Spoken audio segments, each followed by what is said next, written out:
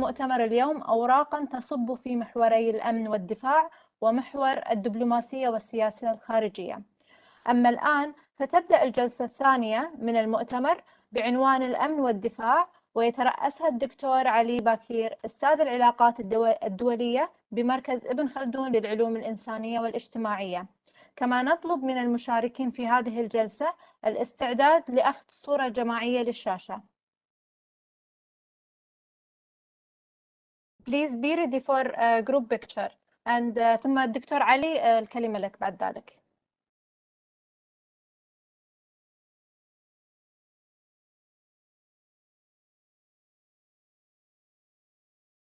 تفضل دكتور. Okay, thank you very much, Afrah. Hello, everyone. Today is the second day of our conference, the Arab-Turkish Relations, Exploring New Horizons, Challenges and Opportunities, organized by Ibn Khaldun Center at Qatar University. Yesterday, we had a very exciting open remarks and session. For those who couldn't attend or follow it, you can find the link at Qatar University's YouTube account. You can see it or share it. Today we have two sessions. The first is about security and defense, and the second one will be about diplomacy and foreign policy.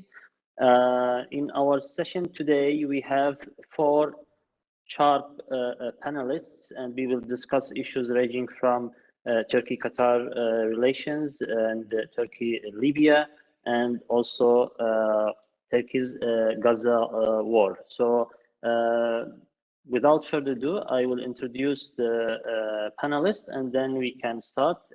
Also, for those who didn't know, this panel will be translated. There will be simultaneous translations from Arabic to English and English to Arabic. You can find the links at Ibn Khaldun Center's website linked to this conference. And for those who want to participate by directly asking the panelists question, they can log into the WebEx application. And those who can or who want only to just to follow, they can follow the YouTube link. So without further ado, we will start with Dr. Nouri Yeşilyurt. He received his BA degree from Ankara University in 2004 and also master's degree from the University of Cambridge in 2005 on Turkey-Arab relations during the World War I. This is quite interesting. He also completed his PhD in 2013 at Ankara University on regime security and small state in the Middle East, the case of Jordan. His publications are mainly focused on Turkish-Arabic relations and MENA politics. He's currently a senior research fellow at University of Kent. Dr. Yeşilyurt will be speaking about analyzing Turkish security engagement in post-Qaddafi Libya within a context of the security reform. So, Dr. Yeşilyurt, the air is yours, please. And I would remind also myself and the panelists, you have around 20 to 25 minutes maximum. Please be time sensitive. Thank you. Thank you very much, Dr. Ali. As you did, my presentation will be on Turkey's security engagements in post-Qaddafi Libya. As you know, following Haftar's latest offensive against Tripoli and Turkey's successful military intervention to rescue government of national accord, too many academic and policy attention has been paid on Turkey's military role on Libyan crisis. But what I noticed in these recent works is that they tend to overlook the fact that Turkey's security engagement in Libya had actually started in first post-uprising years. So, and what I want to do in this paper is to make a kind of comparative analysis of Turkey's increasing security engagement in post-Qaddafi Libya in two different periods. So the first period will be the initial post-uprising period from 2011 to 2014, and the second period is post-2019 periods. And I think that this comparison will also give us a vivid and solid example of how Turkish foreign policy in the region has transformed from the beginning of the decade till its end. And the guiding concept of my presentation is security sector reform, or SSR, which is a part of liberal development and peace-building literature and means restructuring of security sector of post-conflict countries according to democratic governance principles in a way that ensures state and human security effectively and efficiently. So the concept of SSR actually denotes a shift from Cold War military assistance programs of train and equip style to a more holistic, democratic, and people-centered reconstruction approach. I'm using SSR as a guiding concept for two main reasons. First of all, Turkey's security engagement in post-Qaddafi Libya included many SSR-related activities like police reform and military reform. And secondly, Turkish officials often justified their security engagement in Libya with references to SSR concept or affiliated terms and objectives.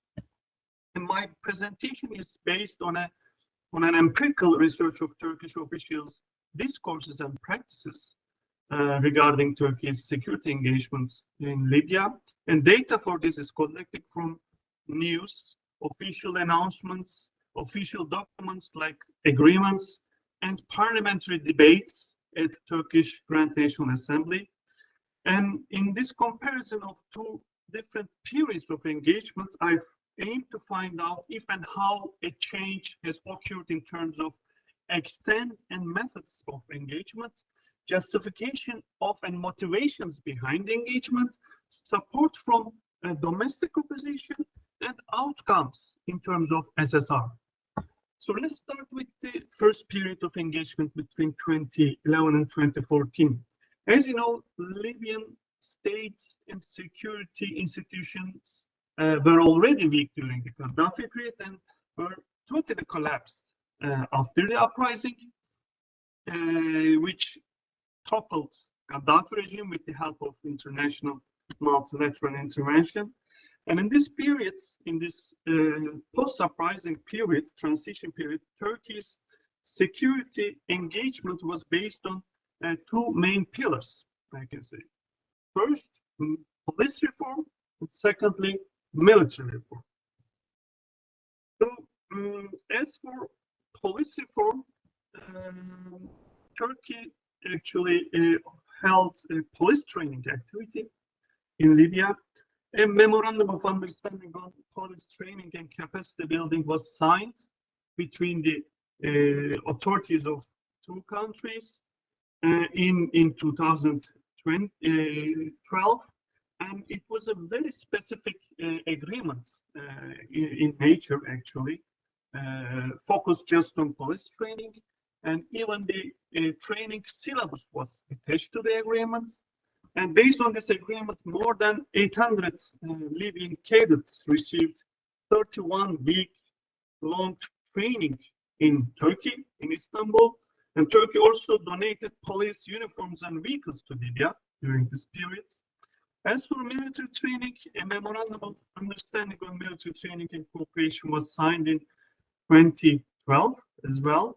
And it was less specific in nature compared with police training agreements. And it envisioned development of military education and training in 19 different fields. And based on this agreement, more than 300 Libyan fighters received 14 weeks long commander training in Turkey, in Isparta, between 2013 and 14. And overall, all these activities were held in full coordination and cooperation with international partners. So, in other words, both of these trainings were a part of wider international effort to reconstruct Libyan security sector under the coordination of either UN, UNSMIL, or G8 countries. So Turkey was one of the countries that contributed to this process, along with the US, the UK, Italy, and Jordan. So that was a multilateral, multinational effect. And in official discourse and debates, Turkey's security engagement was justified by Turkish officials with frequent references to peace building and SSR terms and objectives, such as bringing peace and stability to Libya, capacity building and reconstruction, support and respect for human rights, institutional strengthening, and so on. But there are also references to historical ties between the two countries as well. In my opinion, the main motivation for Turkey's security engagement in Libya during this period was to make up Ankara's initial procrastinations in its foreign policy towards the Libyan uprising, which caused Turkey to be framed as a pro-Qaddafi, state by rebels, and also provoked reaction of rebels on some occasions, and risked Turkey's isolation in the post-Qaddafi process. So actually, Turkey tried to compensate this its initial hesitant policy towards Libyan uprising by becoming more actively involved in Libya's reconstruction in a more technocratic and non-partisan and multilateral manner, I can say. It is also important to note that this engagement did not receive a harsh reaction from Turkish opposition parties during that time. Of course, there were some, they criticized the contradictions of Turkish foreign policy in case of Libya, but in the end, both of these agreements were endorsed by Turkish parliaments almost unanimously. So opposition parties, by then CHP and MHP, both voted positively for these agreements. Only BDP voted against one of them. And in terms of outcomes, the whole affair was a fiasco, not just for Turkey, but for all international partners who were involved in this. First, the engagement was a typical Cold War style train and equip program, rather than a holistic, institution and state building approach as proposed by security sector reform. But even as a sole train and equip program, it was problematic due to poor vetting criteria, organizational problems, and poor follow-up mechanisms, I can say. So many disturbances and fighting broke out among cadets during the trainings. People with different ranks and experience received the same uniform training, so that caused problems among trainees. And some found trainings very hard and quick.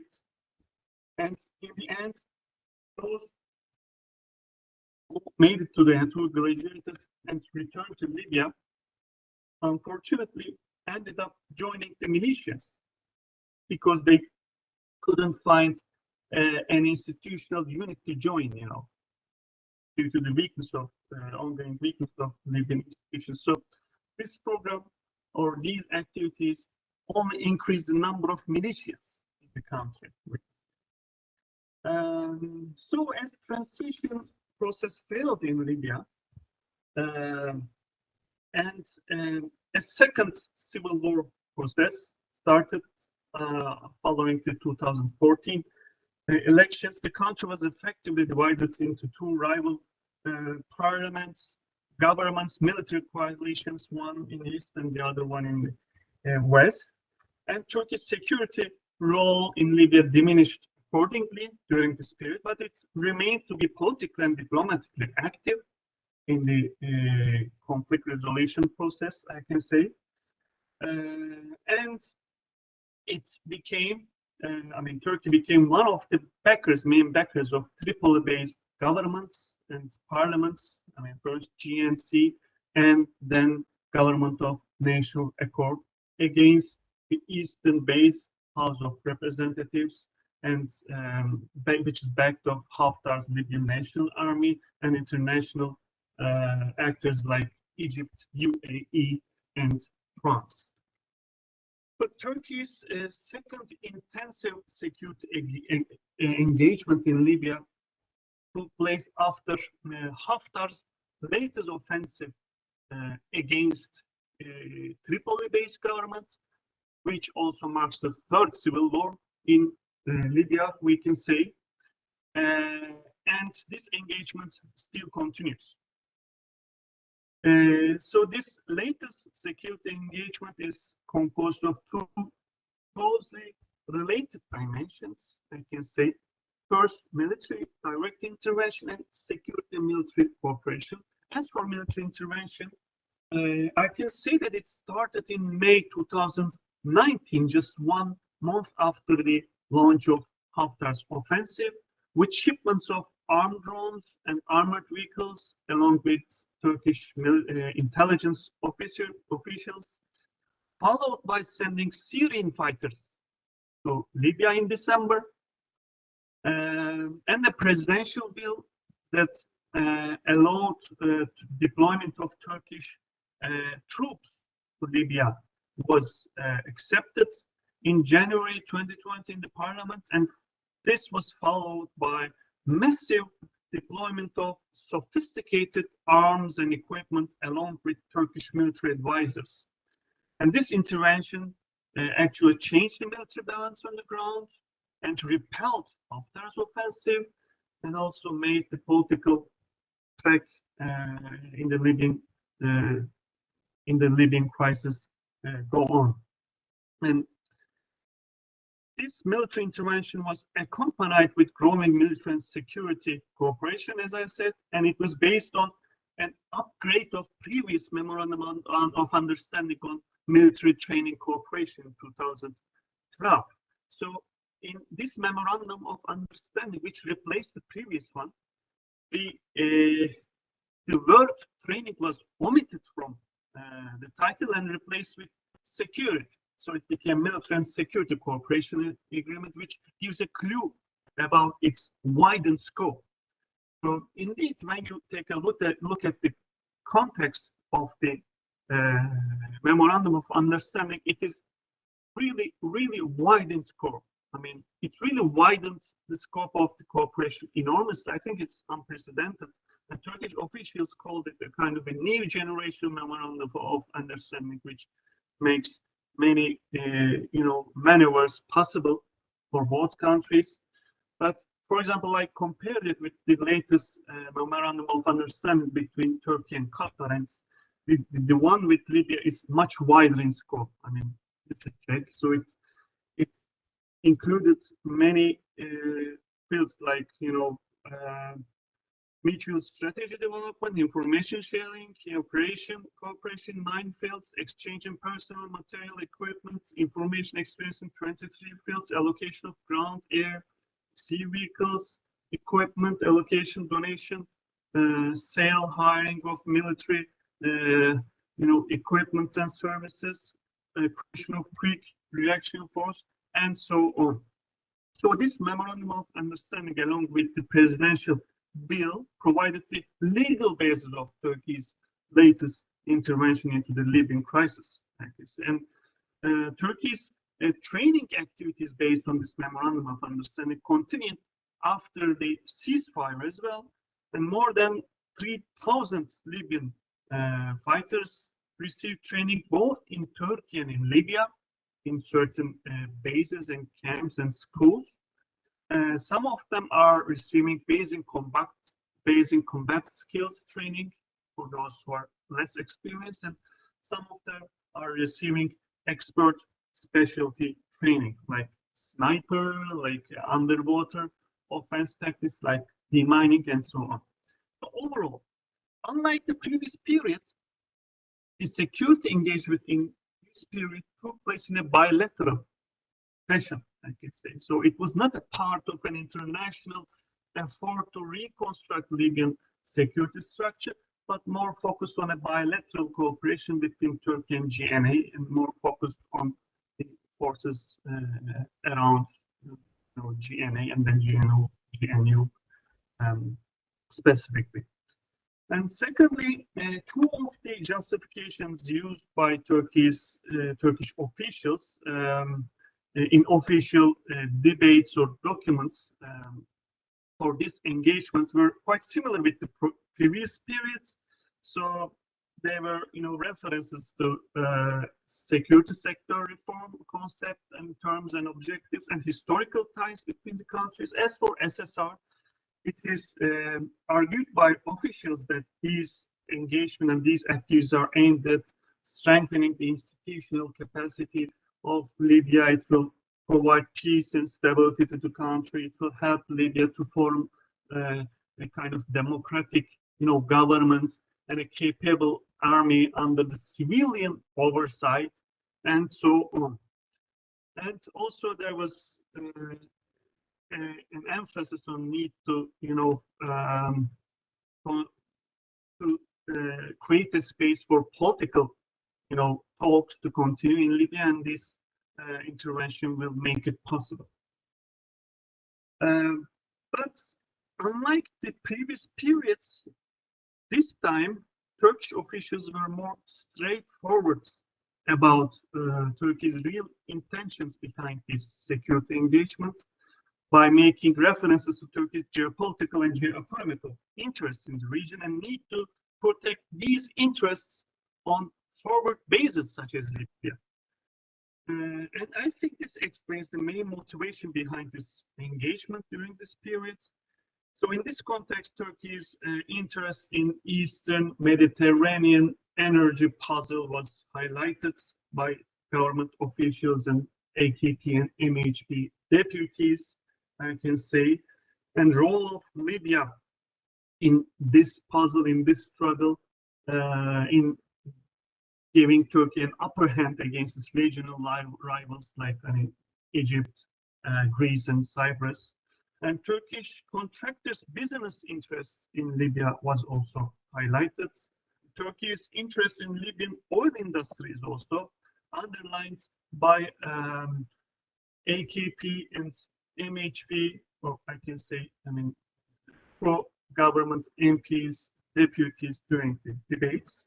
And unlike previous periods, opposition parties criticized these memorandum of understandings and presidential bills as a part of adventurous pro-Ikhwanist policy and a breach of international law and UN Security Council restrictions, and also an intervention in domestic affairs of other countries. So this time they voted against these memorandum of understanding on military cooperation and also the presidential bill to Turkey.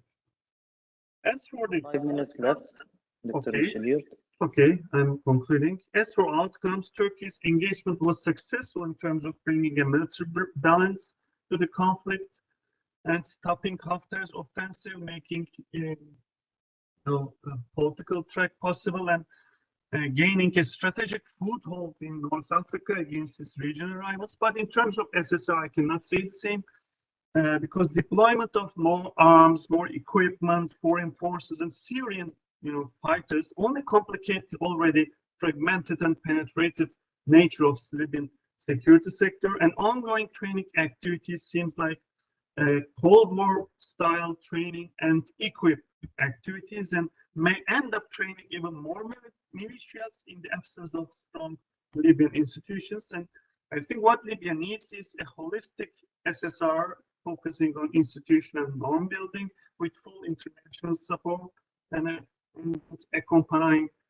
political dialogue. So in conclusion, my last word, in general, from the start of the decade to the end of the decade, Turkey's security engagement in Libya transformed from being a multilateral affair to bilateral affair, from the making up its previous foreign policy both by contributing to Libya's construction, to gaining a strategic foothold in North Africa and East Mediterranean, from a more or less consensual affair in domestic politics to a divisive affair in domestic politics. And in terms of SSR, I can say that both periods were unsuccessful and problematic. Thank you very much for your patience. Thank you very much. Very interesting layout of the Turkey's security engagement in post-Qaddafi era in terms of SSR. It raised a lot of questions in my mind about, the Libyan case is very complex. Now, also, we are supposed to witness presidential elections at the end of this year, supposedly. And there is a question about the fate of the Turkish Libyan Memorandum of Understanding. One also thing that raised my attention is the training and equipping program. It is claimed that Turkey is one of the most successful countries in terms of training and equipping compared to the experience of United States in the region, for example. And of course, this is something to be tested later. But I will respond this question, of course, to the end of our session. Now I will move to our next panelist, Nasiba Hijrat Bataloglu. She is a PhD candidate at the Middle East Technical University, METO, in Ankara. She is also a research assistant in the Gulf Studies Center, Qatar University. She got her master's from Qatar University on Turkey and Iran's soft power in the Gulf Cooperation Council.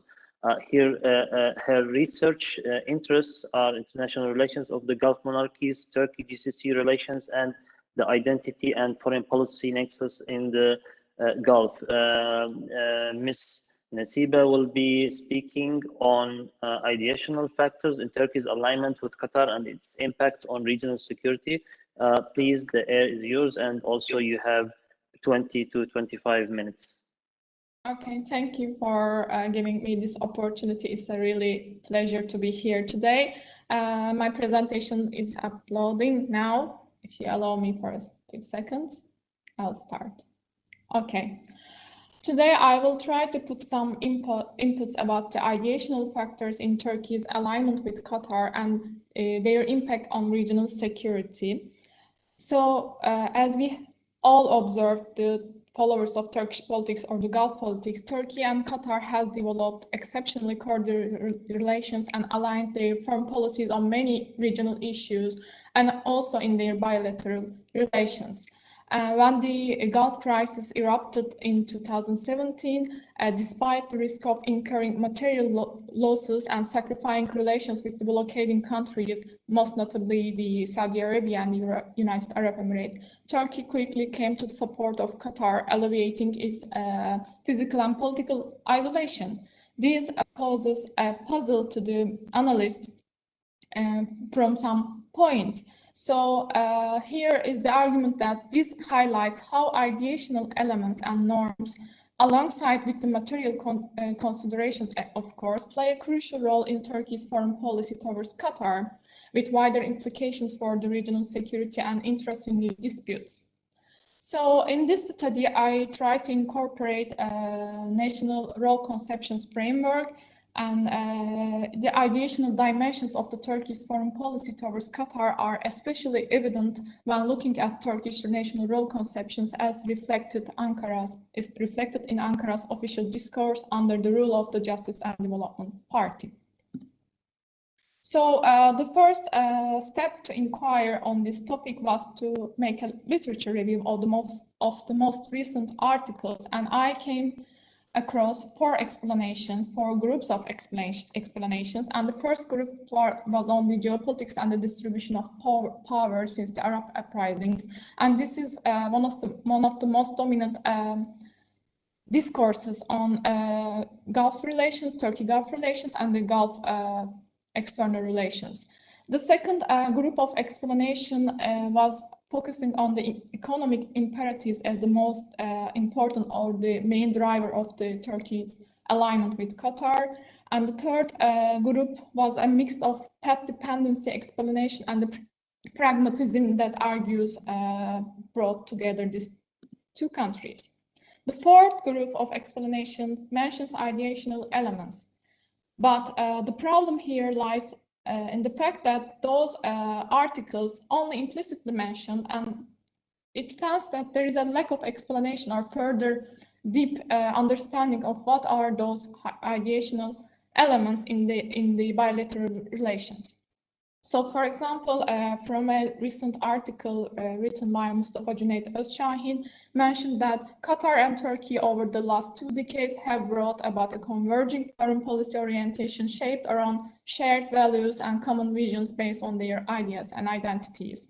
Similarly, The Economist published that ideology, economics, and angry neighbors brought the two countries together. And Dr. Ali Bekir also mentioned in his book chapter, Turkey's siding with Qatar in the 2017 Gulf crisis arguably demonstrate that values such as the right thing to do matter in Ankara's foreign policy. But question is that how we can unpack those ideational elements. So when I searched for a toolkit to study, I came across a national role conceptions framework. I am not embedded in this approach. I just studied it recently for this presentation, and I found it very convenient and useful to articulate when we study the ideational elements in Turkey's alignment or Turkey's relations with Qatar in the last decade. So basically, what is national role conceptions? It's introduced by the Kalevi-Jacobo-Hosti in 2017. And in his seminal study, he elaborates on a typology of 17 different national role conceptions that determine national role performances and that are defined as patterns of attitudes, decisions, particularly to explain how decision makers perceive their nation's orientations and tasks to responses, functions, and commitments toward other states. So, one of the most useful aspects of this framework is that role conceptions are seen as dependent upon various material and ideational factors such as economic and military resources, geographical location, political culture, and national values. And equally important, some studies have shown that states can claim multiple roles in their international relations. And as a methodology, this framework capitalizes on the speeches and the statement by the foreign policy elites to identify certain national role conceptions. This is one of the weaknesses of this approach because it's very elite-centric.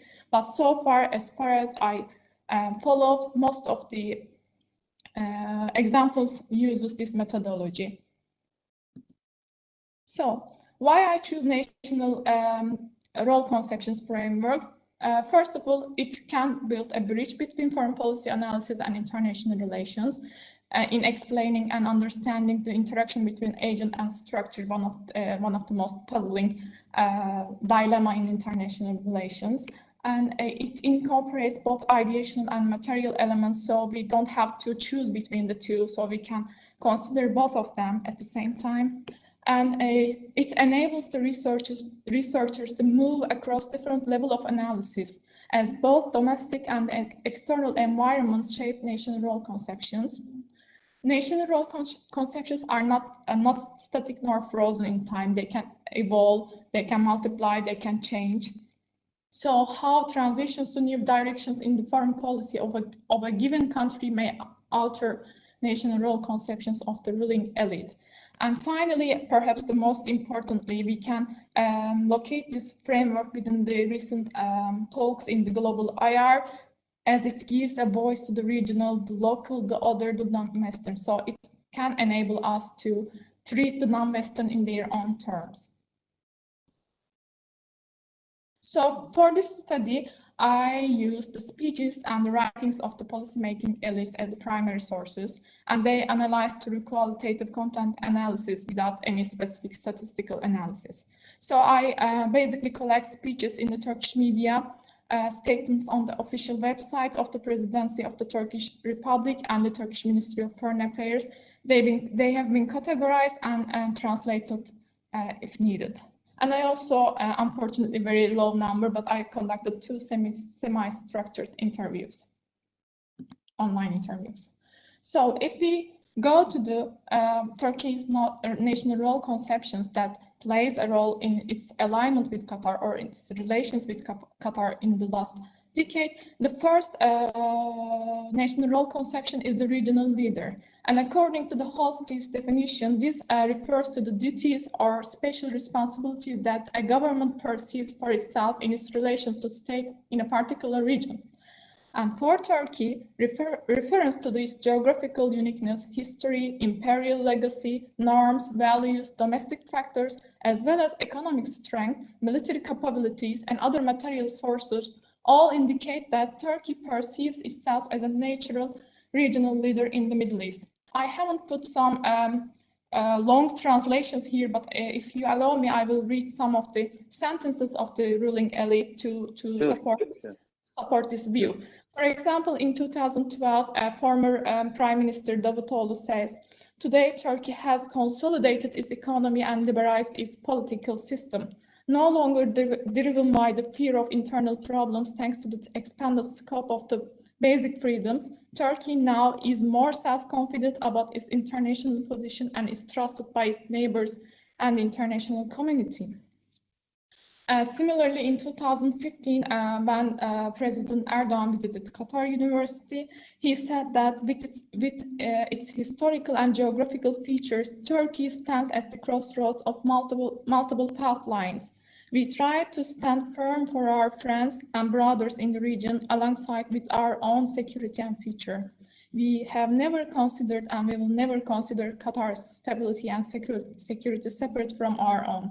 As these two statements show that Turkey, with its material and ideological components, sees itself as a regional leader, and this is very apparent in its relations with Qatar. In return, also Qatar, to some extent, accepts Turkey's role as a regional leader. For example, in 2014, former Qatari envoy to Ankara has given an interview to the Turkish media, and he said, "There is no doubt that Turkey is a leading country in the region, and as Qatar, we expect that Turkey's role in the region will increase further in the coming years." When we move to the second national role conception, is regional protector, and it refers to the special leadership responsibilities on a regional or issue area basis, places emphasis on the function of providing protection for adjacent regions. So this is also apparent in Turkey's discourse towards the region, and for Turkey, there is a sense of responsibility to protect suffering people, reconsidering the regional order within a normative framework based on shared history and values. This is also very apparent in Turkey's relations with Palestine and Syria, and a citation from President Erdogan shows that we are also responsible to protect the rights of the oppressed in Syria, the children starving to death in Yemen, and the orphans in Palestine. When we look at the relations with Qatar, the Gulf crisis has also bring this regional protector role of Turkey into the surface, because right after the blockade, Erdogan has said that we will continue to stand by the oppressed. No offense, but we will continue to offer all kinds of support to Qatar. So as we can see from here, it's a very strong ideational basis when we consider Turkey's relations with Qatar.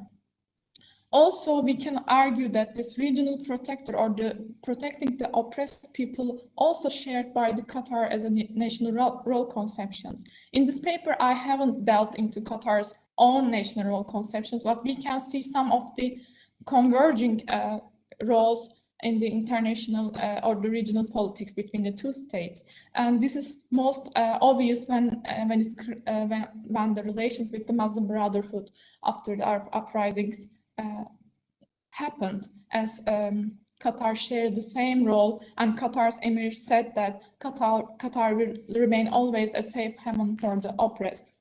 Of course, it would be very misleading to argue that the support of Turkey's and Qatar's to Muslim Brotherhood has a pure ideological or ideational basis. It's a mixture of pragmatism and ideational elements, in my opinion. So the third national role conception is the defender of Islam. Of course, this doesn't appear as a defender of Islam, but rather defender of the faith in Holsti's categorization. And it means that some governments view their foreign policy objectives and commitments in terms of defending value systems rather than specified territories from attack. So what we observed in the last decade that the current Justice and Development Party put some strong emphasis on Turkey's authentic Muslim identity, adopted an Islamic identity in opposing Western domination in the international arena, and embraced an Islamic discourse in its foreign policy. Here again, I can just read some of the statements. For example, we must defend Al-Quds, which is the Islamic Ummah's dignity, honor, and apple of the eye, at the cost of our lives. We cannot remain indifferent to the problem of our brothers and sisters while taking care of our own troubles. We must be on the ground, given the hypocrisy that is displayed when the blood and the life of the Muslims is at stake. So this is a statement of Erdogan in 2018, and as we can all see, it's used as a way to oppose Western hypocrisy towards the Muslim causes. So in Gulf crisis and in relations with Qatar, this notion of defender of Islam also articulated to some extent. As just after the blockade, Erdogan has said a very grave mistake is being made in Qatar. Isolating a nation in all areas is inhumane and against Islamic values. It's as if a death penalty decision that has been taken for Qatar. Ankara is trying to involve other actors in order to end the isolation of Qatar as the chair of the Organization of Islamic Conference. So here we can see there are references to the Islamic values, and Turkey articulates its position as the chair of the Organization of the Islamic Conference. Similarly, Foreign Minister Mevlut Çavuşoğlu also raised this is unacceptable during the holy month of Ramadan, etc. Also, we can here again, once again, talk this convergence of role conceptions between Turkey and Qatar when it comes to defender of Islam, because since the Arab uprisings promoting Islamism in the Middle East become another feature bringing Turkey and Qatar closer together on many fronts, and the convergence of the two countries' visions for the region that has a strong ideational foundations as the champions of Islamism has become the glue that holds together the Turkish-Qatari axis. The fourth national role conception that I found in the statement is the faithful ally, and according to Holsti, this refers to the beyond mere rhetoric. The role conception of faithful ally can be taken into consideration when a government makes a specific commitment to support the policies of another government. So for Turkey, Qatar is proven to be a full-weather friend, especially Doha's support during the coup attempt in 2016 has proven Turkey that Qatar is a real friend, and in return, President Erdogan and his government feel a strong sense of responsibility and commitment to support the ruling elite in Qatar, especially since the 2017 blockade. So during a visit to the military base in Qatar, Erdogan has said that base is not a product of an interest-based hegemonic mindset like other equivalents. Those who demand the shutting down of this base are the ones who still have not realized that our country is full-weather friend of Qatar. Throughout our history, we have not left our friends alone in the face of threats and perils, and we will never leave that alone. I'm sorry for the translation. This is translated from Turkish to English by myself, but as we can see from this statement, Turkey make it clear that it's a faithful ally for those for its friends during the difficult times. The last national role conception does not appear either in Holsti's typology or in the literature. national role conceptions, but this is my humble aim to contribute to the literature.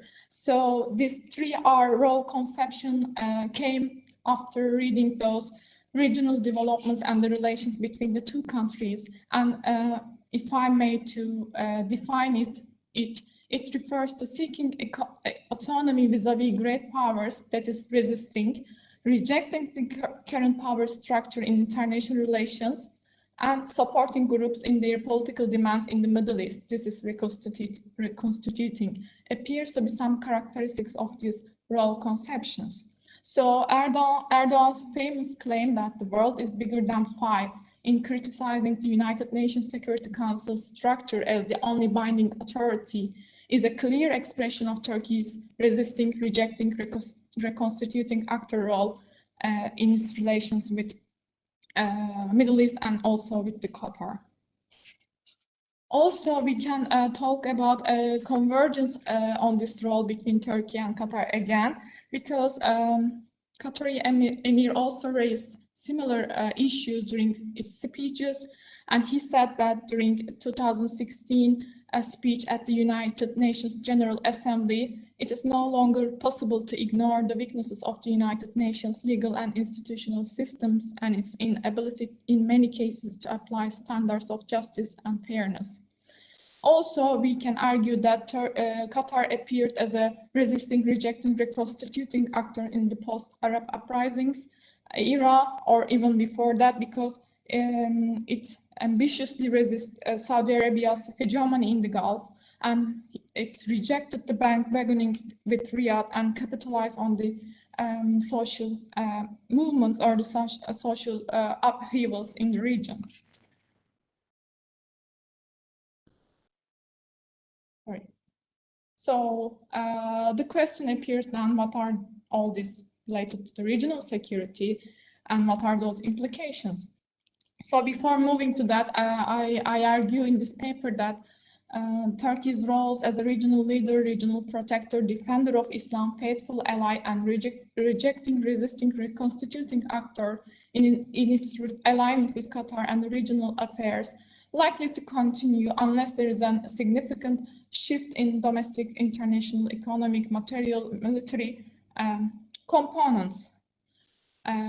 Based on where you are looking from, the results has both can be stabilizing and destabilizing. First of all, I have to admit, we can argue that some of the national role conceptions that Turkey attributes to itself dictates more reliance on hard power capabilities in the region. So for instance, in this example, the most obvious one, the military base in Qatar brings Turkey's role as an external balancer in the Gulf crisis. And it's been argued that because this has prevented the further escalation of the crisis and possibly prevented an attack or invasion from Saudi Arabia. So the regional protector and the faithful ally role conceptions in Turkey's foreign policy towards Qatar can be highlighted as a stabilizing factor in the region. Similarly, the ideological or the ideational foundations of the Turkish-Qatari bloc in the new constellation of regional power enable this moderate resistant axis to adopt more pragmatic, flexible, and issue-based perspective in the relations with the other regional blocs, namely Saudi-led status quo group and Iran-led revisionist camp, and extra-regional actors such as Russia. So the resisting, rejecting, reconstituting role conception especially enables both Turkey and Qatar to engage in a dialogue and cooperation with different actors in order to carve out an autonomous sphere of influence through mediation and proactive diplomacy. This flexibility of the Turkish-Qatari axis therefore may contribute to the normalization of cross-bloc relations by keeping communication and cooperation channels open, and as a wishful thinking maybe at this stage, but a gradual sectarianization of the politics. On the other hand, the role conception of defender of Islam is likely to continue being a destabilizing factor in the regional affairs, Turkey's challenge of Saudi Arabia's primacy in the faith domain and Ankara's own national role conception as defender of Islam faced strong resistance from Riyadh. Turkey's quest for religious leadership and poses an ideational threat to Saudi Arabia, and it touches very Saudi sensitivities. Also, as we have all observed, the most fierce competition happened within the interest-Sunni bloc after the Arab uprisings, and this was mainly because two competing visions when it comes to support Islamism. The Turkish-Qatari bloc's support for Islamism from below after Muslim Brotherhood and AKP models is at odds with Islamism from above, symbolized by the Saudi Arabian monarchy. And so far, despite this rapprochement atmosphere in the region, I think this issue has not solved completely and may continue to be a destabilizing factor in the future relation.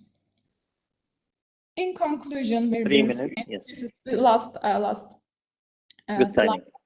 Okay, role theory and the national role conception framework appear to be a practical, useful, coherent approach to delve into ideational factors in Turkey's foreign policy towards Qatar in the last decade. Role conceptions such as regional leader, regional protector, defender of Islam, faithful ally, and rejecting, reconstituting actor help explain how ideational elements interplay with material capabilities depending on domestic and regional developments in shaping Turkey's relations or alignment with Qatar. So, of course, it's not plausible to isolate one dimension and highlight this is the most important dimension in this process, but by focusing on ideational elements, this article or this presentation tries to highlight what often remains at the margins in explaining this partnership and its implications for the regional order in the post-Arab uprisings Middle East. So thank you for listening. Thank you very much, Nasiba. This was really a useful and important intervention from you. I think that I agree with you that they don't have to choose between ideational and material factors when it comes to their relations. One also controversial point that we always hear about is the type of relation between Turkey and Qatar and the Muslim Brotherhood. And you have mentioned, and the type of relation is more about the pragmatic than ideological. And I totally agree from my own perspective on this conclusion. But I think that also we need to work more on the Qatari-Turkish alliance. It is one of the longest standing alliance in the Middle East after the alliance between Iran and Syria. And so we need to study it more, I think. Also, one message that Turkey is trying to send in the, and you have maybe highlighted some of the parts of this controversial point, Turkey is trying to pose itself as a reliable and trustable and credible ally to friends and allies in the region in a period where the US is in decline and there is a vacuum in the region. So everyone is trying to find a new way to safeguard its national security. So we will have probably more questions on this issue at the end of the panel. Thank you very much, Nasiba. And right now we will move to the next panelist. I believe Dr. Ali will want to speak in Arabic, so I introduce him in Arabic, and then we move to his to hear his intervention.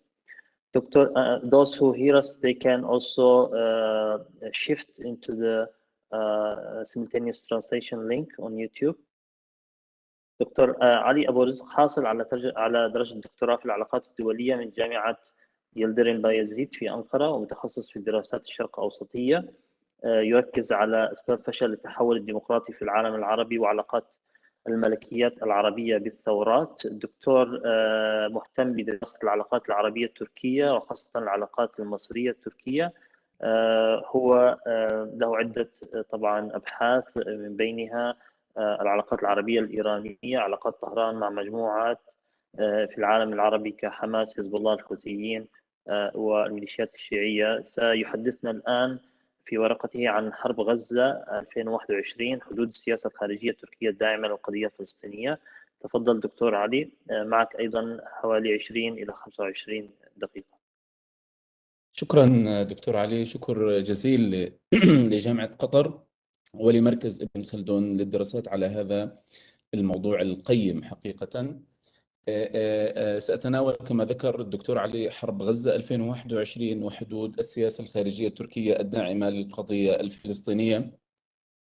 ما أثارني حقيقة للحديث في هذا الموضوع هو أن بعد الحرب الإسرائيلية مباشرة على قطاع غزة صرح زعيم حركة حماس في قطاع غزة يحيى السنوار في مقابلة له رسمية مع وكالة الأناضول أنه ينظر بعين التقدير للدعم التركي الإغاثي لقطاع غزة قبل وخلال الحرب الإسرائيلية على غزة، ولكنه استدرك ماذا قال؟ أن المأمول من تركيا هو أكبر بكثير على صعيد دعم القضية الفلسطينية. رافق هذا الطرح مجموعة من المشاركات لنشطاء وكتاب مقربين من حركة حماس قالوا أن المأمول من تركيا أكبر بكثير. هذه الطروحات يبدو أنها جاءت مدفوعة بالتحول التركي نحو انتهاج سياسة خشنة نوعا ما في سوريا وليبيا وأذربيجان كرباخ. الإيحاءات جاءت أن هناك ضرورة لزيادة الدعم المالي والإغاثي وقطع العلاقات الدبلوماسية والاقتصادية تماما مع إسرائيل. الدبلوماسية التركية خلال الحرب الإسرائيلية على غزة، ماذا فعلت تركيا أو الدبلوماسية التركية حين تحركت خلال الحرب الإسرائيلية على غزة؟ رأينا واحد، اتصال الرئيس أردوغان بعشرات الزعماء حول العالم لممارسة الضغط على إسرائيل لوقف عدوانها على غزة، وأيضا جهد من وزير الخارجية التركي مولود جويش أوغلو واتصالات بعشرات من نظرائه حول العالم لممارسة الضغط لوقف الحرب، دعوة تركية رسمية لانعقاد مؤتمر القمة الإسلامي أو المؤتمر الإسلامي، وفد فلسطيني تركي مشترك هنا ذهب من هنا من أنقرة لحضور اجتماع الجمعية العامة للأمم المتحدة، وكان هناك دعم إعلامي تركي قوي عبر المنصات الصحفية والإعلامية الرسمية لتركيا مثل وكالة الأنباء الأناضول وتي ار تي وورلد وتي ار تي العربية وغيرها، وأيضا دعم إغاثي عبر منظمة تيكا الحكومية والهلال الأحمر التركي ومنظمات المجتمع المدني. أضيف إلى أن هناك إشارة دعم ضرورية جدا، أن هناك مظاهرات ضخمة تم تنظيمها في عدة مدن تركية وخصوصا في مدينتي إسطنبول وأنقرة رغم ماذا؟ رغم حالة الإغلاق الشامل بسبب وباء كورونا في تركيا. التناول والتقييم الإسرائيلي أيضا لدور تركيا أو الأداء التركي أو الدبلوماسية التركية خلال الحرب الإسرائيلية على غزة. قالت الصحف الإسرائيلية أن هناك تبني تركي كامل للرواية الفلسطينية، إضافة إلى جهود تركيا الدبلوماسية والإعلامية والإغاثية. ولكن ماذا قالت الصحف الإسرائيلية؟ قالت أن تأثير تركيا على أحداث الميدان على الأرض خلال الحرب كان محدودا للغاية. هذا يعني أن هناك آراء فلسطينية وقد تكون إسرائيل قد اتفقت أن الأداء التركي خلال الحرب على غزة كان متميزا جدا على الصعيد الإعلامي والدبلوماسي والإغاثي، ولكنه أقل من المتوقع على الصعيد الميداني. الإطار النظري لهذه الدراسة، هذه الدراسة تبحث العوامل الداخلية التي ترتبط بتحديد السياسة الخارجية. هناك عوامل داخلية وعوامل خارجية بشكل كبير ترتبط بتحديد السياسة الخارجية للدول. العوامل الخارجية كالظروف والأطر التي تقع خارج الإطار الجغرافي للدولة كطبيعة النظام الإقليمي وطبيعة النظام الدولي، ولكن هنا في هذا البحث سأبحث وأناقش العوامل الداخلية فقط كالعامل العسكري، الاقتصاد، الأيديولوجيا والدين، جماعة الضغط والمصالح والرأي العام والإعلام. هناك تأثير للقوى العسكرية على السياسة الخارجية لكل بلد. كل بلد تقوم باستثمار قدراتها الاقتصادية في سلوك سياسة خارجية. الأيديولوجيا أيضا تؤثر ولا تساعد في بلورة الإطار الفكري والعقلي، ولكن تضع متخذ القرار في حالة تصور دائم للمستقبل. والرأي العام يتفاوت من بلد لبلد. هناك الرأي العام مهم في البلدان الديمقراطية التي تكون أكثر استجابة بالطبع للرأي العام وتطلعات الشارع، منها من النظم السلطوية الدكتاتورية وأيضا جماعة الضغط والمصالح. لنبدأ بدراسة المؤسسة العسكرية التركية والسياسة الخارجية تجاه القضية الفلسطينية. لماذا استحضرنا المؤسسة العسكرية؟ هذا يساعدنا لفهم مدى تدخل الجيش التركي في صنع السياسة الخارجية عموما والقضية الفلسطينية على وجه الخصوص، والعلاقة مع إسرائيل أيضا، لأن الجيش التركي صاحب تاريخ طويل في التدخل في تشكيل جميع نواحي الحياة السياسية، وهذا يعود إلى عدة أسباب تاريخية، اجتماعية، ثقافية.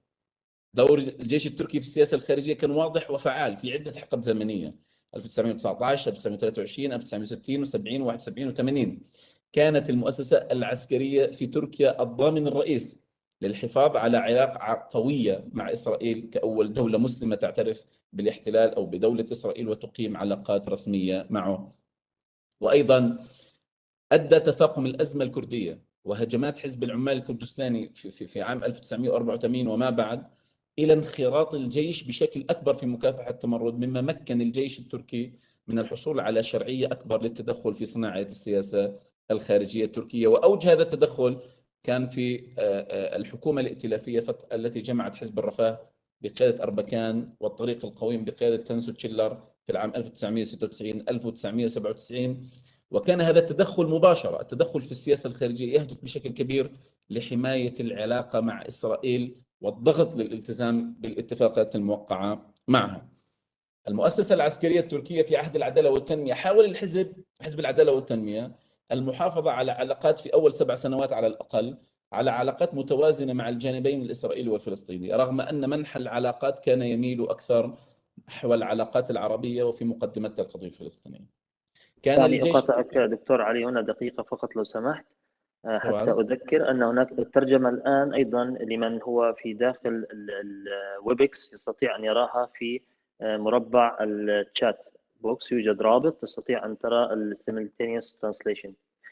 For those who want to follow the simultaneous translation from Arabic to English, they can also refer to the link in the chat box to the right. For those who logged with us using Webex app. So sorry for interruption. Please, Ali, you can continue. It's okay, no worries.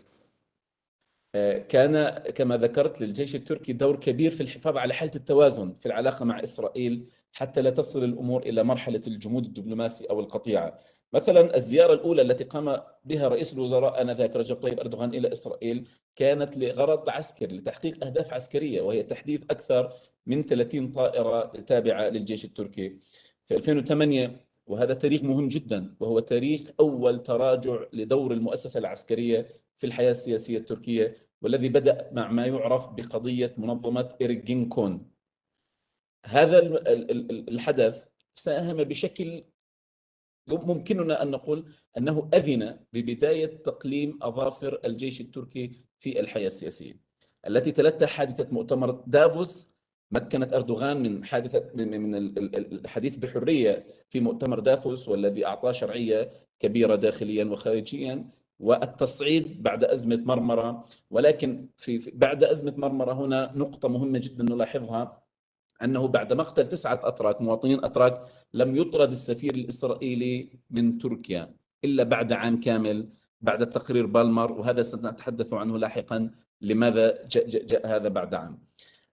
أما الحدث الأكبر على الإطلاق في موضوع تدخل الجيش التركي في الحياة السياسية التركية هو المحاولة الانقلابية عام 2016.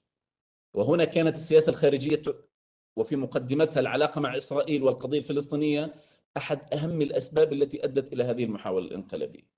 وذكر الانقلابيون في بيانهم الذي أذيع عبر قناة تيرتي، قالوا أن الحياة السياسية الخارجية، ذكروا السياسة الخارجية لحزب العدالة والتنمية كأحد أهم الأسباب التي قادت للانقلاب. وذلك أحد أهم نتائج الانقلاب الفاشل أن الحكومة التركية سلكت عددا من الإجراءات جعلتها أكثر حسما فيما يخص سياستها الخارجية المرتبطة بأمنها القومي والإقليمي. مكنها من عملية درع الفرات عام 2016، غصن الزيتون 2018، نبع السلام 2019، تدخل في ليبيا عام 2020، ومساعدة الجيش الأذربيجاني لتحرير كرباخ في نفس العام. ممكن أن نقول أن هذه التجربة الفاشلة أو محاولة الانقلاب الفاشل حررت السياسة الخارجية التركية نوعا ما أو بشكل كبير من قبضة الجيش التركي. وأيضا هناك تطور مهم جدا، وهو التحول إلى النظام الرئاسي عام 2017. التحرر إلى النظام الرئاسي عزز من سلطة الرئيس ووزير خارجيته وفريقه كمصدر رئيس لرسم السياسة الخارجية في البلد. وهذا ظهر في الملف الفلسطيني كما ذكرنا، قلنا أن مقتل 9 مواطنين أتراك جعلهم يؤجلوا طرد السفير إلى بعد عام كامل، ولكن المجزرة التي ارتكبت بحق الفلسطينيين في مسيرات العودة على حدود غزة في 2018 جعلهم يطردون السفير التركي بعد ساعات من المجزرة. وهنا نلاحظ كيف تحررت السياسة الخارجية التركية من قبضة الجيش بشكل كبير، لكنها لم تتخلص منها تماما، فلم تتحول تركيا إلى دولة اسكندنافية. ما زال هناك تأثير ولو محدود للجيش التركي في السياسة الخارجية للبلد، مثل التقرير الخطير الذي نشرته مؤسسة بحثية تابعة لوزارة الدفاع الأمريكية، مؤسسة ترند، عام 2020 جاء تقرير خطير أن هناك ما زال غضب يسيطر على مجموعة من الضباط من أصحاب الرتب المتوسطة تجاه قيادة الجيش بعد فصل المئات منهم. هذا التقرير طبعا قوبل برفض واستنكار شديدين من قبل المؤسسة العسكرية التركية، وعدد من الكتاب الأتراك حقيقة دعوا الحكومة لأقصى درجات الحذر، لأخذ أقصى درجات الحذر، كون هذا التقرير ينتج من مؤسسة رسمية أمريكية. كما ذكرنا بسبب تأثير المؤسسة العسكرية الكبير وعلاقتها بالولايات المتحدة لم يتجاوز الدور التركي في القضية الفلسطينية سوى مساعدات إنسانية، إغاثية، إعلامية للشعب الفلسطيني في الداخل، تقديم دعم سياسي لمن؟ للسلطة الفلسطينية في المحافل الدولية، وتقديم دعم سياسي لحركة حماس والاعتراف بحركة حماس بعد فوزها بالانتخابات، والتواصل مع القادة الفلسطينيين من فتح وحماس لإتمام عملية المصالحة. هذا كله جهود تركية تجاه القضية الفلسطينية، لكن بالطبع هذا الدور لم يتجاوز الخطوط الحمر المتعلقة بأمن إسرائيل. مثلا ربطت أنقرة استضافتها لقادة حماس على أراضيها بعدم القيام بأي أعمال عسكرية تنطلق من تركيا تجاه الاحتلال، وهذا فيه إشارة واضحة وقوية أن أنقرة ما زالت ملتزمة بالمحددات التي رسمت من قبل الولايات المتحدة، الحليف القوي لتركيا والصديقة للمؤسسة العسكرية، بعدم العبث وعدم المس بأمان إسرائيل. نذهب إلى العامل الاقتصادي. استحضار العامل الاقتصادي مهم جدا لفهم العلاقة بين الأداء الاقتصادي في تركيا وتأثيره على رسم السياسة الخارجية. أحد أهم الدوافع، إن لم يكن الدافع الأهم على الإطلاق، للدولة التركية والتي ظهرت في عهد تورغوت أوزال من عام 1980 إلى الآن، يرجع بالأساس لسبب اقتصادي. هذه البلد تحولت إلى ظاهرة ما يسمى تريدينج ستيت أو دولة تجارية استثمارية في كثير، كما عبر عنه طبعا عالم الاجتماع السياسي الأمريكي ريتشارد روزيكرانس. في كثير هذه الدولة تركيا تضع مبدأ التبادل التجاري كأولوية في العلاقات الدولية والسياسة الخارجية. هذا التوجه كما ذكرنا مرتبط من قبل وصول العدالة والتنمية إلى الحكم، منذ مجيء تورغوت أوزال عام 1900 أو 81 أو 82. كان لإسرائيل نصيب الأسد من هذه الاتفاقيات الاقتصادية. وقعت اتفاقية تجارة حرة عام 1996، ازدواج ضريبي 97، استثمار ثنائي 1998، وجاء حزب العدالة والتنمية ليحافظ على علاقات اقتصادية قوية جدا مع إسرائيل ويسعى إلى تنميتها. عام 2002 كانت $1 مليار حجم التبادل التجاري بين الدولتين، $1 مليار. عام 2020 نحن أمام $5 مليارات. وهذا يظهر أن أنقرة وضعت الأولوية للاقتصاد في عدم تأثر العلاقات الاقتصادية بين إسرائيل وتركيا في عدة أزمات. تعرضت لعدة أزمات دبلوماسية ولكنها لم تتعرض لأي انتكاسة اقتصادية.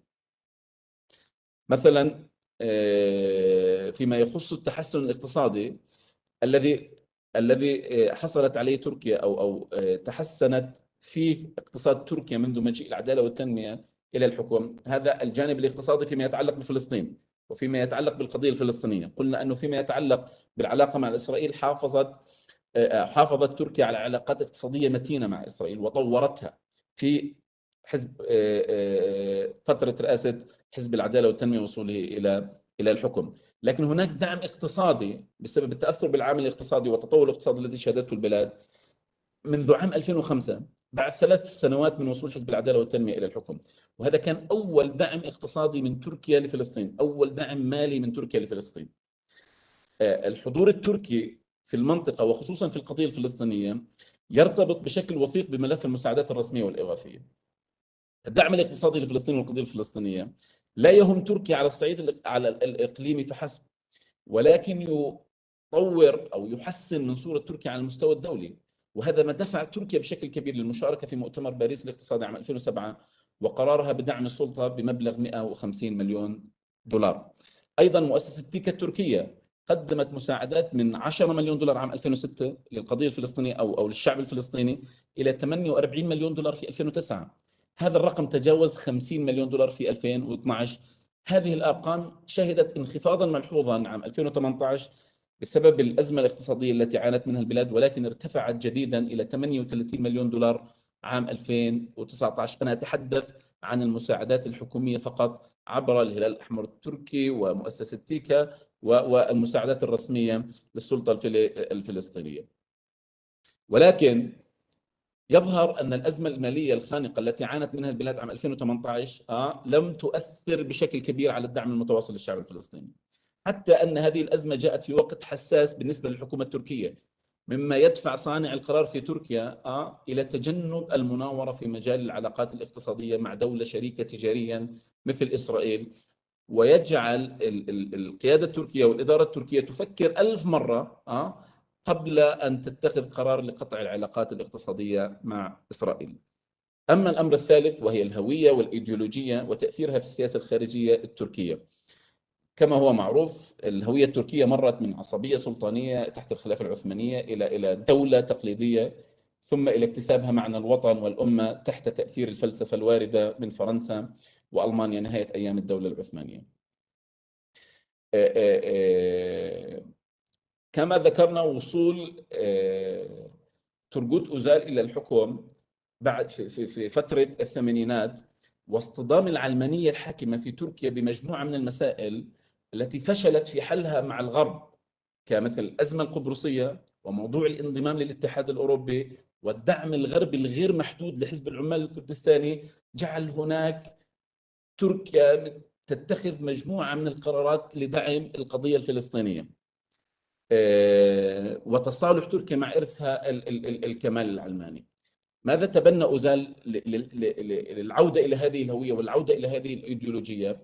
رفض تورغوت أوزال لقاء مع رئيس الوزراء الإسرائيلي شمعون بيرس بعد القصف على قصف مقرات منظمة التحرير عام 1985. هذا كان رفض الجلوس مع بيرس كان قرار تاريخي تتخذه تركيا عام 1985. وأيضا تركيا كانت أول دولة مسلمة تعترف بالاستقلال، بعيد الاستقلال الفلسطيني عام 1988، وجعل تركيا ترفع درجة مستوى العلاقات مع منظمة التحرير إلى سفارة عام 1991. لكن هذا الحضور الهوياتي أو الحضور للجانب الهوياتي تعزز بشكل كبير بعد صعود حزب العدالة والتنمية إلى الحكم عام 2002. حزب العدالة والتنمية اتبع سياسة خارجية تجعل من الاستقرار الداخلي والخارجي أولوية عبر ماذا؟ الاستفادة من الموروث التاريخي والجغرافي للدولة العثمانية. رجب طيب أردوغان قاد البلاد إلى ما أشبه برحلة تطبيع مع هويتها التاريخية وماضيها القريب. أضف إلى جهوده في إحياء العلاقات مع عدد من الجهات التي ارتبطت بها تركيا بعلاقات تاريخية. عامل الهوية كان له أثر في تحسين العلاقة مع الشرق. أردوغان كما ذكرنا في أول 7 سنوات على الأقل أو 8 سنوات لم يتبنى خطابا أيديولوجيا إسلامويا، بل تبنى خطاب حضاري وديمقراطي محافظ. حادثة مؤتمر دافوس عام 2009 من أكبر المظاهر التي تدل على أثر هوية الحزب الحاكم في تبني سياسة خارجية داعمة للقضية الفلسطينية. أضف إلى المواقف التي تلت سفينة مرمرة عام 2010 والمساعدات الإغاثية التي تلت حرب 2014، ومن ثم استضافت عدد كبير من قيادة حركة حماس على الأراضي التركية منذ ذلك العام. ثم أنصرف بعد الهوية إلى دراسة الرأي العام وتأثيره في السياسة الخارجية التركية، وهذا أمر مهم جدا. الرأي العام، حتى أن بالرغم من كون تركيا دولة ديمقراطية وحكامها يأتوا بالانتخابات، إلا أن الرأي العام لم يكن يلعب أي دور محوري في رسم السياسة الخارجية التركية منذ تأسيس الجمهورية وحتى آخر التسعينات. مثلا شكل دعم الشارع التركي لعضوية الاتحاد الأوروبي وعملية الاندماج أمر بالغ الأهمية للحكومة التركية لتمرير إصلاحات الاتحاد الأوروبي. رد فعل الشارع أو الرأي العام التركي، لماذا استفادت الحكومات على انتهاكات الحكومة الإسرائيلية بحق الشعب الفلسطيني خلال الانتفاضة الثانية وطبيعة العلاقات التركية الإسرائيلية، أجبر القادة السياسيين في تركيا على إيلاء المزيد من الاهتمام للقضية الفلسطينية. القضية الفلسطينية وذلك بناء واعتمادا على مجموعة من الاوبينيون بولز او الاستفتاءات او الاستطلاعات، ليست فقط تأتي تماما بعد القضيتين القبرصية والأذربيجانية للرأي العام التركي. ما هو الرأي العام أو ماذا نقصد بالرأي العام؟ هي قدرة الإعلام على صياغة مفاهيم جديدة للعلاقات التي تتطور بين تركيا ودول المنطقة ككل بما فيها إسرائيل، وما لهذا الانخطاب من انعكاس وتأثير على الرأي العام. فوسائل الإعلام مثلا التركية المؤيدة للحكومة القائمة والحزب الحاكم تتبنى سياسة تحريرية داعمة للخطوات التركية في المنطقة وعلى رأسها القضية الفلسطينية، وتقوم بثناء متكرر على هذه السياسات، مما كان له دور كبير في زيادة الرأي العام التركي الداعم لقضية فلسطين. بالنسبة للرأي العام خصوصا النشطاء الفلسطينيين، المؤسسات الفلسطينية، الجمعيات الفلسطينية العاملة في تركيا، بإمكانها المساهمة أيضا، ليس فقط هذا يخص الرأي العام للمؤسسات التركية أو جهد للمؤسسات التركية فقط، المؤسسات الفلسطينية والعربية أيضا بإمكانها المساهمة في تشكيل الرأي العام من خلال زيادة وعي المواطن التركي وربطه بالأحداث التي تجري بشكل مباشر على الأرض. عدة جمعيات فلسطينية، عدة مؤسسات فلسطينية إعلامية وسياسية مثل جمعية فيميد، في دار، مؤسسة القدس وتاريخنا، كتاد، وعدد من الجمعيات، لكن هذه الجمعيات كان لها تأثير ولكن ما زالت متجمعة أو يعني في تجمعات محدودة في أنقرة وإسطنبول ولم تصل إلى كل الشارع التركي. أقصد أنها أحدثت تأثير لكن لم تحقق اختراقة حقيقية ممكن البناء عليها في هذا المجال. أخيرا، جماعات الضغط والتأثير. هنا في تركيا هناك مجموعة من جماعات الضغط والمصالح التي ممكن التأثير فيها لإحداث سياسة خارجية أو الوصول لسياسة خارجية أكثر دعما للقضية الفلسطينية. اتحاد رجال الأعمال مثلا التوسياد، وهو من أهم جماعات الضغط التي ارتبطت بالنفوذ الاقتصادي في تركيا.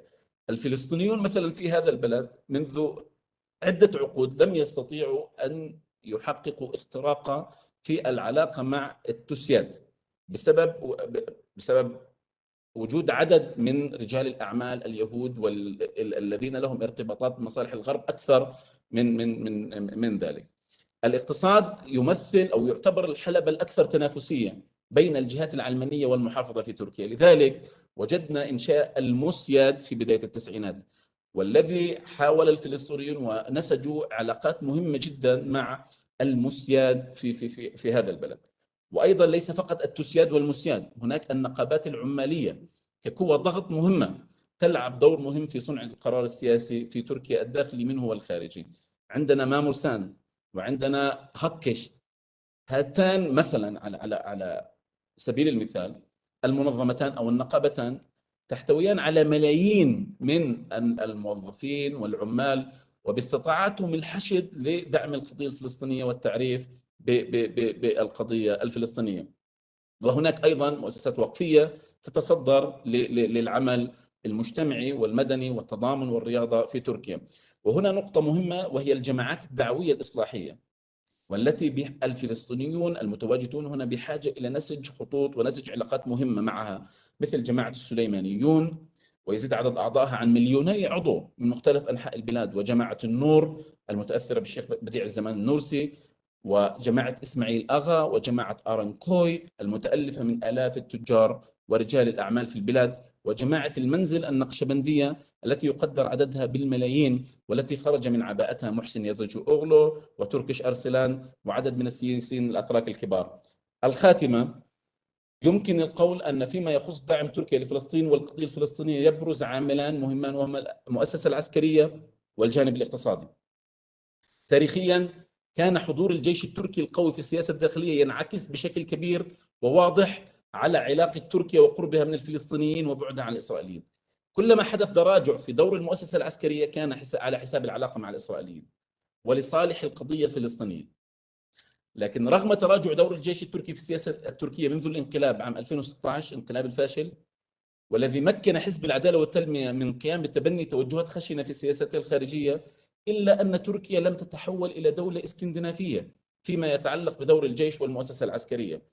وهناك تقارير أمريكية عبر مؤسسات رسمية أن هناك ما زال حالة تنامي لغضب في داخل المؤسسة العسكرية، ولم يتم تحييد الجيش تماما عن صناعة السياسة الخارجية أو عن التأثير في السياسة الخارجية في تركيا رغم ما حدث من التحول إلى النظام الرئاسي. ما زال هناك خطر ولو كان محدود.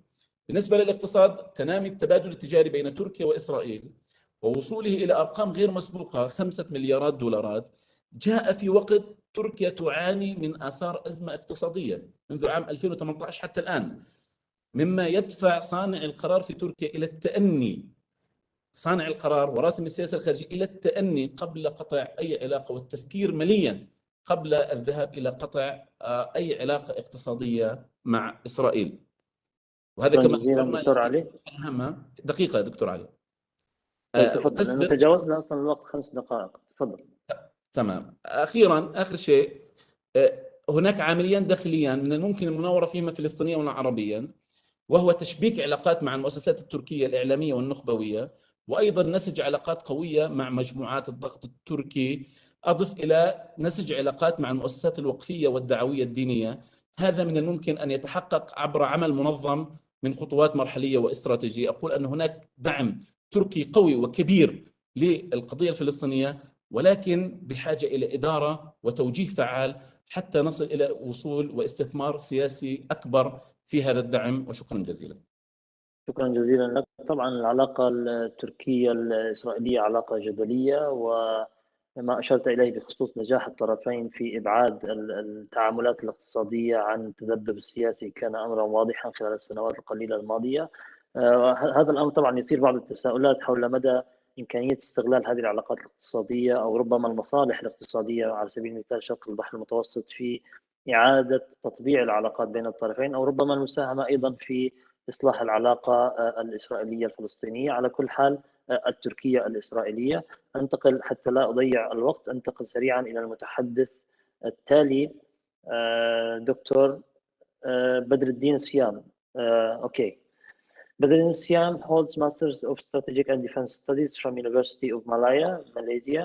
He is a research assistant in Strategic and International Affairs and PhD candidate at National Defense University of Malaysia, Kuala Lumpur. Mr. Siam will be talking about the dynamics of strategic relations between Turkey and Qatar. He had some technical problems, I believe, before he joined us, but I hope that he was able to overcome them. Mr. Siam, if you hear us, please, the air is yours. You have 20 minutes.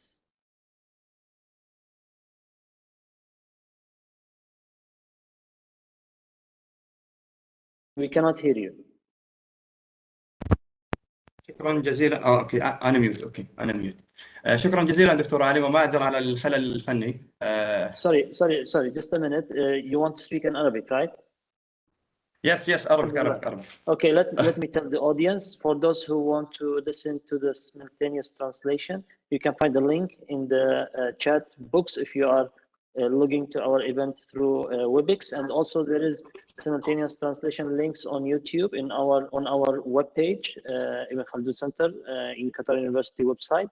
So you can choose either of them to hear for the simultaneous translation. Also, if you have any questions, you can send them through the chat box through Webex. We will see them and ask them. So without further ado, yes, Mr. Stian, you can continue. شكرا جزيلا دكتور علي، ومعذرة على الخلل الفني في الاتصال. أمل أن نستمر إلى نهاية هذه الجلسة. في البداية اسمحوا لي أن أوجه الشكر الجزيل لجامعة قطر و مركز على تنظيم هذا المؤتمر المهم، وشكر خاص للدكتور علي على متابعته منذ البداية لعرض هذه الورقة في هذا المؤتمر. ورقتي بعنوان ديناميات العلاقات الاستراتيجية بين تركيا وقطر، والتي تناقش وتبحث في العوامل التي طورت العلاقة بين تركيا وقطر إلى المستوى الاستراتيجي والتعاون العالي في العديد من القضايا. في البداية يعني كمقدمة سريعة، لقد صاغت تركيا سياسة منفتحة تجاه العالم الإسلامي والعربي بعد فوز حزب العدالة والتنمية عام 2002، وحسنت على إثرها دبلوماسيتها وسياستها الخارجية تجاه دول مجلس التعاون، حيث شاركت تركيا في الحوار الاستراتيجي التركي الخليجي في عام 2008 لبحث القضايا الأمنية والسياسية والاقتصادية التي نتجت عن الغزو الأمريكي ضد أفغانستان والعراق وعن غيرها من تطورات المنطقة. إلا أن الاضطرابات الأمنية والصراعات والأحداث السياسية المتلاحقة في المنطقة أظهرت اختلافات كبيرة في الموقف السياسي بين تركيا وقطر من جهة، والسعودية والإمارات من جهة أخرى، خاصة بعدما دعمت تركيا وقطر بقوة الربيع العربي، وأيدت مطالب المتظاهرين التي استندت إلى نداء الحرية والعدالة الاجتماعية وإسقاط الأنظمة الاستبدادية. هذا الموقف السياسي رفضته السعودية والإمارات اللتان حاولتا إفشال الربيع العربي، وكان بهذا الاختلاف بين الجهتين أثر كبير على تنمية العلاقة بين تركيا وقطر. الأمر الذي دفع البلدين عام 2014 إلى إنشاء اللجنة الاستراتيجية العليا للتعاون في الشؤون الاستراتيجية، وهي لجنة أنشئت في مستوى قيادي على مستوى رئاسة البلدين، ويرأسها بالفعل الأمير والرئيس في تركيا، والتي وافقت على إنشاء قاعدة عسكرية تركية في قطر ساهمت في تعزيز موقف قطر في مواجهة الأزمات الخارجية المتلاحقة. وعليه فإن ورقته تتناول العوامل الأساسية التي ساهمت في تطوير العلاقة الاستراتيجية المتزايدة والمتنامية بين تركيا وقطر، والتي كان أهمها العامل السياسي والعامل الاقتصادي والعامل الجيوستراتيجي والعامل الجيوسياسي. نبدأ سريعا حتى نكسب الوقت مع العامل السياسي، ونبحث في هذا العامل مجموعة من المواقف السياسية المشتركة بين تركيا وقطر في العديد من القضايا الإقليمية، وكان لها أثر واضح في تطوير علاقة البلدين إلى مستويات استراتيجية عالية. من هذه المواقف المشتركة موقفهم أولا من القضية الفلسطينية، وجمع بين البلدين موقف مشترك ورؤيتهم للحل النهائي للصراع العربي الإسرائيلي على مبدأ حل الدولتين وإقامة الدولة الفلسطينية، وأن المنطقة لن تستقر طالما استمر الاحتلال للأراضي الفلسطينية. أيضا يشتركوا في الإدانة الكاملة والدائمة للانتهاكات الإسرائيلية ضد الشعب الفلسطيني، وخاصة خلال الحروب المتكررة التي يشنها الاحتلال الإسرائيلي على قطاع غزة. أيضا قبولهم نتائج انتخابات 2006 الفلسطينية التي فازت فيها حركة حماس بالأغلبية، والتي رفضتها الولايات المتحدة والاحتلال الإسرائيلي والمجتمع الغربي الذي وصف حماس بأنها حركة إرهابية. واعتبار في حين اعتبرت كل من تركيا وقطر أن حركة حماس ممثل شرعي للشعب الفلسطيني لأنها حققت فوزا انتخابيا واضحا.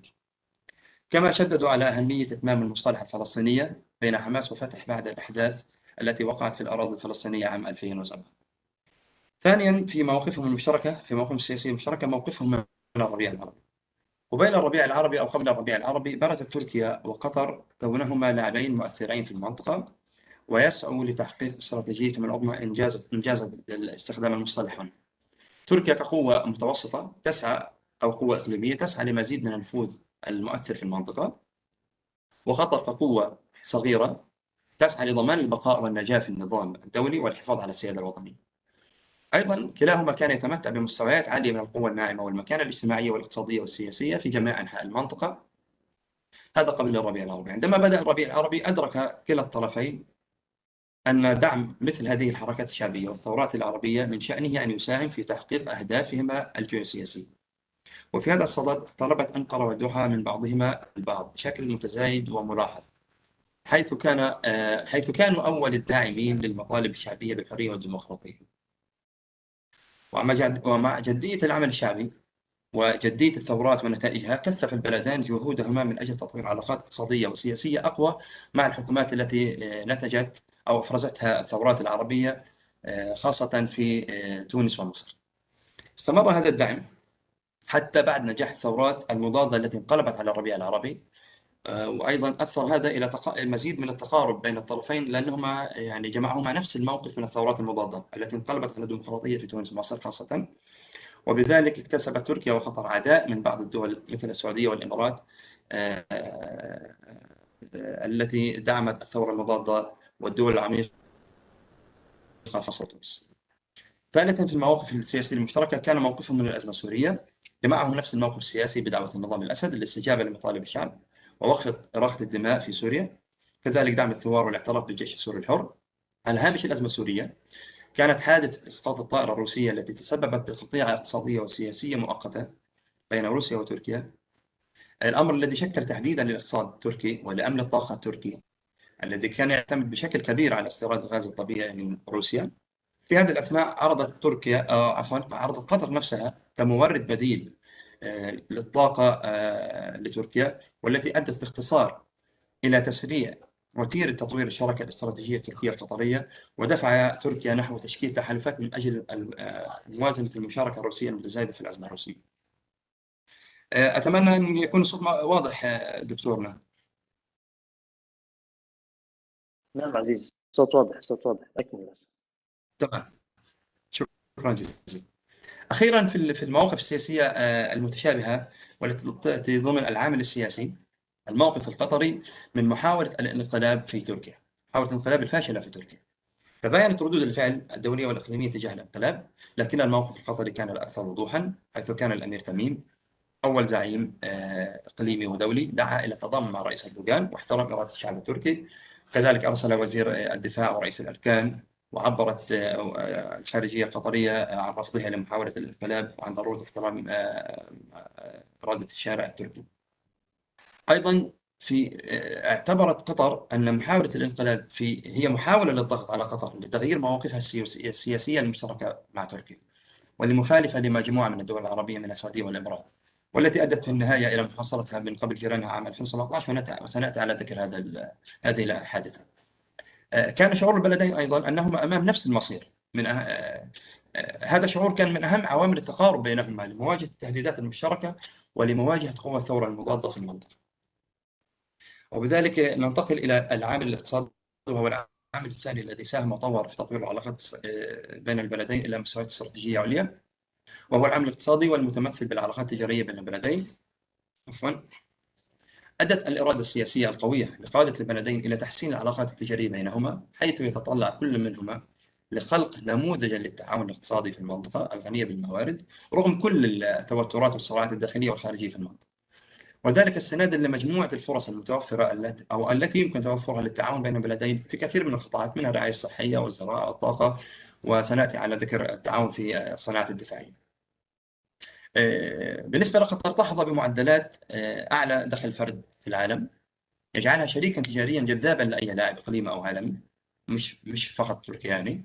وفي نفس الوقت تركيا تتمتع بقوة اقتصادية كبيرة ومتصاعدة، مع قوة بشرية عاملة ومؤهلة، مكانة جغرافية استراتيجية ومهمة في مبارات التجارة الدولية، وتمتلك مشاريع تنموية تعود على شركائها الاقتصاديين بالنفع الدائم.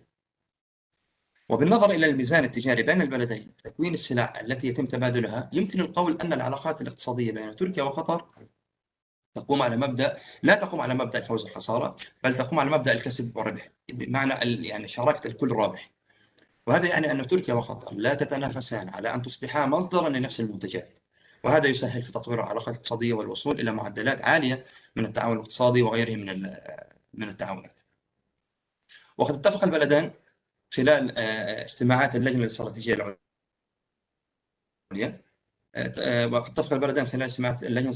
العليا على مجموعة من المشاريع الاقتصادية والاستثمارية، وخاصة في مشاريع البنى التحتية والصناعات الدفاعية. البنى التحتية في استعداد دولة قطر لاستقبال كأس العالم 2022، أيضا في الصناعات الدفاعية ومجالات الطاقة. في الوقت نفسه، قطر كقوة صغيرة غنية بالموارد الطبيعية تواجه مشاكل في حماية ثروتها ونموها، تطمح إلى عقد اتفاقيات حماية ودفاع مع الدول الصديقة والحليفة. وفي هذا نشير أن قطر دائما تبحث عن حليف إقليمي إضافة إلى الحليف الدولي المتمثل بالولايات المتحدة.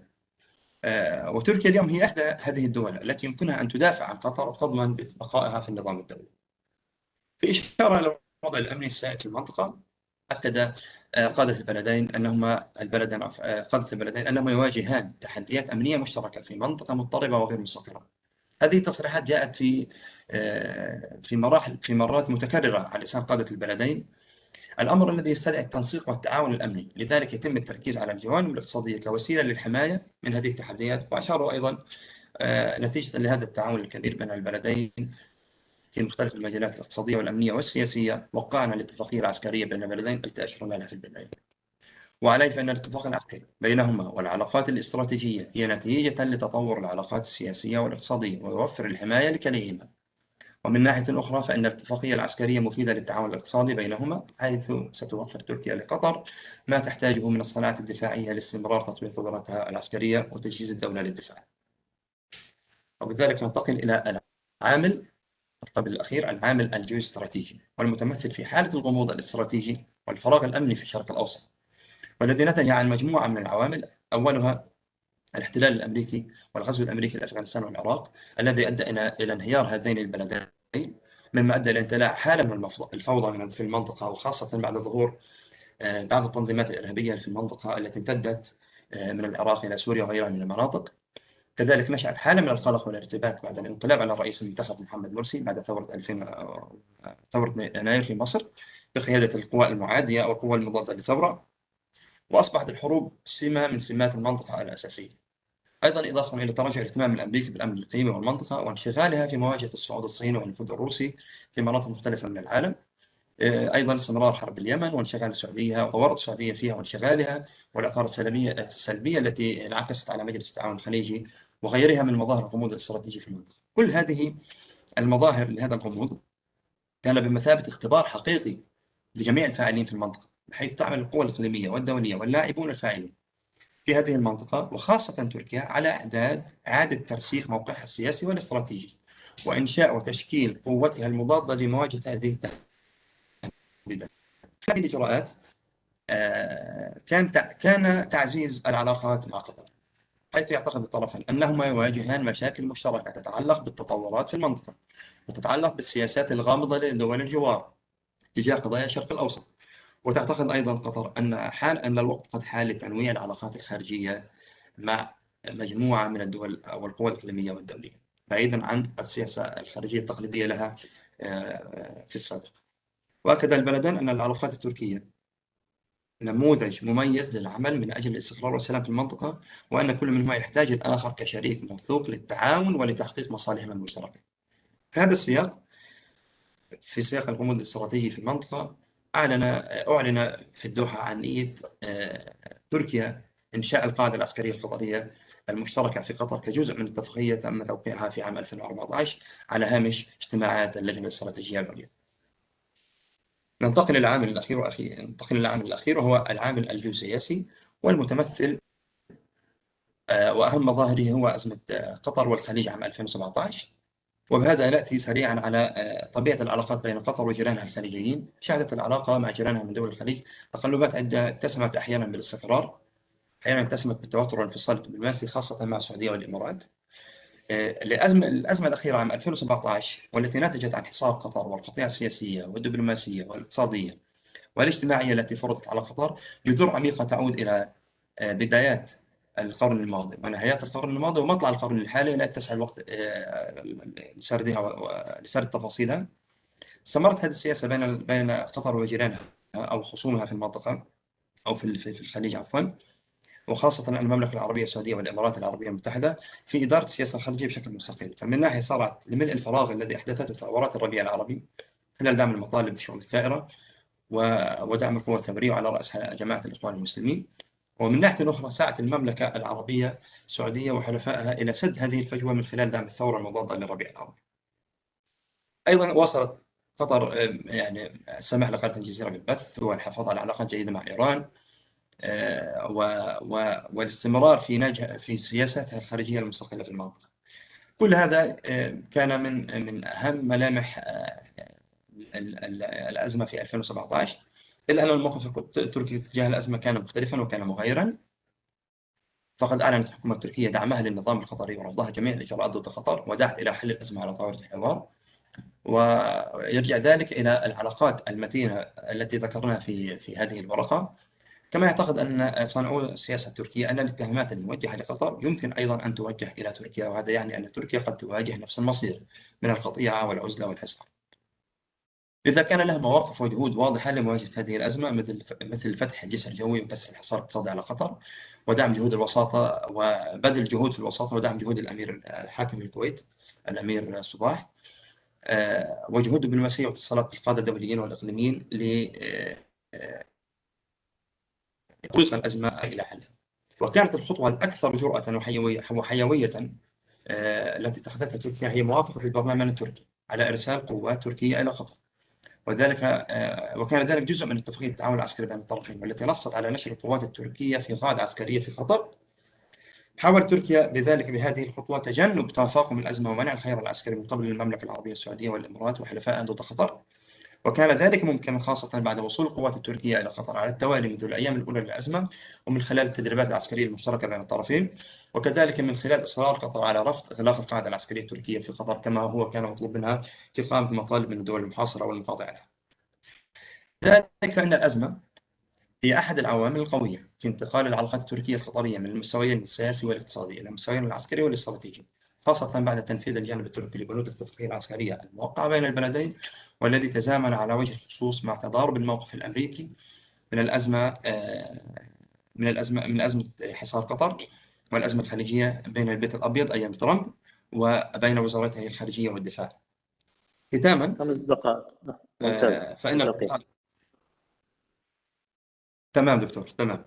فإن العلاقات التركية القطرية قد تطورت نتيجة لبعض العوامل المهمة، مثل العامل السياسي المتمثل في المواقف المتشابهة تجاه مجموعة من قضايا المنطقة، أيضا العامل الاقتصادي الذي تطور ونمى برغبة قادة البلدين وإصرارهما ونتيجة للفرص المتوفرة لذلك، إضافة إلى العامل الجيوستراتيجي والمتمثل في الفراغ الأمني والغموض الاستراتيجي في المنطقة، وأخيرا إضافة إلى العامل الجيوسياسي والذي نتج عن أزمات الخليج بين قطر وجيرانها، وكان آخر حصار قطر عام 2017. كل هذه العوامل ساهمت جميعها في الوصول إلى مستويات استراتيجية عليا في التعاون بين البلدين.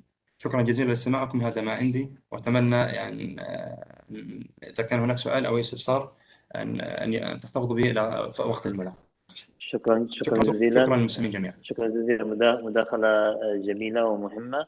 تكلمت عن العوامل التي قد تدفع الطرفين أو التي دفعت في حقيقة الأمر الطرفين للتحالف مع بعضهما البعض، وأعتقد أنني سأوجه لك سؤال خلال ما بقي من الوقت في الجلسة عما إذا كنت تعتقد أن هذه العوامل ثابتة أو متحركة، وعما إذا كانت هناك عوامل مستقبلا من الممكن أن تدفع الطرفين للابتعاد عن بعضهما البعض وليس الاقتراب. لكن قبل أن أدعك تجيب سأوجه الأسئلة أيضا إلى الزملاء، كل سؤال خلال الوقت المتبقي 5 دقائق، يعني تقريبا حوالي أقل من 4 دقائق لكل متداخل.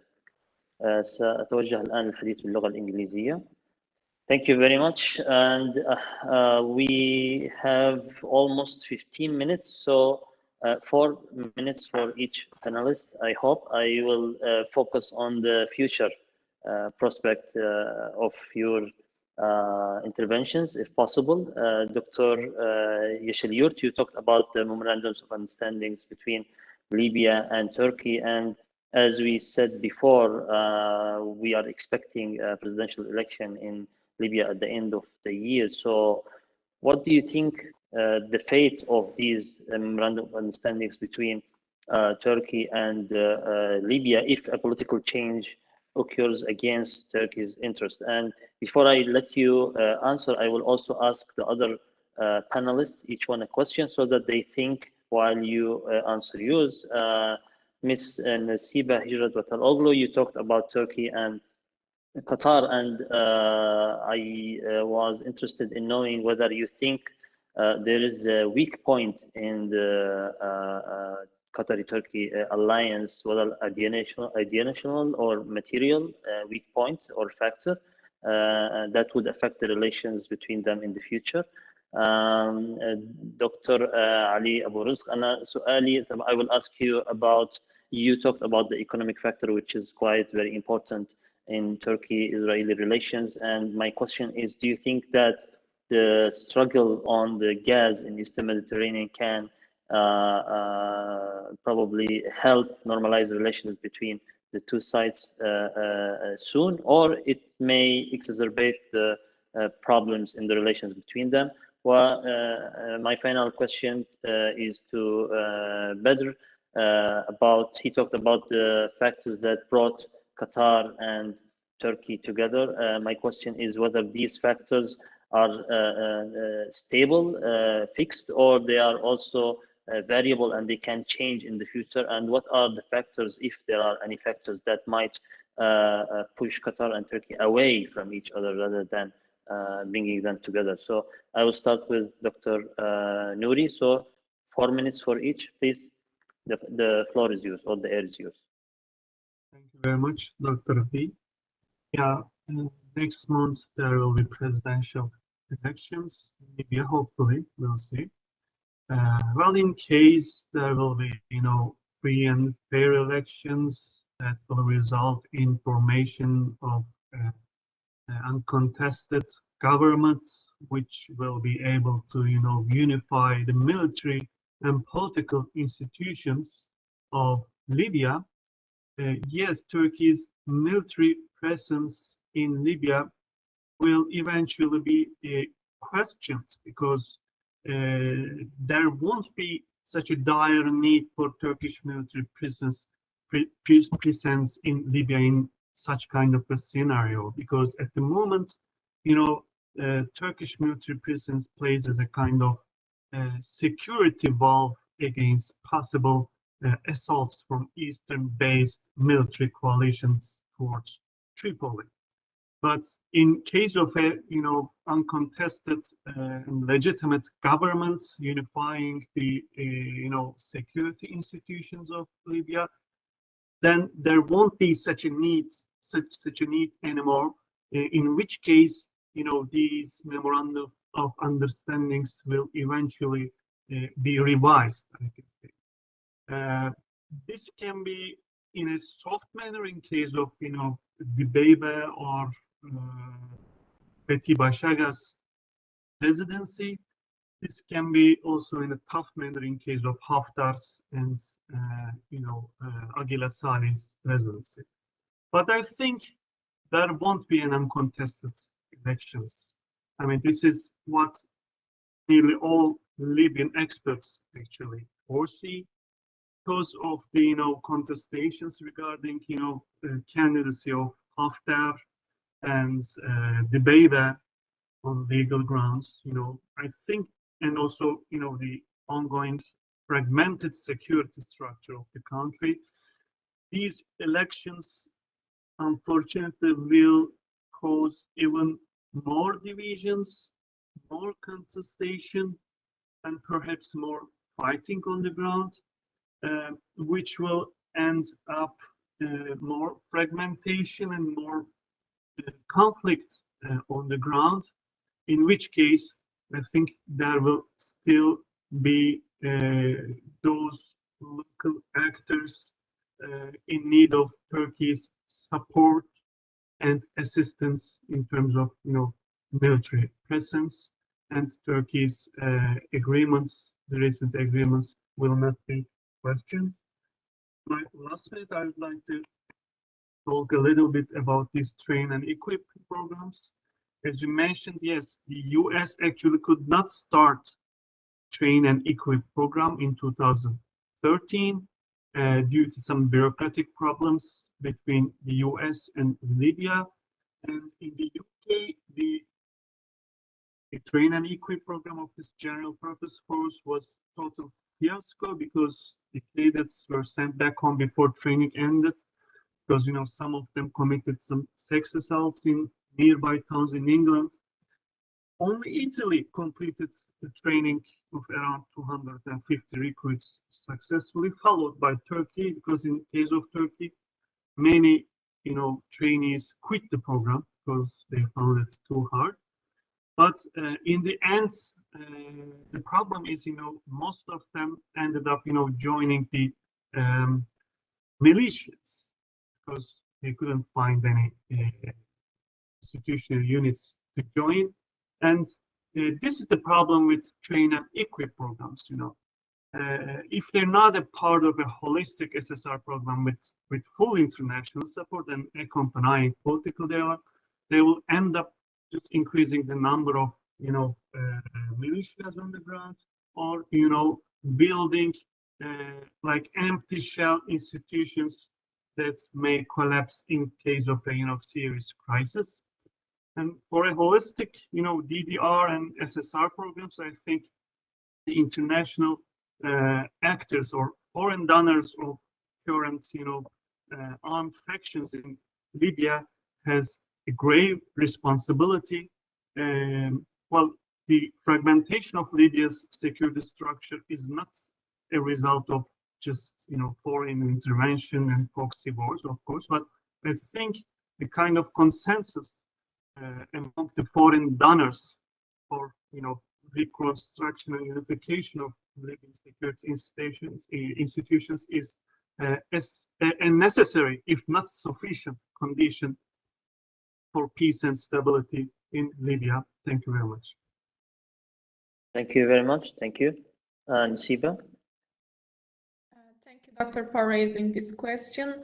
Regarding your first point, additionally, as I mentioned, that my analysis was based on ruling elite's perspective on national role conceptions. So one problem is that those national role conceptions and the attitudes towards Qatar is not shared by the public widely, and neither opposition supports the government policies. As we all observe, the opposition in Turkey is getting more assertive in challenging the government's foreign policy initiatives in Libya, in Syria, and in relations with Qatar. So one problem or the problematic in the future would be that a change in the government in Turkey may hamper or undermine these cordial relationship between Turkey and Qatar. On the economic side, I can only add that we all know that Qatar is not the major economic partner of Turkey in the Gulf, so any assessment or the policy making regarding on or based solely on economic imperatives can lack ground, and we can question Qatar's both willingness and capacity to heavily invest in Turkish economy. So those are my two comments for your question. Excellent points. I actually raised also a similar argument in my latest article on UAE-Turkey's relations or normalization after MBZ visit to Ankara recently. Thank you very much, Nasiba. I will be moving to Dr. Ali. Please, the floor is yours. Thank you, Dr. Arif. For sure, I'm gonna speak in English for the answer of this question, no worries. Okay. I think the upcoming elections in Turkey will be extremely decisive, with the Erdogan's opportunity to win these elections. The upcoming elections are questionable, actually. No one sure about what's the fate of the upcoming elections. Is President Erdogan going to secure the winning in the upcoming elections or not? This is a big question, which will push President Erdogan to do everything in his hand to enhance, improve the relations with many of the geopolitical countries, in top of which Israel. And if we seen the phone call that was held between President Erdogan and his Israeli counterpart, Ishaq Herzog, the first call about his congratulation when he appointed as Israeli president, and the latest, or just a week before, the phone call between President Erdogan and the Israeli President Erdogan and the Israeli Prime Minister Naftali Bennett. For sure, they will talk more to improve the relations, on top of which to talk about the future of the gas in the Mediterranean, as Israel has many plans to export this gas to Europe. But here we have another dimension. We have another, in terms of the Israeli plans to improve the economic situation and the humanitarian situation in the Gaza Strip.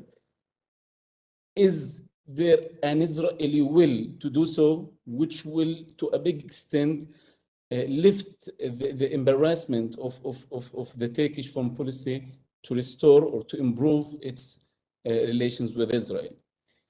Now we have a far right government in Israel, but at the same time, this far right government, it seems to have how can I say, many improvements for the humanitarian side in the Gaza Strip. And this will, I think, foster the Turkish measure or the Turkish move to improve its relations with Israel and start talks with the Israeli government. Any truce, any ceasefire between Hamas at one side and Israel in the Gaza Strip, any progress in the humanitarian side in the Gaza Strip, for sure will push for having more, how can I say, good relations between Israel and Turkey. And at the same time, as I mentioned, Turkey now will act as a trading state. trending state, as how can I say, Richard Rosekrans mentioned, Turkey will act as a country that pushes or makes its economic interests first, and then to act politically. Now it's the time to think economically more than politically. Thank you. Thank you very much. This is very useful. The last 3 minutes, أستاذ سيام تفضل.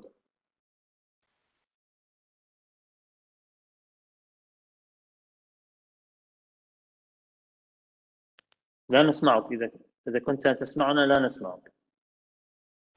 اوكي دكتور. اتوقع ان ما تفضلت به من سؤال الدكتور هو ياتي في اطار تحديات استمرار العلاقه، وهذه حقيقه الورقه الثانيه انا عدتها، ربما نعرضها في وقت قادم، وهي تحديات متعلقه بطبيعه العلاقه وطبيعه استمرار العلاقه بين الطرفين. يجب ان تنتقل العلاقه من العلاقه النخبويه وعلاقه القيادات الى مستويات افقيه في وزارات كل دوله. وواضح من أن هذه العلاقة تتطور وتستمر وتنشأ علاقة مهنية وعملية بين الوزارات وبين الطرفين. أيضا يأتي استمرار العلاقة في إطار التحديات في المنطقة.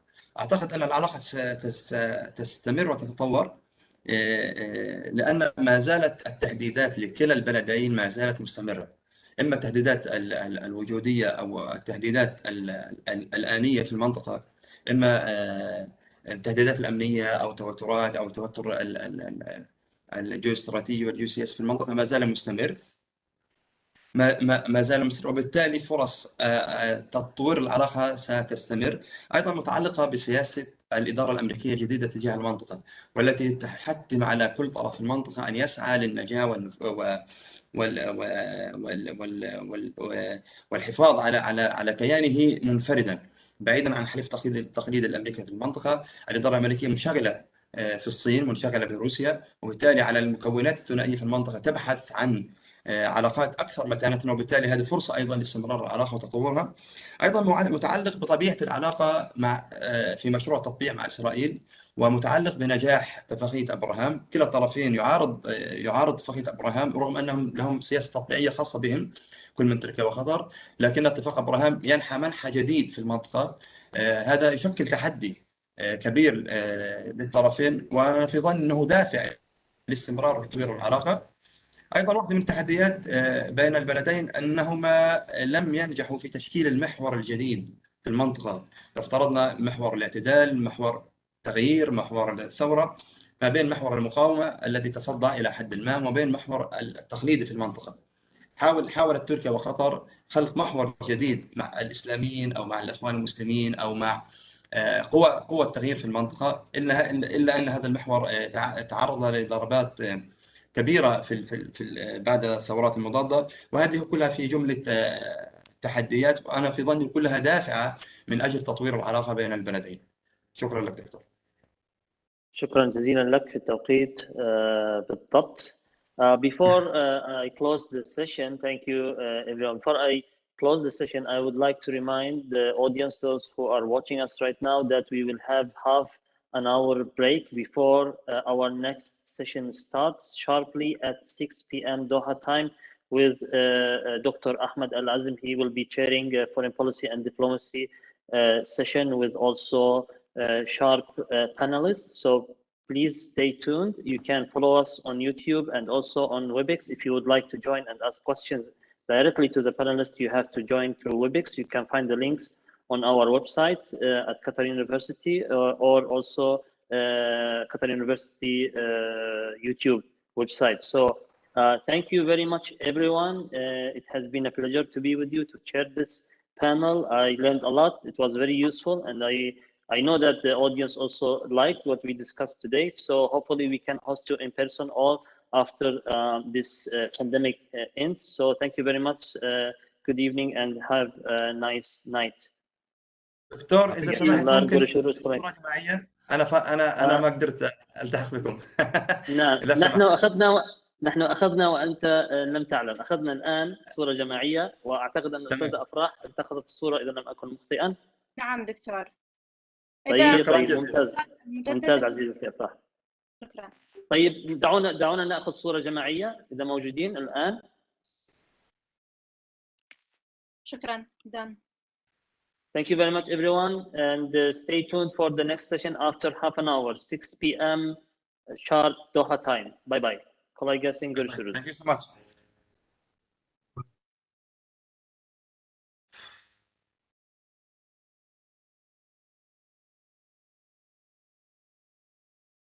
بسم الله الرحمن الرحيم. السلام عليكم مرة أخرى. الآن تبدأ الجلسة الثالثة بعنوان الدبلوماسية والسياسة الخارجية، يترأسها الدكتور أحمد العزم، الأستاذ المشارك في قسم الشؤون الدولية بجامعة قطر. تفضل دكتور. مساء الخير، السلام عليكم جميعا. Good evening everybody. It is my pleasure to be sharing the third session of this first international conference of Ibn Khaldun Center in Qatar University on the Arab-Turkish relations. I believe we have been lucky yesterday and today for hearing deep and well-structured papers on the Arab-Turkish relations. We were lucky to have such young, energetic, well-structured researchers. Our third session today will be under the title Diplomacy and Foreign Policy. We have 4 papers. Our 4 speakers speak Arabic, but we will have 2 papers in Arabic and 2 papers in English. We have the first paper will be with Mr. Joe Hamura. He will speak on soft power to hard power, Turkish policy towards Syria and the pursuit of stability and peace. The second speaker will be Mr. Omar Salah Muhammad. He will be speaking about on Iraq and Turkey. The third speaker will be Mr. Bilal Salaimi, the impact of Turkish model of post-conflict peace building on the remaking of the Arab local political order. And Ms. Batul Dogan Akas will be speaking on trench war of the historic bloc's Turkey's role in the tangled Gulf. الورقة الأولى ستبدأ كما قلنا للأستاذ جو حمورة من القوة الناعمة إلى القوة الصلبة. في الواقع لدينا في أول ورقتين على الأقل، يعني ورقة الأستاذ جو حمورة، ربما لا مش أول ورقتين، الأستاذ جو حمورة والأستاذ بلال سلايم ماخذين مصطلحات مهمة في العلاقات الدولية، ربما مصطلحات ظهرت في آخر 20 إلى 30 سنة. القوة الناعمة، القوة الصلبة، وموضوع إدارة الصراع في مرحلة أو بناء النظام السياسي في مرحلة الصراع. نبدأ مع الأستاذ جو حمورة من القوة الناعمة إلى القوة الصلبة. الأستاذ جو حمورة هو يتابع دراسته العليا للحصول على درجة الدكتوراه في العلاقات الدولية في جامعة كوجيلي بتركيا. هو حاصل على ماجستير العلاقات الدولية من جامعة الروح القدس في الكسليك في لبنان. وتفضل أستاذ جو، معك 20 دقيقة لعرض الورقة، 20 إلى 25 دقيقة بحد أقصى لعرض الورقة. تفضل. شكرا لك أستاذ أحمد، ونشكر بطبيعة الحال مركز ابن خلدون وجامعة قطر وجميع المنظمين لهذا المؤتمر الشيق والممتاز، وشكرا لكم جميعا. بداية ورقتي المعنونة من القوة الناعمة إلى القوة الصلبة: السياسة التركية تجاه سوريا والسعي للاستقرار والسلام. تهدف هذه الورقة عمليا إلى المقارنة بين مرحلتين قضتهما تركيا في سوريا. المرحلة الأولى تميزت باستخدام شبه كامل للقوة الناعمة، والمرحلة الثانية ما بعد سنة 2012 تميزت باستخدام شبه كامل كذلك الأمر للقوة الصلبة. كما تهدف هذه الورقة إلى دراسة دور تركيا في تعزيز السلام في سوريا من خلال أعمالها الإنسانية وأعمالها العسكرية في الوقت عينه. كما إلى إضاءة على دور ومستقبل الوجود العسكري التركي في سوريا. إلى أي متى ممكن أن يبقى هذا الوجود؟ ما هي شروط بقائه وشروط خروجه؟ وذلك طبعا ضمن إطار الأمن القومي وتعزيز الأمن القومي التركي، والذي هو صلب هذه الورقة البحثية. بداية، إذا أردنا التفريق بين مفهومي القوة الناعمة والقوة الصلبة، بطبيعة الحال القوة الصلبة هي وسيلة من وسائل السياسة الخارجية التي اعتمدتها الدول تقريبا منذ فجر التاريخ، بينما القوة الناعمة هي نوعا ما جديدة وتم تأطيرها وجعلها بمثابة نظرية انشقت أو أتت مكملة نظرية الواقعية السياسية، وتحديدا مع المؤلف أو الكاتب السياسي جوزيف ناي. بداية الفرق بين الوسيلتين أو المدرستين بين القوة الناعمة والقوة الصلبة. القوة الناعمة بداية يعني تأخذ أبعاد وأدوات سلمية، هي غير معنية بأمور الإكراه والإجبار ذات الطابع العسكري أو حتى الاقتصادي، على عكس القوة الصلبة التي هي تأخذ من الأساليب العسكرية والاقتصادية بمعنى الحصار وفرض الحظر وإلى آخره، والعقوبات الاقتصادية وسائل وأدوات لها. القوى الناعمة إذن تأخذ يعني أبعاد اجتماعية سياسية ثقافية، هي سياسة تقوم بها دولة معينة، وسنرى كيف قامت تركيا بهذا الأمر من خلال تعزيز مكانتها وبثها للعوامل الثقافية والاجتماعية والتاريخية واللغوية والرمزية وغيرها، وحتى الفنية، من أجل فرض نوعا ما فرض مهلين نوع من تغيير سلوك على الدول الأخرى. بينما القوى الصلبة هي قوة واضحة وجازمة وحازمة تقوم بها دولة معينة من أجل فرض تغيير سلوكيات الدول الأخرى، إنما عن طريق الإكراه وعن طريق القوة. ولكن هذا الفرق الموجود ما بين القوتين الناعمة والصلبة رغم الاختلاف في الوسائل، إنما الهدف هو واحد أو الأهداف هي واحدة. الأهداف هي تغيير سلوكيات الدول التي تتلقى القوة الناعمة أو القوة الصلبة، والهدف الآخر هو أن الدولة التي تنفذ القوة الصلبة أو القوة الناعمة هي عمليا تسعى إلى زيادة نفوذها وسيطرتها وتحقيق سياستها وأهدافها العامة. أما عمليا، هذا في الشق النظري، أما عمليا تميزت المرحلة الأولى من السياسة التركية تجاه سوريا، أي تحديدا من سنة 2002 إلى سنة 2012، يعني فترة الحكم بداية حكم حزب العدالة والتنمية إلى حين استيعاب الحرب السورية.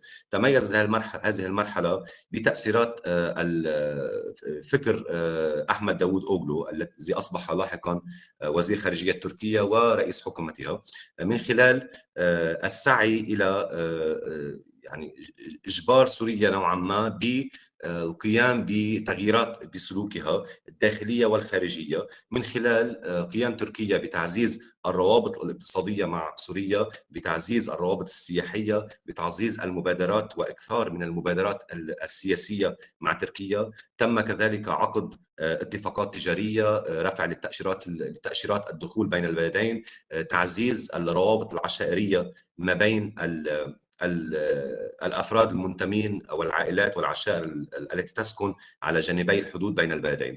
من خلال ذلك تمكنت تركيا من أن يكون لها دور أكبر في الإقليم في الشرق الأوسط وتحديدا في سوريا. ولكن هذا الأمر تغير مع بداية الثورة السورية ثم اندلاع الحرب السورية، التي كانت تركيا غير متحمسة بداية لأن تأخذ مواقف راديكالية مؤيدة للقوى المعارضة ومعادية للنظام السوري. إنما تطور الأمر بعد سنة 2012 بأن باتت المواقف التركية مواقف تعتمد القوة الصلبة وليس القوة الناعمة تجاه سوريا، وتسعى إلى تغيير سلوكيات النظام السوري، بغض النظر طبعا إذا تمكنت من تحقيق ذلك أم لم تتمكن. اما عمليا وانتهى طبيعه الامر، انتهى الامر بالدخول العسكري التركي الى سوريا، الى الشمال السوري سنه 2016 ثم 2018 و2019 والى حد اليوم. اما العوامل التي يمكن يعني دراستها للنظر بالاسباب التي ادت الى تغيير السياسه التركيه من الاعتماد على القوه الناعمه الى الاعتماد على القوه الصلبه.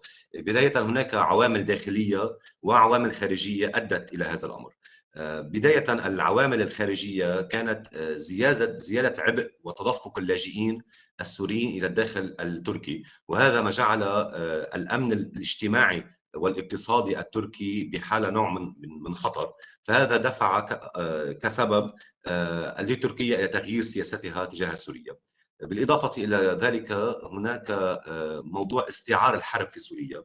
الحرب بعد سنة 2012 وثم إلى حدود 2018 كانت مستعرة أكثر بكثير مما هي الآن أو مما كانت عليه في بداية الحرب، وهذا ما دفع تركيا إلى التدخل أكثر وبشكل مباشر في الأزمة، خوفا من انتقال هذه الأزمة العسكرية إلى داخلها، بالإضافة طبعا إلى أسباب جوهرية ومفصلية أدت إلى الدخول التركي إلى سوريا، وهي ظهور المنظمات الإرهابية أمثال داعش والقوى الكردية وسيطرتها، القوى الكردية المعادية لتركيا وسيطرتها على المناطق الحدودية.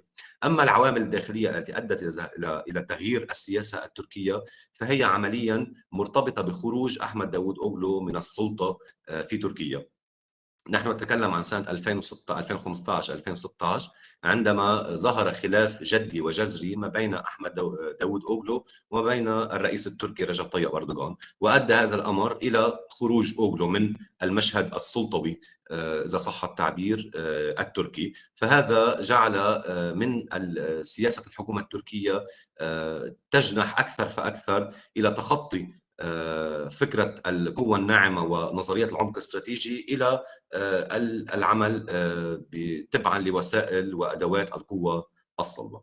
عمليا هذا التغير في السياسة التركية تجاه سوريا من يعني وسائل سلمية إلى وسائل عنفية لم يغير عمليا في الأهداف التركية، وإن تغيرت الوسائل والأدوات، فبقي الهدف التركي هو نفسه: تعزيز الأمن القومي التركي بما يخدم المصلحة التركية العليا، وبالإضافة طبعا إلى زيادة النفوذ الإقليمي التركي في المنطقة بشكل عام.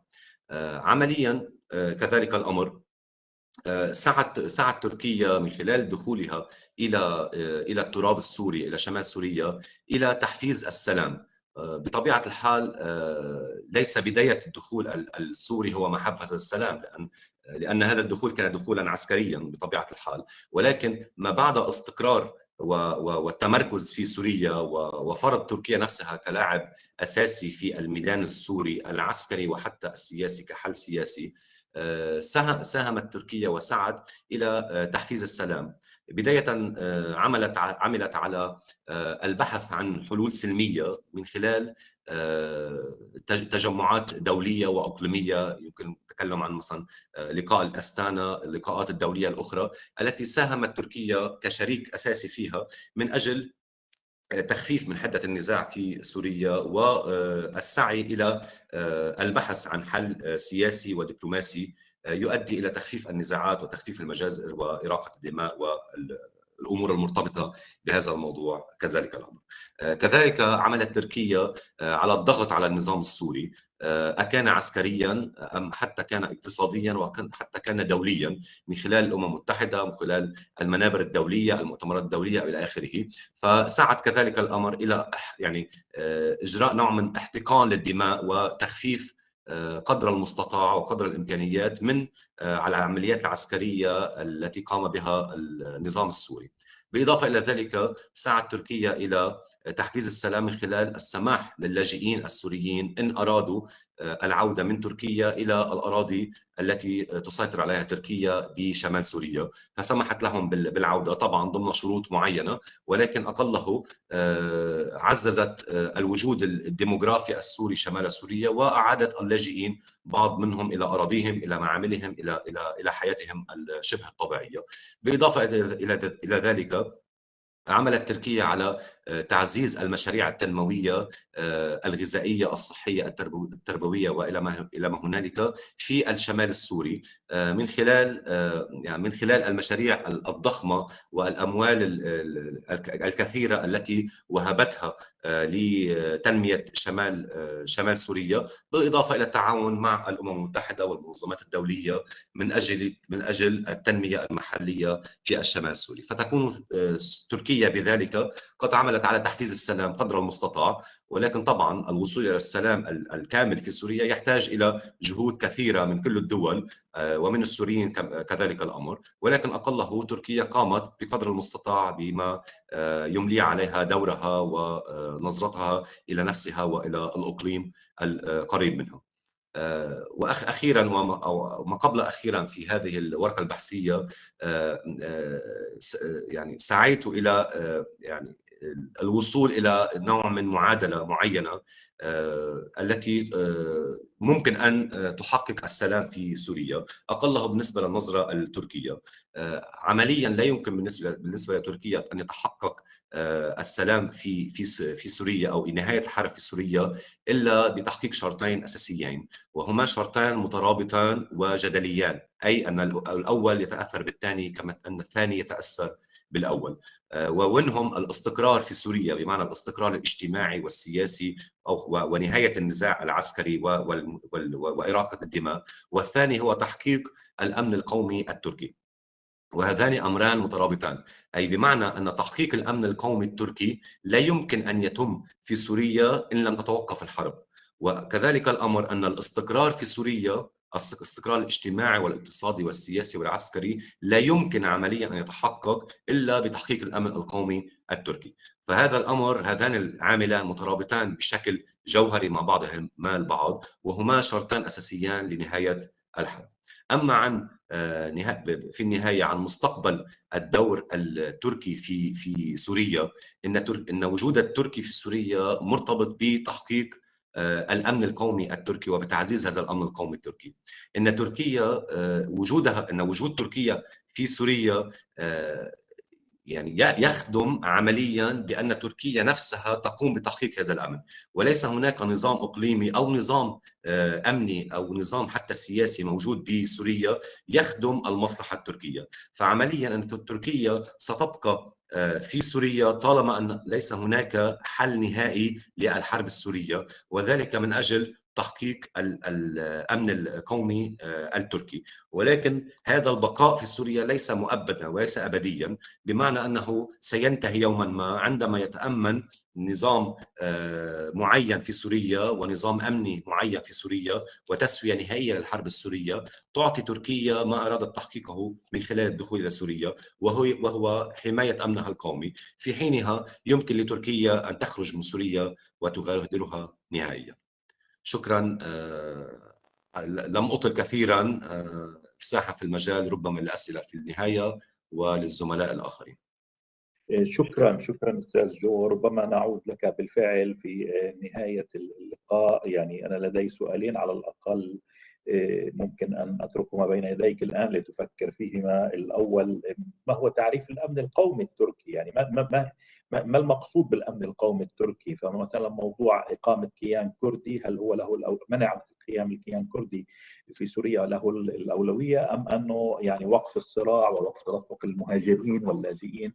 الأمر الثاني، يبدو أنه العودة من القوة الصلبة إلى القوة الناعمة في كل العلاقات الدولية أمر صعب. فتركيا كما تفضلت بدأت بالقوة الناعمة ثم اتجهت إلى الصلبة. الآن من الواضح أنه ربما هناك سياسة تصفير مشاكل تتبناها تركيا مرة أخرى كما كانت في الماضي. رأينا تطبيع العلاقات مع الإمارات قبل أيام، رأينا يعني مبادرات حتى مع إسرائيل. تركيا تحاول أن تخفض حدة التوتر. هل يمكن العودة إلى القوى الناعمة؟ ربما هاي أمور، أو هل هناك نذهب إلى مصطلح القوة الذكية، المصطلح الآخر لجوزيف ناي وهيلاري كلينتون وموضوع القوة الذكية وما إلى ذلك. نعود لك لاحقا. شكرا جزيلا أستاذ جو على هذه المداخلة وعلى هذه الإثارة لهذه النقاط. الورقة التالية للأستاذ عمر صلاح محمد بعنوان العراق وتركيا، التعاون وسبل معالجتها. الأستاذ عمر صلاح حاصل على البكالوريوس من جامعة الموصل والدبلوم العالي في الدراسات السياسية من القاهرة، وماجستير السياسات العلوم السياسية أيضا من القاهرة، وهو محاضر سابق في جامعة تكريت في العراق، وباحث الآن وباحث دكتوراه في معهد دراسات الشرق الأوسط بجامعة سكاريا في تركيا. أرجو أن يكون لفظي للاسم صحيح. وتفضل أستاذ عمر، معك أيضا 20 إلى 25 دقيقة تتحدث فيها. I just want to mention for who follow us in English that there are translation. You can access to translation on YouTube. You can find it in the chat. تفضل أستاذ عمر. شكرا دكتور. السلام عليكم جميعا. بداية نشكركم ونشكر مركز ابن خلدون على إتاحة هذه الفرصة لكتابة هذه الدراسة والبحث في هذا الموضوع المهم، والشكر موصول لجميع المنظمين على هذا المؤتمر. طبعا الدراسة اللي قدمتها بعنوان العراق وتركيا معضلات التعاون وسبل معالجتها، يعني برغم الجوار الجغرافي بين العراق وتركيا والعلاقات التي القديمة في عمق التاريخ منذ العهد العثماني، إلا أننا نلاحظ أنه يعني ظلت العلاقات بين الطرفين تتراوح بين التعاون التقليدي أو الخلافات المحدودة، وهو ما حاولت هذه الدراسة إلقاء الضوء عليه لتبيان أو إظهار عوامل الجذب والتقارب في هذه العلاقات التي بإمكانها إبعاد حالات التنافر والتباعد بين البلدين، واستغلال الفرص لإدامة زخم هذه العلاقات وتطويق حالات الخلاف. طبعا العراق وتركيا يعني تجمعهم علاقات وثيقة تعود إلى عمق التاريخ، ويرتبط البلدين بروابط ثقافية واقتصادية ودينية بل وحتى عرقية، من حيث تداخل القوميات الكردية والتركمانية بين البلدين. وإن أي قراءة وقد كما أن الحدود المشتركة بين البلدين بالإضافة إلى رابط المياه القوي المتمثل بنهري دجلة والفرات، برغم ما يثيره من مشاكل في بعض الأحيان على العلاقات بين البلدين، إلا أنه يجعل من العلاقة بين البلدين أمرا لا بد منه، إذ أن الجيوبوليتيك يبقى أقوى العناصر التي تصوغ أهمية العلاقات، سيما في حالة الجوار الجغرافي المباشر بكل ما يحمله من إمكانات التأثر والتأثير على طرفي الحدود على مختلف الأصعدة العسكرية والاقتصادية والسياسية والأمنية وغيرها. بالتالي كل هذه يجعل العلاقات بين البلدين يجب أن تتجه بطبيعتها نحو حتمية التقارب على أمل تحقيق المصالح المشتركة بين الطرفين. إن يعني واقع العلاقات أو قراءة العلاقات بين البلدين يشير إلى أن مجموعة الملفات والقضايا الأساسية التي تنعكس بصورة مباشرة على مجرى هذه العلاقات سلبا أو إيجابا يجعل من الضرورة دراسة هذه القضايا والعوامل لتبيان مدى إمكانية تجاوز حالات التنافر. طبعا الدراسة تقسمت إلى يعني 3 مباحث لتناول هذه الأمور وقضايا العلاقات. كان لابد من إلقاء نظرة تاريخية على العلاقات بين العراق وتركيا. تناولت فيها العلاقات العراقية التركية بداية قبل عام 2003، يعني منذ بداية حقبة قيام الدولة التركية الحديثة وبدء العلاقات الدبلوماسية بين البلدين عام 1928، وما اتسمت به العلاقات بين البلدين خلال حقبة العهد الملكي في العراق بكونها كانت علاقات ودية ومتطورة، حيث وقع الطرفان حينها الكثير من الاتفاقيات بينهما. وفي حينها في عام 1937 دخل الطرفان في ميثاق سعد آباد، وعقد البلدان حلفا ثنائيا تطور فيما بعد إلى حلف جماعي سمي بحلف بغداد عام 1955. بصورة عامة كانت العلاقات بين البلدين خلال الحقبة الملكية تتسم بأنها ودية ومتطورة. بعد عام 1958 ومجيء الحقبة الجمهورية في العراق، يعني انقلاب عبد الكريم قاسم، ساءت العلاقات لانسحاب العراق من حلف بغداد، ساءت العلاقات لفترة محددة بين البلدين، إلا أنها عادت فيما بعد خلال ثورة عام 1963. وبصورة عامة كانت العلاقات خلال العهد الجمهوري أيضا حقبتي السبعينات والثمانينات من القرن الماضي في مختلف المجالات السياسية والاقتصادية والأمنية متطورة. في تلك الفترة كانت هناك معاهدة مهمة، معاهدة عام 1984 وقعت في عام 1984. هذه المعاهدة سمحت لكلا الطرفين بعد اختار الطرف الآخر بالقيام بعمليات معارضة حثيثة للمتمردين الأكراد بعمق 10 كيلومتر داخل البلدين. تأثرت العلاقات بين البلدين بسبب أزمة الخليج الثانية واحتلال العراق والكويت عام 90، وكان موقف تركيا مع موقف التحالف الدولي برغم أنها لن تشترك بقوات عسكرية ضد العراق. هذا فيما يخص حقبة قبل عام 2003. فيما بعد 2003 واضح للجميع الموقف التركي والقرار الذي اتخذه البرلمان التركي بعدم المشاركة في الحرب وعدم السماح بنزول قوات أمريكية على أراضيها لفتح جبهة شمالية. كون تركيا كانت تدرك أن أي تدخل عسكري أمريكي عن طريق تركيا سيلحق الضرر بالعلاقات التركية والعربية والإسلامية بصورة عامة، وسيسيء لصورة تركيا إقليميا دوليا، فضلا عن أن تركيا لم تحصل على ضمانات كافية بشأن مستقبل الأكراد. لكن أدى هذا الموقف إلى بعض التوتر في العلاقات الأمريكية التركية، لكنها عادت فيما بعد برغم هذا الموقف السلبي، إلا أن الولايات المتحدة كانت تعي أن موقف تركيا مهم، يعني أهمية تركيا بالنسبة لها، فتم تجاوز هذا الأمر. وقامت تركيا بالدعوة لمؤتمر دول جوار العراق في كانون الثاني 2003، والتي كانت حجر الأساس لبدءها بعلاقات جديدة مع العراق في حقبة ما بعد عام 2003. أيضا تناول العلاقات هذه، يعني المتغيرات التي مرت بها العلاقات التركية العراقية وخصوصا بالمفاصل التاريخية هذه، كان لابد من تناول مرتكزات السياسة الخارجية، مرتكزات والأسس للسياسة الخارجية لكلا البلدين تجاه التعامل تجاه بعضهما البعض.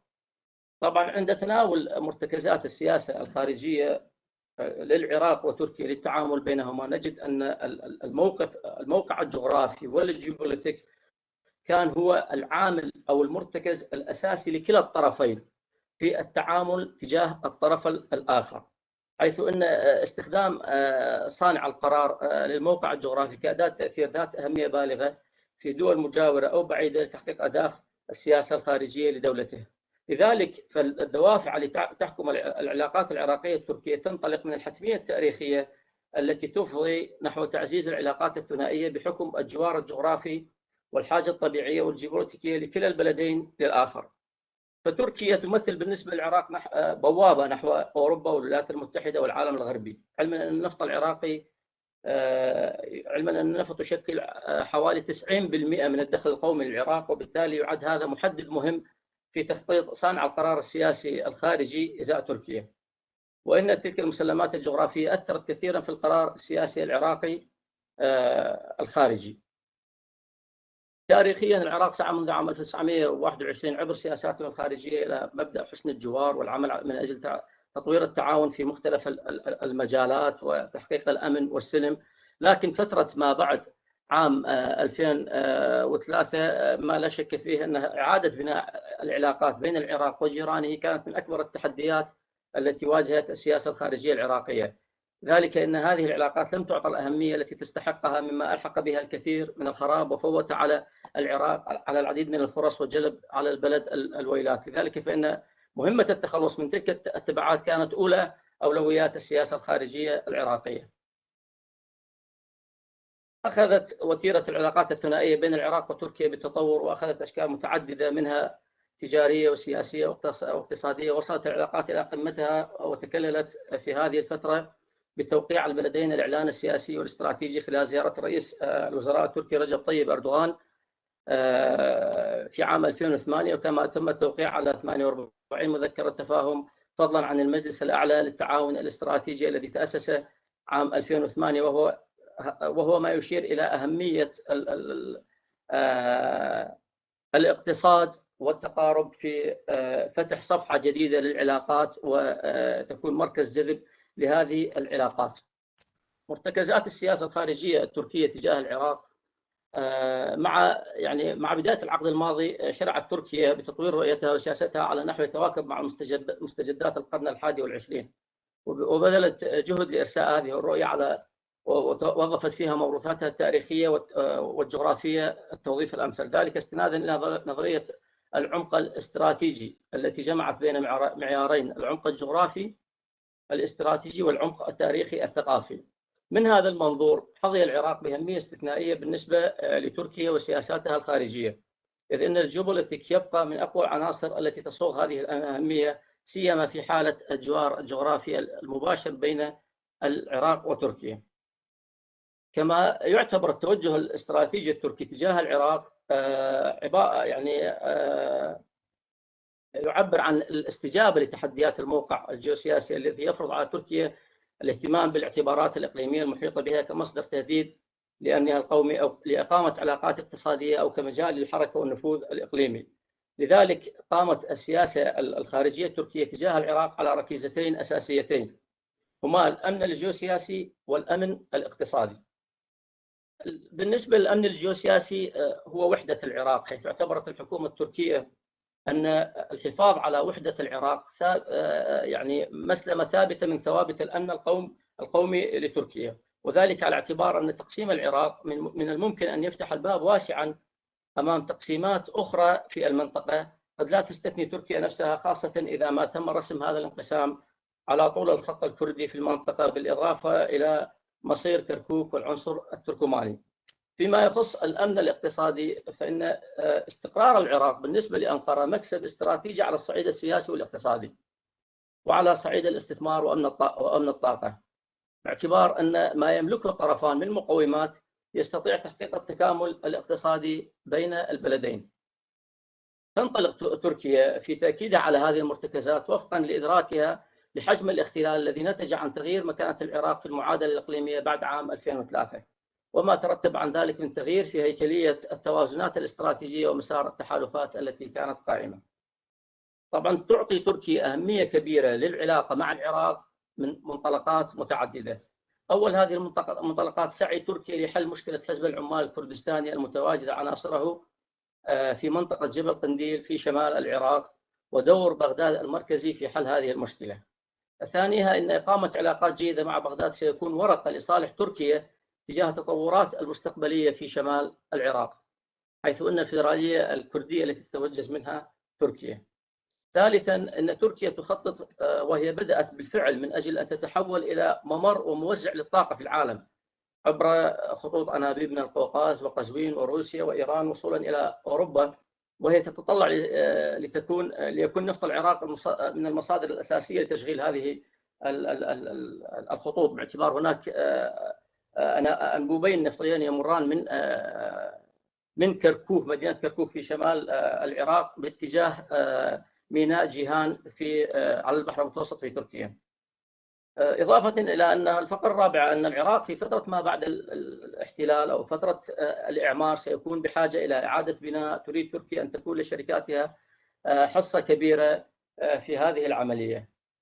بالاستناد لكل هذا يتضح لنا حجم التداخل بين العراق وبين الأمن الداخلي لتركيا وبين سياستها الخارجية ومصالحها الاقتصادية، مما يبرر السياسات الخارجية والاستراتيجية المتبعة بكل جوانبها لتركيا تجاه العراق، باعتبارها امتدادا لقضايا داخلية والسياسة تعبر عن مصالحها الاقتصادية والاستراتيجية.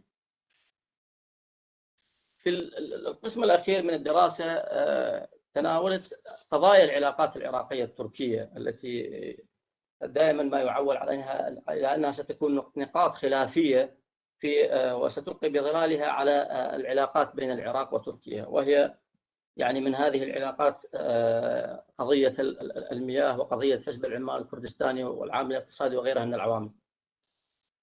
بالنسبة لقضية المياه، برغم أنها شكلت قضية مصدر لتوتر العلاقات بين البلدين لعقود طويلة من الزمن في ظل غياب اتفاق مشترك بشأن المياه وحصص دول المنبع والمصب، إلا أن أساس هذه المشكلة هو بالأساس عدم وجود قواعد قانونية واضحة وملزمة يرجع إليها الطرفان لتسوية هذا النزاع. يعني ليس هناك قواعد أساسية للرجوع عليها، وليس هناك اتفاق شامل لحل هذه المشكلة. بالتالي فإن حل هذه المشكلة يتطلب مفاوضة الجانب التركي بشكل مكثف ومعمق ومبني على أسس علمية عن طريق الرجوع إلى الاتفاقيات الموقعة بين البلدين، والوقوف على طلباتها الفنية بما يخص تصريف المياه والاستفادة منها. وعند تناول هذه المسألة بشكل خاص، مسألة المياه، يعني لابد من الإشارة إلى فشل الحكومات العراقية متعاقبة منذ عام 2003 وإلى غاية الآن، وتقصيرها في تبني هذا الموضوع. فبالإضافة إلى تقصير الحكومات العراقية في تبني هذا الموضوع، كانت هناك حتى مشاريع أنجزت خلال النظام السابق ما قبل عام 2003 لكنها لم تنجز بشكل كامل. الحكومات بعد 2003 لم تكمل حتى هذه المشاريع، والسدود منها كثير من السدود لم تكملها حتى. فكان هناك إهمال من الحكومات العراقية بعد عام 2003 في هذا، إهمال كبير في هذا الشأن، وهو أمر يعيه الشارع العراقي بشكل كامل، ووعته حتى المرجعيات الدينية وأشارت إليه في خطاباتها خلال السنتين أو السنة الماضية، عندما حصلت بعض الإشكاليات في خصوص مشكلة المياه، باعتبار أنه مسألة المياه تمس المواطن في الشارع، فكان لها مردود كبير. أشارت أغلب المرجعيات في العراق إلى أن هناك تقصير من الحكومات العراقية في هذا الشأن. مؤخرا بدأت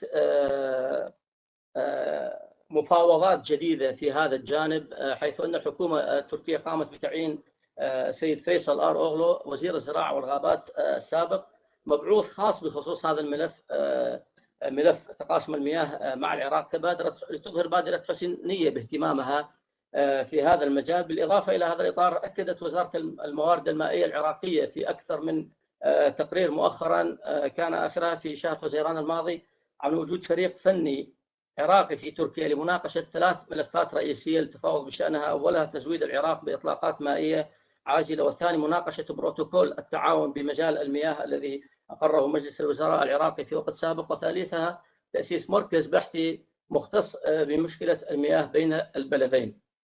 الاهتمام الحكومي الذي ظهر في هذه المسألة والشفافية في مسألة التفاوض في مشكلة المياه سيخلق شفافية وتفاهم متبادل كبير لحاجات ومتطلبات المياه. أي إذا، يعني ما أود قوله، إذا تم التوصل إلى اتفاق بين الجانب التركي والجانب العراقي بشكل واضح لنسبة المياه ونسبة دول المنبع، سيكون هناك إمكانية لتجاوز هذه المشكلة والتخلص من عبئها على كلا البلدين وعلى العلاقات بين الطرفين. هذا فيما يخص مشكلة المياه. فيما يخص مشكلة حزب العمال الكردستاني، يعني الملف ذو أهمية قصوى بالنسبة لأنقرة، وهو معروف، وهو تهديد مباشر لأراضي تركيا، حيث يشن هذا الحزب حربا انفصالية كلفت تركيا الكثير من الخسائر المادية والمعنوية والبشرية، فضلا عن التصعيدات الحالية التي حاول الحزب خلالها بدء حرب ضد المدن وإعلان إدارات ذاتية. هذا الحزب بما يملكه من معسكرات تدريب في جبال قنديل في شمال العراق، ينطلق منها المسلحون تجاه عملياتهم العسكرية للداخل التركي، أدى إلى تأزيم الوضع في بعض الأحيان بين تركيا والعراق.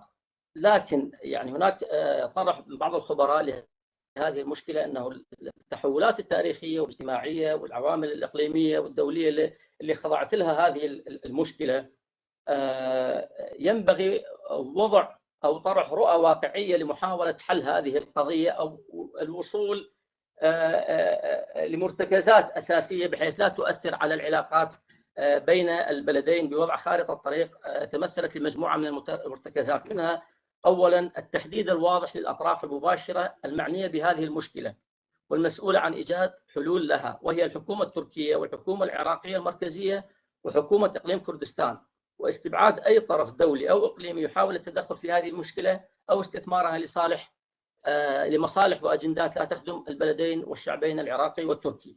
ثانيا، على الأطراف المعنية بهذه المشكلة أن تتبنى التوازن والعقلانية في المطالب والأهداف عندما تسعى لإيجاد حلول حقيقية لهذه المشكلة، وأن يكون المعيار الرئيسي للحل المطلوب هو تحقيق أقصى حد ممكن من الحفاظ على سيادة وأمن العراق بما فيه أمن إقليم كردستان والحفاظ أيضا على أمن تركيا. ثالثا على الحكومة العراقية المركزية وحكومة إقليم كردستان الإدراك التام المعلن بأن مسلحي حزب العمال الكردستاني بكك يمثلون الخطر الأكبر على حدود الدولة التركية، وأن تركيا لا يمكنها التهاون أو المجاملة على حساب أمنها القومي فيما يخص هذا الموضوع حكومة وشعبا يعني. رابعا أي مبادرة جديدة أو جدية لحل هذه المشكلة يجب أن تكون واقعية وأن تستوعب الاتفاقات والتفاهمات السياسية والأمنية بين الحكومة العراقية المركزية وحكومة إقليم كردستان في العراق، باعتبار الأمر واقع في شمال العراق، وهناك تفاهمات ما بعد 2002 و3 وهناك محددات لقيام حكومة بغداد بأي عمليات عسكرية أو تدخل عسكري في منطقة شمال العراق أو إقليم شمال العراق. خامسا لمنع توظيف انعكاسات العمليات العسكرية التركية في شمال العراق كما يحدث حاليا من اللوبي المضاد لتركيا في العراق، ولزيادة التعاون المشترك للقضاء على هذه المعضلة سيكون من المفيد تأسيس غرفة عمليات عسكرية مشتركة في أربيل لمكافحة نشاطات مسلحي حزب العمال بككة بين حكومة بغداد وأنقرة وأربيل. هذه الخطوة ستعطي شرعية أكبر للجهود العسكرية التركية وستعطي بغداد دورا أمنيا جديدا في شمال العراق، وستعطي أربيل أيضا مصداقية أكبر في مسعاها لحل هذه المشكلة، مشكلة حزب العمال. سادسا وأخيرا على حكومتي بغداد وأربيل بذل جهد أكبر لكشف وتحييد النشاطات السياسية والاقتصادية لأعضاء حزب العمال الكردستاني في منطقة شمال العراق، سواء المباشرة منها وغير المباشرة أو تدخلهم في عمليات اقتصادية وغيرها من العمليات المشبوهة في إقليم الشمال. هذه الحلول التي طرحت كخارطة طريق واقعية للمحاولة لإيجاد مرتكزات لتجاوز هذه المشكلة المؤثرة على أو الأساسية من المشاكل بين العراق وتركيا. من العوامل أيضا المؤثرة على العلاقات بين البلدين، وأنا يعني صراحة هنا أحدد بأن عامل الاقتصاد هو عامل جذب يعني للعلاقات بين البلدين، حيث أن النهج المعاصر للعلاقات بين الدول المتجاورة وغير المتجاورة يتبنى السعي لتأسيس أرضية مشتركة من التفاهمات والاتفاقات، وقد أصبح التعاون الاقتصادي بين بلدين ما يؤدي إلى دور مهم في تفادي المشاكل والأزمات. على سبيل المثال التعاون الاقتصادي بين تركيا وروسيا في كثير من الأحيان أدى هذا التعاون إلى تجاوز الكثير من حالات الصدام والمشاكل بينهما في ساحات الصراع التي ينخرطون فيها، سواء في سوريا أو في ليبيا أو في قرباغ أو في أماكن أخرى، مع اختلاف رؤيتهما طبعا في هذا الصراع. لكن بقى العامل الاقتصادي هو الخط الراجع بين الطرفين لإدامة العلاقات بين الطرفين. إن الجوار الجغرافي يمنح كل من تركيا والعراق فرصا واسعة للتعاون الاقتصادي، ليس على مستوى التبادل التجاري وحسب، لكن على مستوى المشاريع الاقتصادية الاستراتيجية المهمة التي تصنع الأمن والتي ذكرناها قبل قليل، من ضمنها مثلا مد أنابيب النفط وإيجاد منافذ تصدير، باعتبار تركيا تمثل معبرا مهما لمرور النفط والطاقة إلى أوروبا. مثل هذه المشاريع، مشاريع أنابيب النفط أو غيرها من المشاريع الاقتصادية الكبرى، تعد مشاريع اقتصادية لها بعد أمني كبير، ستلقي بظلالها على المسألة الاقتصادية والمسألة الأمنية أيضا بين الطرفين، كمشاريع مد أنابيب النفط وغيرها. وتبدو الفرصة متاحة كما أنه يعني لتركيا والعراق للتقدم سريع في مجال العامل الاقتصادي في الظروف الإقليمية المحيطة، منها مثلا العقوبات الأمريكية المفروضة على إيران، ومنها مثلا محاولة العراق النأي بنفسه عن الصراع الأمريكي الإيراني. كل هذه تعد عوامل مساعدة لزيادة وتيرة التعامل الاقتصادي بين الطرفين. من العوامل الأخيرة ولها دور كبير دقيقتين. نعم دكتور، لها تأثير كبير على العلاقات هو التقارب السياسي والاجتماعي. فيما يخص التقارب السياسي، في مرحلة بعد عام 2003 بادرت تركيا إلى بعقد قمة دول الجوار العراقي في 23 من يناير كان الثاني عام 2003، وقد تبلورت هذه الرؤية المرة الأولى بلورت من ضمنها بنية دينامية من داخل المنطقة لمناقشة مشكلات المنطقة الخاصة بها، أي أنها لم تأتي بتوجيه خارجي، إنما من دول المنطقة، وهو ما يميزها عن غيرها، باعتبارها تلك الاجتماعات ستكون نتاجا محليا لمشاكل المنطقة. كما أن تركيا تتمتع بتأثير كبير على المجموعات العراقية وعلى دول الجوار في المنتدى المذكور، وقد شهدت السنوات الأخيرة تطورا في أساليب العلاقات الدبلوماسية بين البلدين. لم تبقى على الدبلوماسية والرسمية، إنما هناك دبلوماسية شعبية ممكن القول، أو ما مثلته المؤتمرات والندوات الأكاديمية وغيرها من ما يسمى بالدبلوماسية الأكاديمية، والتي عقدت خلال السنوات القليلة الماضية. هناك الكثير، المئات وأكثر من المؤتمرات بين تركيا والعراق. هذه المؤتمرات تمثل ملتقى لطرح رؤية مشتركة بين الأكاديميين والمختصين والمهتمين بهذه الأمور، لطرح رؤية أقل تشنجا مما تطرحه الرؤى السياسية لمناقشة مشكلات العلاقات بين البلدين. بالإضافة إلى أنه من العوامل الاجتماعية الأخرى أصبحت تركيا، والتي مركز جذب للعلاقات بين الطرفين، أصبحت تركيا هي محط لطلبة العلم العراقيين الذين يبحثون عن إحضار الدراسات الأكاديمية. بالإضافة إلى أن هناك الكثير من الدراسات التي تشير إلى كثرة الجالية العراقية في تركيا، إلى أنه كثرة حتى شراء العقار من ضمن الجالية التي مرت لأكثر من سنوات. هي الجالية العراقية اعتبرت الجالية الأولى في شراء العقارات في تركيا. كل هذا يمكن أن يشكل دبلوماسية شعبية أو وسيلة تواصل شعبي بين البلدين، لها تأثيرها على مستقبل العلاقات العراقية التركية بصورة إيجابية. وشكرا لكم على حسن الصياغة والاستماع. شكرا جزيلا، شكرا أستاذ عمر. وربما يعني أنت في نهاية ورقتك قمت بنوع من الجسر مع ورقة الأستاذ بلال سلايمة التي ستلي، لأنه أنت تفضلت فيما يتعلق في يعني الأستاذ بلال سلايمة سيتحدث عن دور يعني تركيا عندما تتعامل مع مسألة بناء الدول أو علاقاتها الاقتصادية والسياسية وأثرها في تشكيل بناء الدول. فربما أحد الأسئلة التي نعود إليها يعني الدور التركي في صناعة المشهد الداخلي العراقي، لأنه أكيد مهم. أيضا أنت تطرقت وإن كان بإيجاز، ربما نتوسع أكثر في موضوع العامل الإيراني في العلاقات التركية العراقية، لأنه لا شك أن العامل الإيراني عامل مؤثر جدا في صناعة السياسة الخارجية الآن في العراق. وربما أنت ورقتك كانت تجمع بين أنها تحليل سياسي وورقة سياسات، يعني قدمت فيها نوع من التوصيات للحكومة العراقية، فربما أيضا نتحدث أكثر عن ذلك لاحقا. شكرا جزيلا. وأنتقل إلى ورقة الأستاذ بلال سلايمة. Now we are moving to the third paper. Mr. Bilal Salaime will be a presenter for the paper on the impact of Turkish model of post-conflict peace building on the remaking of the Arab local political order. As maybe we all know that this topic of the post-conflict peace and state building after conflicts started to be a very important question after the war of Iraq. The regime in Iraq were collapsed and destroyed actually by the invasion in 2003, 2004, but the state building was a very complex process. Mr. Bilal will discuss how Turkey, when Turkey is providing political and economical support, when they are at the same time exporting its own model of governing and norms. Turkey is not only exporting products, industrial and commercial products, but also it's creating a model in many countries. The issue of the Turkish model and how it's impacting other states is very important one. Mr. Bilal will continue also what Mr. Joe Hammoura started of focusing on Syria.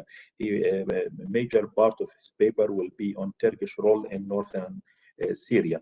Mr. Bilal is a researcher at the Center of Conflict Development and Peace Building, CCDP, and he is a doctoral candidate in International Relations, Political Science program at the Graduate Institute IHEID in Geneva.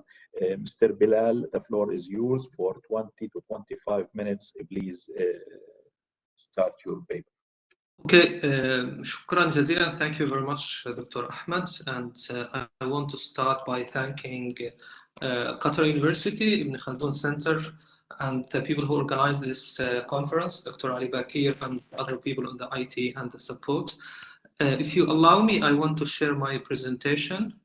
I hope it's now. Yes, share now. Okay, you can see it, right? So Yes. I try to be on time and as short as possible, and want to thank Joe for paving the way for my paper somehow by presenting Turkish policy towards Syria and the development of Turkish approach. So in my paper, I will be speaking about the Turkish impact of, the impact of Turkish model of post-conflict peace building, though at the beginning I will somehow question if we have sort of a model and if we can call it peace building. But I just used this concept since these concepts are the mainstream concepts used in academia regarding these concepts. But I think we need to somehow engage with these concepts regarding Turkish involvement in the region somehow critically. I will also focus mainly on Turkish activities in post-conflict and stabilization in northern Syria as a case study where we were able to do sort of interviews, ethnographic research, and sort of field work to collect some data regarding this question in general.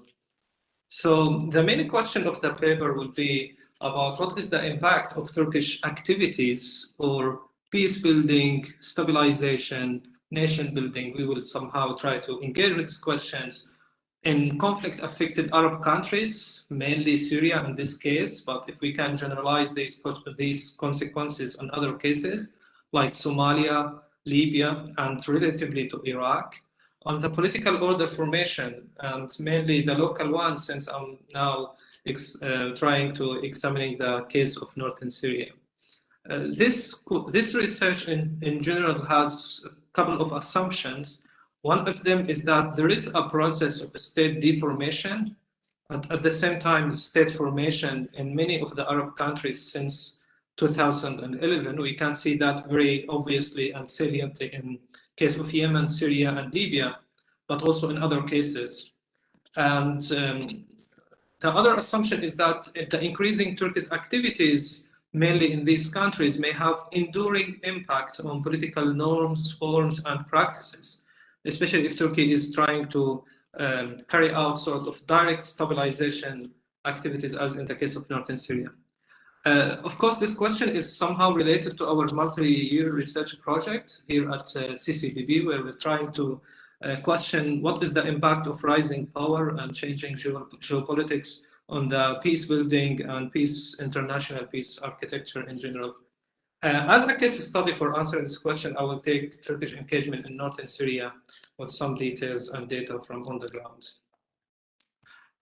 So to outline the presentation here, and somehow it's the outline of the paper, it will be about Turkish role in peace operations in general, its increasing role in conflict-affected countries, which I will touch upon very shortly, and then speak about Turkish role in northern Syria, and try to somehow see what are the features of Turkish stabilizing model in northern Syria, and what does this model or these features mean for the long-term political order formation in northern Syria, and hence we can somehow answer the impact of Turkish peace building on shaping the local political order.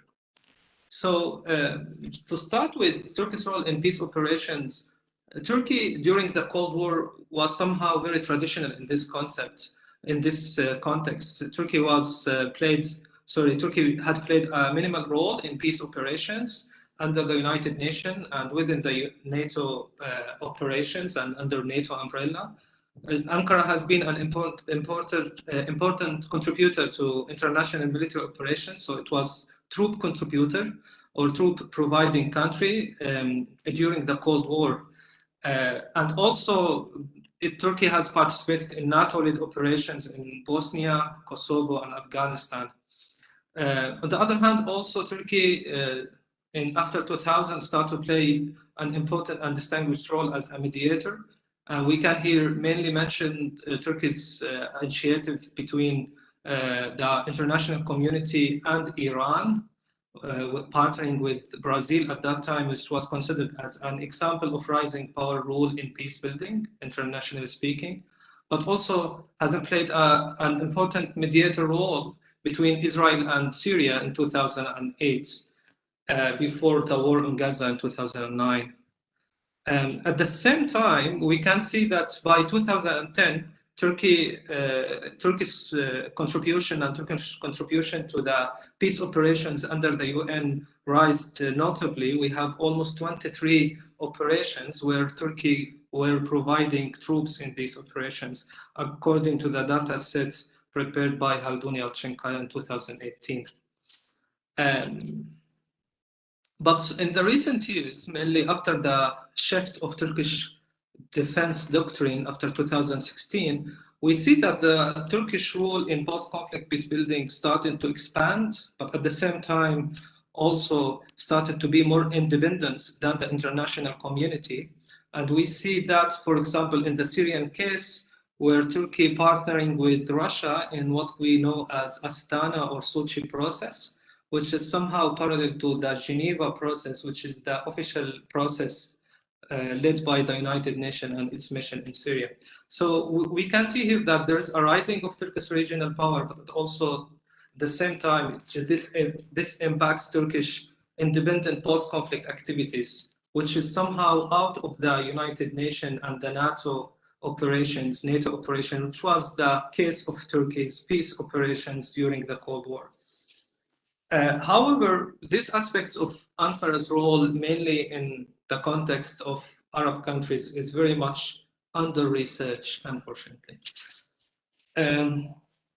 So to come to Turkey's increasing role in conflict-affected countries, we see that recently in Somalia, Iraq, Syria, and Libya, where Turkey's on-the-ground involvement has led to its increasing Turkish activities, but also presence on the ground in this regard.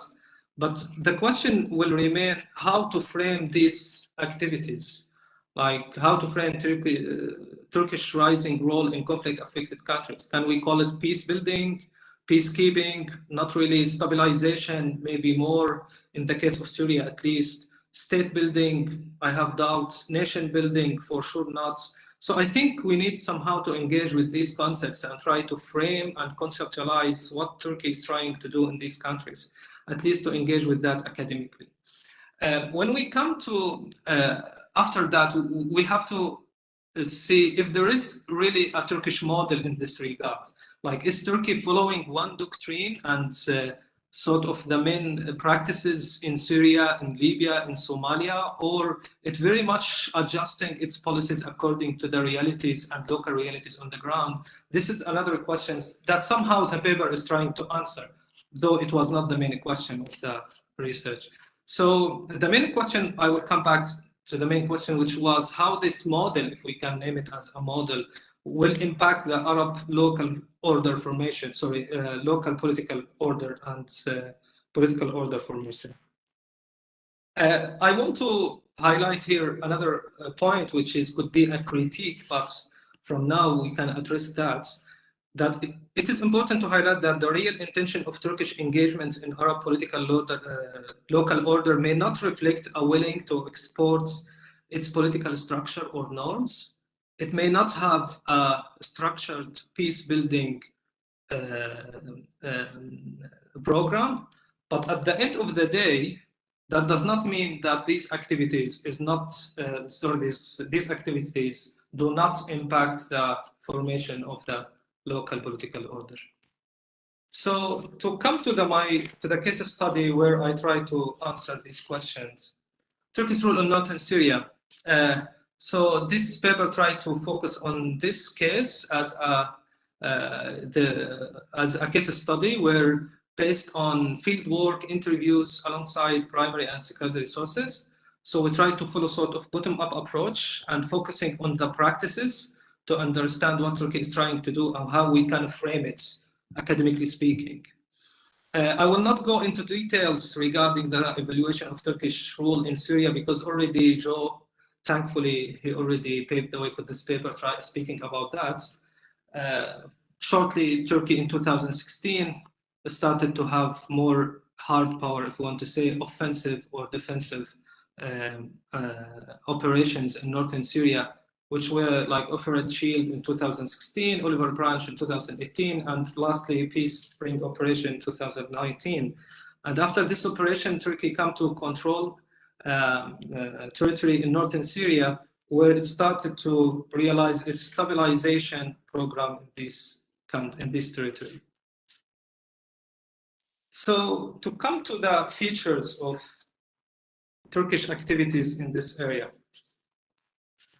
After analyzing the data that we have, and it's somehow mentioned in the paper, through primary, secondary sources, and also interviews with different actors on the ground, we can see that the features of Turkish stabilization model in northern Syria are: one, prioritizing the security sector reform, and also following sort of decentralized local governance, reconstruction-led stabilization, and reviving ethnic and tribal bonds. And I will come to each of these features in sort of detail. Regarding the security sector reform, we can see that the primary task of Turkish stabilization activity in northern Syria is the security sector reform, which includes restructuring the armed groups of Syrian opposition under sort of unified leadership, which very much loose controlled unified leadership. Actually, this process started before 2016, but it was very much accelerated after 2016. With 2017, we have Turkey pushing for the establishment of the Syrian National Army. It's important to mention also that Turkey, in the same context, is training and equipping Syrian police officers. So we see that it is not only about armed forces, but also about, it's not only about army, but about police forces. So until 2020, more than 10,000 Syrian police is said to be trained by Turkey.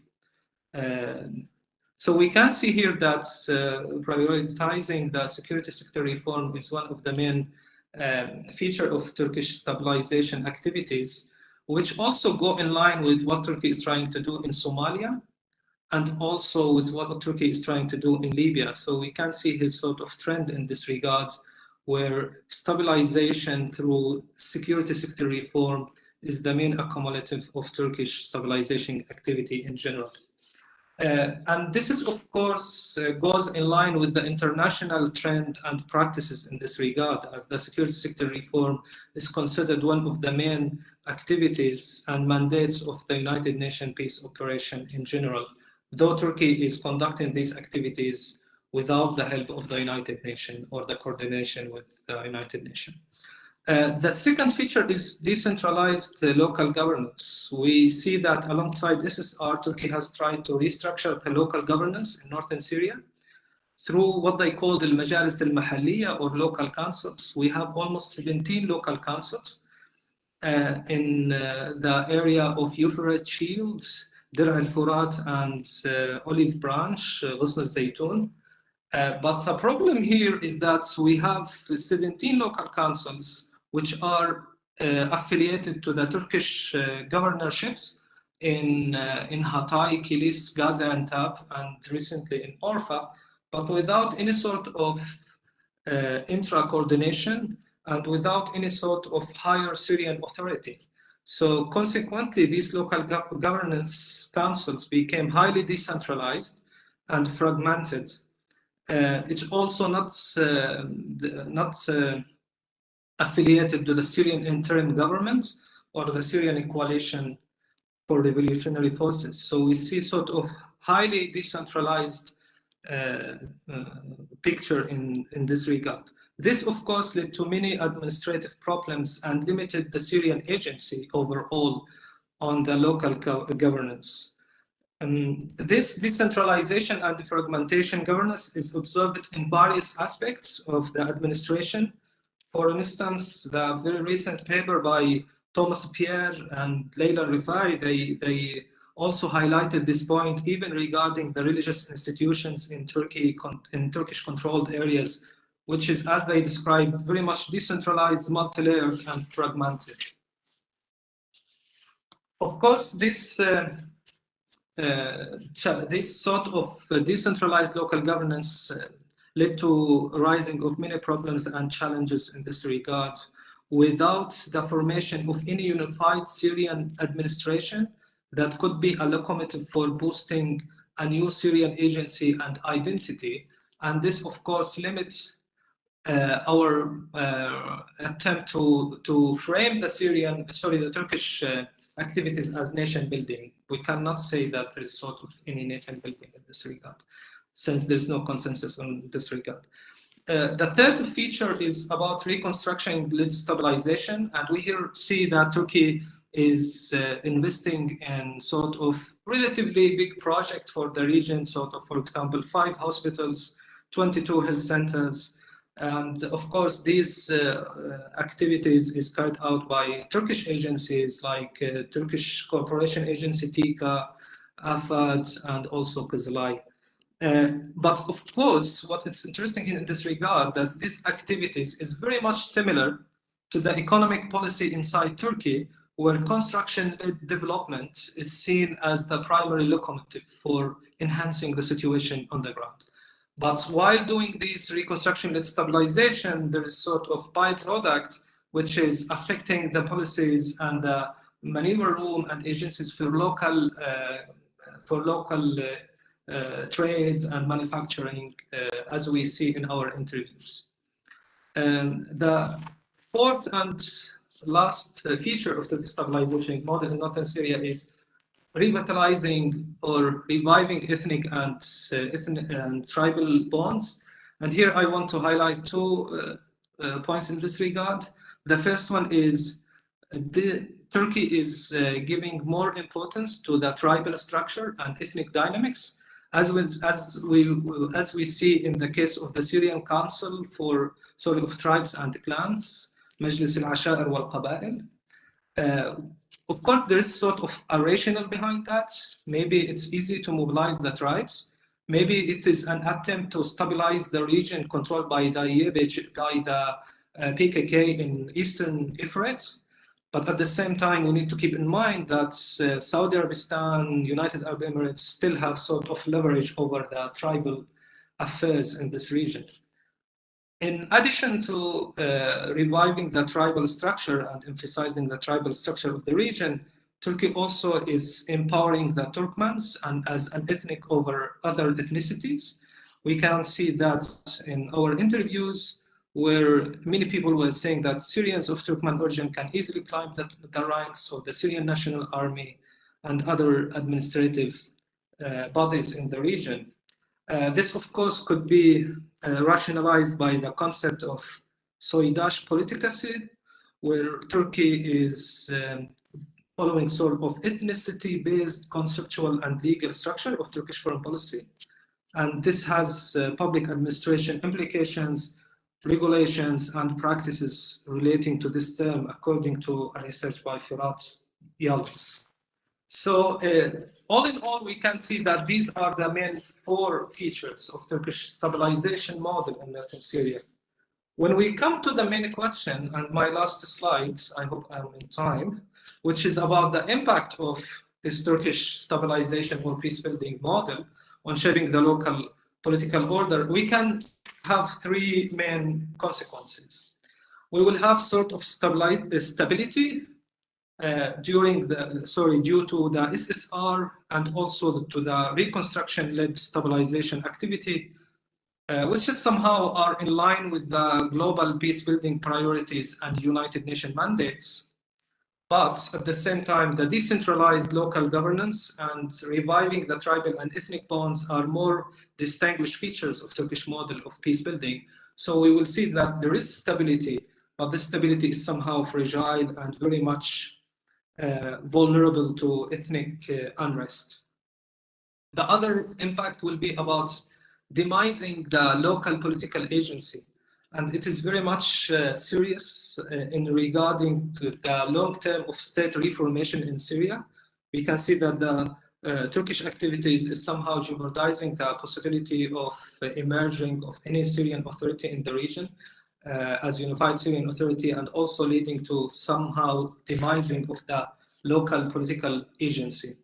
The last one is what does that mean for the long-term impact of long-term process of Arab state formation or reformation, if we can see.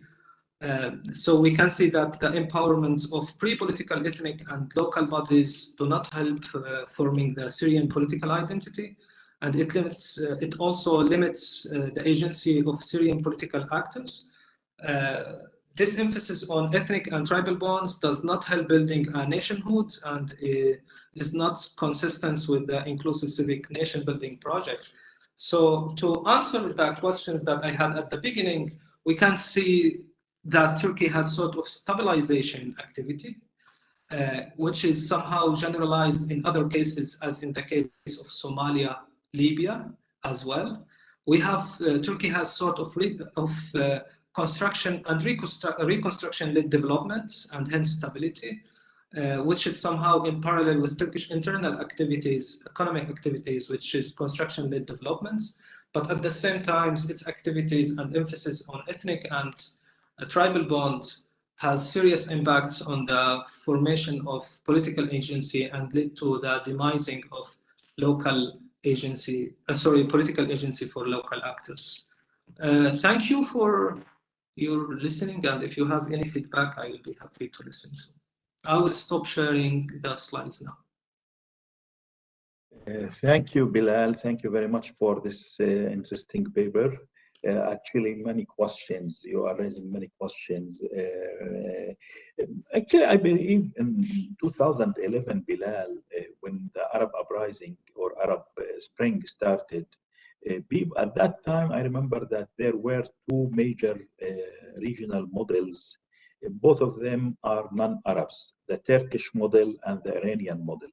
The Turkish model was at that time a kind of moderate Islamism, maybe we can say moderate secular Islamism. That time with a success story in economy, success story in tourism, and a lot of many in the Arab world, including Islamists, wanted to copy such model. Iran was another model, more fundamental, more let me say, anti-secular model. And it appeared in 2011, 2012 as if the Arab youth who went to the street have their own model. But this appeared that or proved to be not true, and there were no model. Then Turkey became a kind of a player. It have its own alliance with Muslim Brotherhoods or other parties in Egypt and other places. It became a player. So hearing you while listening to your paper, I feel as if you are saying, and here I go back to also Joe's paper, that Turkey moved from using its soft power to using its hard power, using Joe terms. And that while now, and you are giving us a very detailed examples for what really, as you mentioned, under research topic, but also questions is why Turkey is doing this? What is the goals, the major goals of this stabilization processes? Is it part of increasing Turkey's regional role? It is because security in other in surrounding areas, it's security for Turkey, why they are doing this. And also, for example, you are mentioning very interesting point about promoting tribal and ethnic bonds in Syria and other countries. I remember that the United States of America in 2003, 2004 discovered that they do not understand the Iraqi society. So they had to start studying the Iraqi society, and it is a tribal construction again. Is it because Turkey understands the structure of the region? Why they are promoting such thing? This is very interesting point to continue to elaborate after.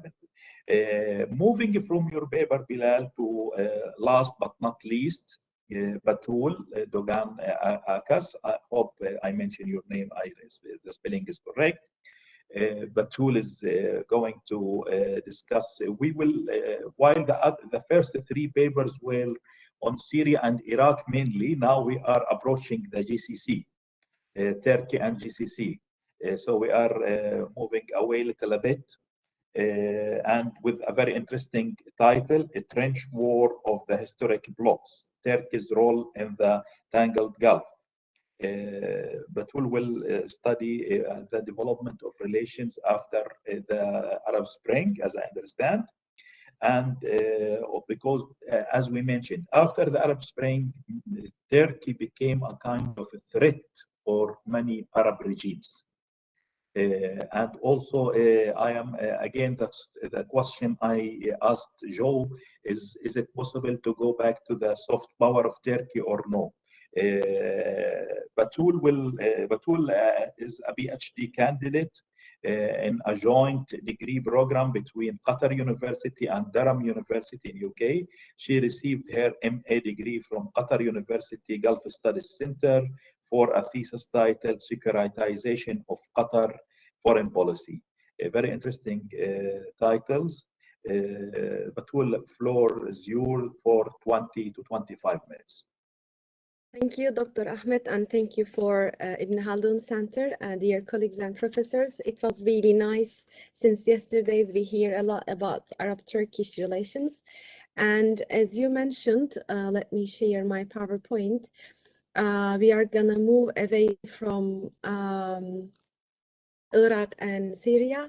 Batul, before you start, but let me mention that audience can send their questions written by chat or prepare themselves for questions. We can receive questions. Please go ahead. Sorry. Okay, no, it's fine. Thank you. So we are now moving to the Gulf, but what I will mention is not an extended Gulf. I will basically talk about GCC, and this is part of diplomacy and foreign policy papers in the conference we have. So basically, the focus is diplomacy and foreign policy in the GCC. So the outline of my research is. My presentation for today is actually, I will start with my research motivation, and then I will move to a brief background about Turkey's involvement to the Gulf affairs or GCC affairs specifically. Then I will mention the theoretical framework to define Turkey's transformation in policymaking, plus then I will move my main argumentation. So in terms of my research motivation, I really see it as an important part of a presentation, because what we see since yesterday is the first time happening. We have an Arab-Turkish relation conference, despite the fact that Turkey is one of the earliest powers being in the region, has connections historically, religiously, and I am not sure if Turkish scholars understood enough, as Dr. Ahmed asked to Bilal, the structure of Middle East or Gulf, but at least there are many people working on Middle East and Gulf specifically. But despite all the efforts and studies, still there's a big gap in the literature, a massive gap in the literature, because the GCC-Turkish relations or Turkey-Gulf relations are still an emerging literature. We have studies mostly focusing on the historical background or history between the countries, focusing mainly on bilateral relations or regional perspective, GCC versus Turkey relations, etc. But usually we have them under-theorized or under-conceptualized. So that's why I was so amazed with the presentation since yesterday. This is a fantastic, opportunity for, in general, for Gulf studies. So I would like to say thank you again to Ibn Khaldun Center. So the literature on Turkey-Gulf relations are usually agenda-oriented. What I mean with this, usually the literature or the scholars' interest on the GCC is focusing or overlapping with the current political situation between countries. So we have a reconciliation between UAE and Turkey now. I am sure we will have more publications on that. We used to have a lot Turkey and Qatar. We used to have a lot Turkey and Saudi Arabia, and basically on either political Islam or economic cooperation. But are these the only ones that we can talk about, GCC and Turkey? Don't we need a comprehensive outlook bringing all these dimensions together, or maybe theorizing the relations with another aspect? So that's why this is part of my PhD research, and I would like to theorize Turkey's involvement to the GCC. My PhD is not about Turkey's role in the GCC. I do more GCC policymaking, but this is a little section in it. So I hope I will have enough feedbacks to develop it further. So the theoretical framework to discuss Turkey's role in the GCC, I am using a post-structural approach, which has a unique stance in terms of power and hegemony in the GCC. And they have two key concepts that I will use for Turkey's role: trench war and historic bloc. So according to post-structuralist approach to hegemony, a political content is a place where we see a continuous struggle between hegemonic and counter-hegemonic discourses. And in this given political context, we have a sedimented hegemonic discourse, which is Saudi Arabia in the case of GCC, and emerging alternative discourses. And this is Qatar's role and Emirati role in since Arab Spring, basically. So that's why my purpose is to discuss Turkey's involvement in GCC affairs as supportive or discouraging the alternative discourses either by UAE or Qatar. That's why, as post-structuralist theory define this, the cooperation between alliances against the sedimented hegemonic discourse defined as historic bloc. So this is a specific concept to define emergence and of an alternative bloc against hegemonic power and dominating hegemonic power. So trench war is the antagonisms where we see between the sedimented hegemony and counter-hegemony. So what I would like to see in the GCC since the Arab Spring, which is an organic crisis according to post-structuralist approach, we have a trench war of antagonistic blocs between GCC countries plus external actors. We have Israel, Iran, and Turkey, basically, in my research. So that's why the way I approach to GCC is, I am not from GCC, but my perspective, my research perspective is oriented to GCC. So I would like to have a generic and organic understanding of GCC. And I think I am not alone in this because since yesterday we have seen many presentations and they were basically focusing on multidimensional approaches towards GCC or Turkey's involvement to Gulf. So what I would like to do, I would like to have an indigenous approach to GCC's policymaking. That's why I am not going to use realist or neo-realist approaches, which are focusing on a diverse understanding of policymaking. In post-structuralism, we have the understanding of hegemony and power, including material and non-material approaches, including alliances and transnational forces, which we have in the GCC, tribal linkages, families, religious affiliations, political Islamic movements, etc. Plus, for post-structuralist approach to power and hegemony, leadership is the basic place where they exercise power. So in GCC, we have a leadership of Saudi Arabia challenged, tangled, struggling with the changes of leadership since the Arab Spring or with the current affairs of MBS. So that's why leadership is a key element of power and hegemony in post-structuralism. And this is something I see really important and underlining for the GCC politics as well, because dominating or coming from Islamic tradition and the Arabian Peninsula tradition, leadership is something important. The respect to leadership or bandwagoning to leadership. These are the elements we have indigenously affected the GCC policymaking. Another dimension of power and hegemony in the GCC is requirement of a dominant interpretation for post-crisis era, and the crisis here is the Arab Spring, since it was a crisis against mainly status quo powers in the region, and we have them all in GCC, dominating monarchic regimes and ruling elites. That's why for GCC countries, the challenge to status quo by a wave of change or reform in the region after Arab Spring was dominating, and they were in need of a new interruption to regional politics.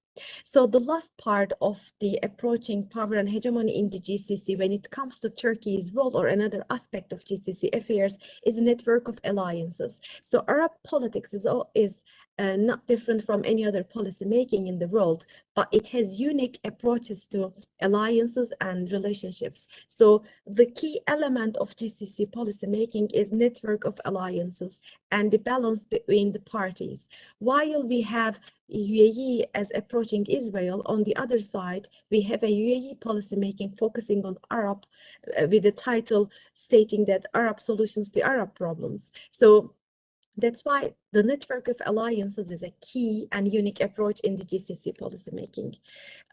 So when we talk about Turkey's role in the Gulf, what do we mean? Do we really mean a soft power or hard power approach? Do we really mean an Ottoman, like neo-Ottoman understanding?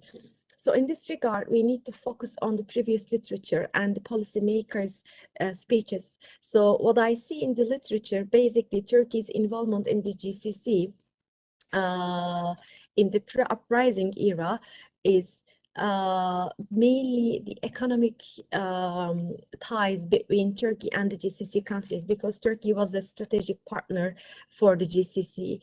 That's why economic relations, the trade partnerships over military or environment or agricultural equipment in various sectors, plus some soft power cooperations, including cultural exchanges, education deals, etc. So before Arab Spring, Turkey's role in the GCC was emerging in a mainly economic dimension. When it comes to political affairs, Turkey had a soft power, not only because of soap operas or the Turkish culture embedded in movies or books, etc. It's also about the AK Party's leadership in the region as an Islamist party, supporting the Palestinian society, supporting the Arab society in the global struggles. So Turkey reached a level of soft power. I think we have mentioned this since yesterday a lot, so I don't need to underline it. But with the Arab uprisings, what has changed, Turkey became part of antagonistic problems in the GCC, because Turkey was not having a relationship with only one party. Turkey's relations with the GCC was multilateral.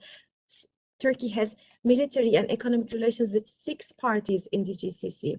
That's why it is at the center of any antagonistic relationship, if it is related with the Muslim Brotherhood or Iran or the clash of status quo and change in the region, because the way Turkey supported the change in the regional affairs was against the idea of dominating narrative of the GCC.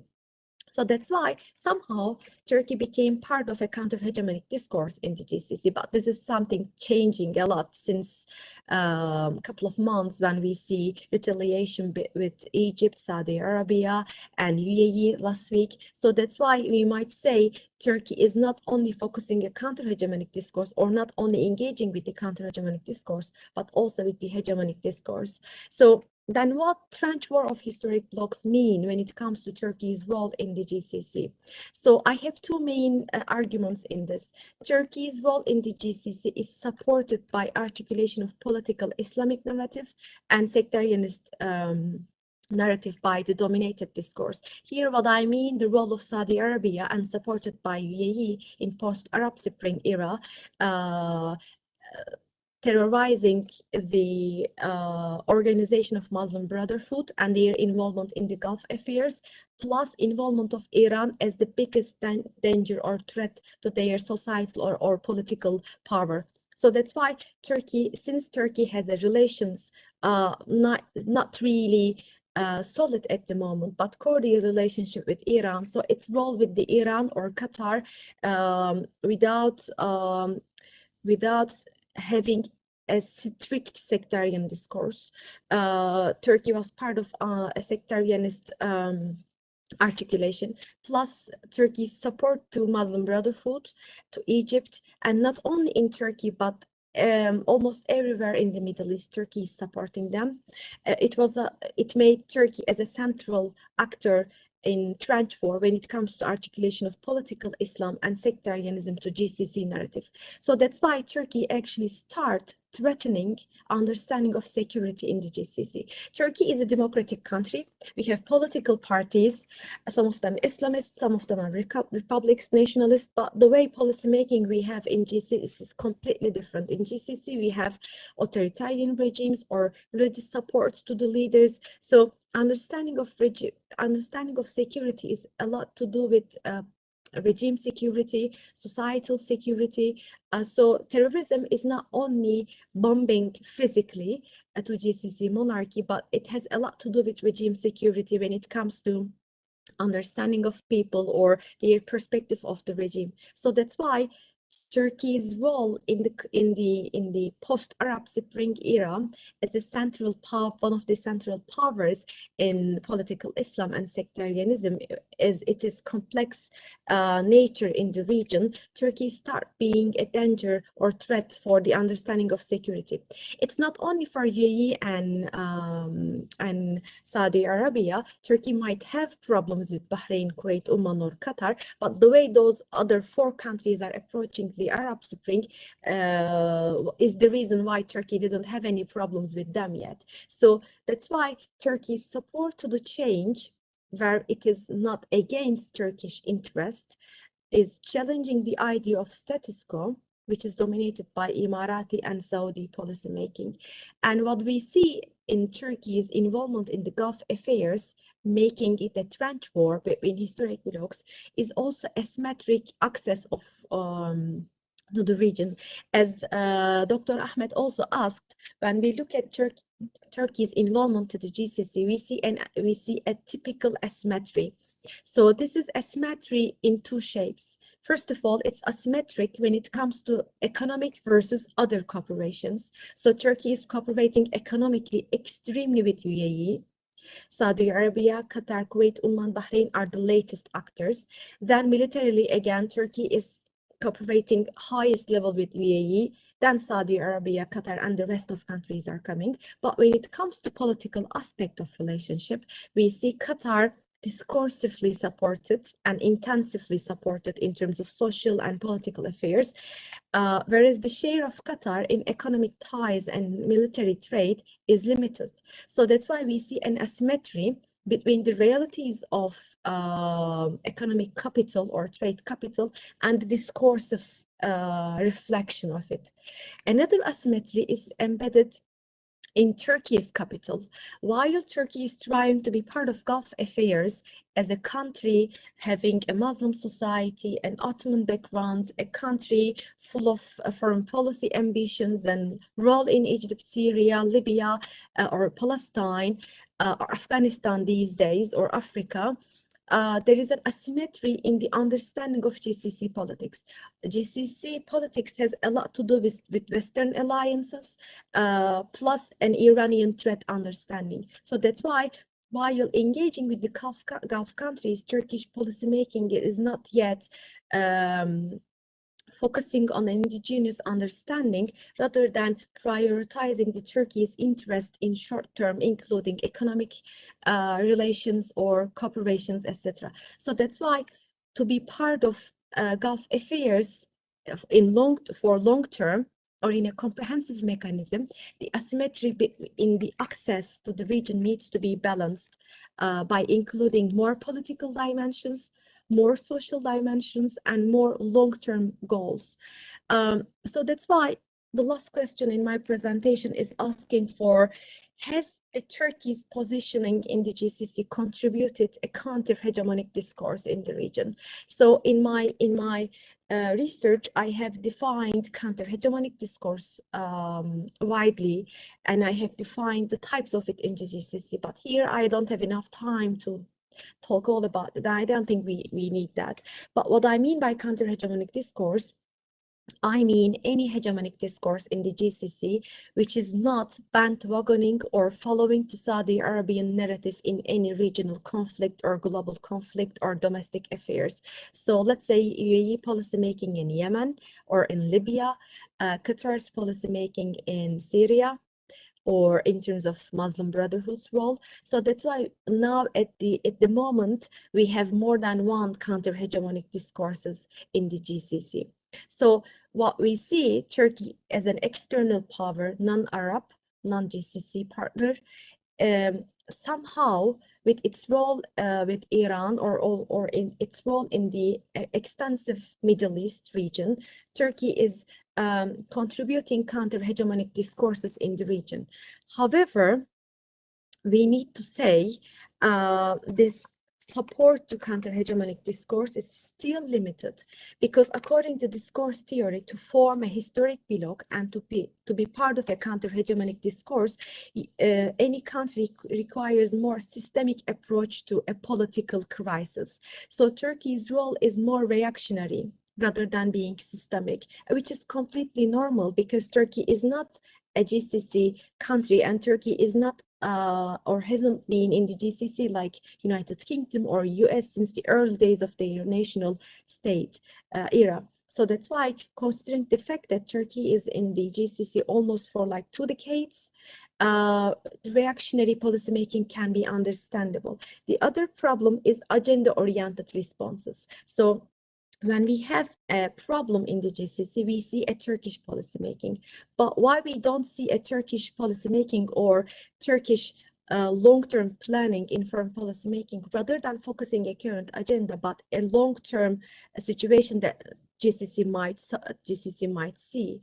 So that's why to be part of historic bloc, we need more less agenda-oriented policymaking and more systemic approaches to GCC, not only from the perspective of Turkish policymaking, but also perspective of GCC policymaking. We need a systemic approach in terms of this cooperation. So the last thing embedded in Turkey's policymaking to GCC is the party's preoccupation with other problems. So Turkey has some domestic issues, economic problems, Syrian war at the border, and the current tension in Libya. So while having all these preoccupied problems in foreign policy making, or preoccupied problems with the GCC, like Jamal Khashoggi case or the tension with UAE, still there are some steps needs to be politically negotiated before going into a long-term cooperation, or a cooperation which might have a comprehensive approach rather than an economic purpose. So that's why Turkey's role in the GCC, along with its impact in policymaking of Iran and Israel in the region, might be really unique and might be really beneficial for the long-term peace and reconciliation in the region, but it needs a better systemic approach and long-term agenda setting.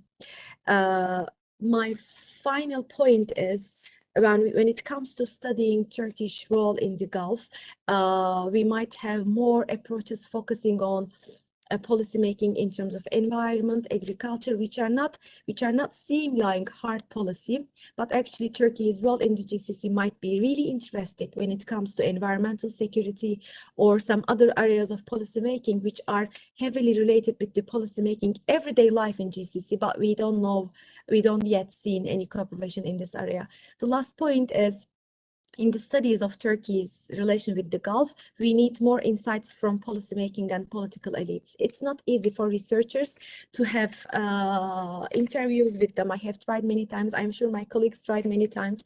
It's not easy. So why we don't have enough unique studies in the GCC-Turkey relations, because we don't see policymakers speaking much on the subject. So that's why I hope we will see more clear and transparent relationship between GCC and Turkey. So we might have a chance to study it in more detail. So this is all from me, and thank you a lot for listening my presentation.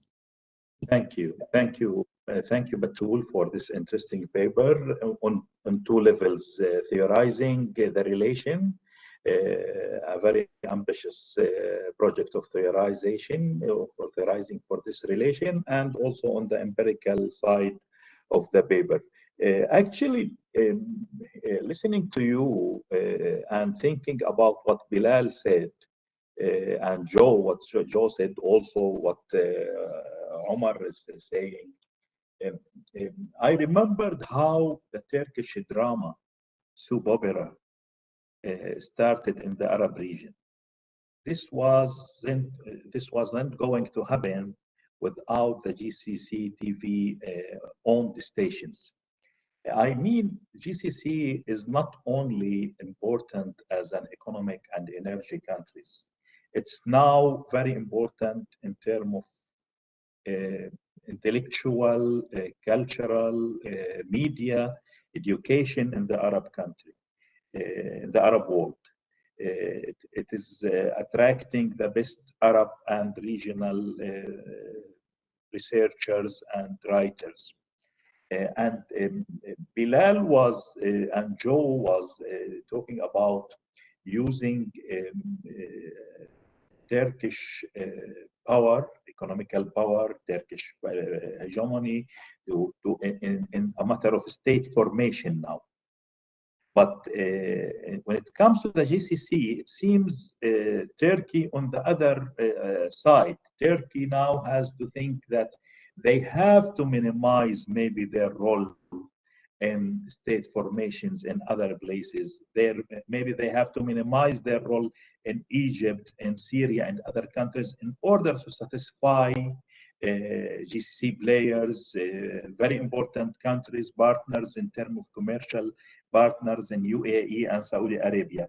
And it's amazing from what you are, from your presentation, that Turkey can separate between its political discourse and its economical and military ties or relations. This is interesting because it is similar to what's happening with Israel. There is a discourse, but there is a good economical relations going on. I don't know if you can just touch upon this point or answering a question. What is the difference between Turkey's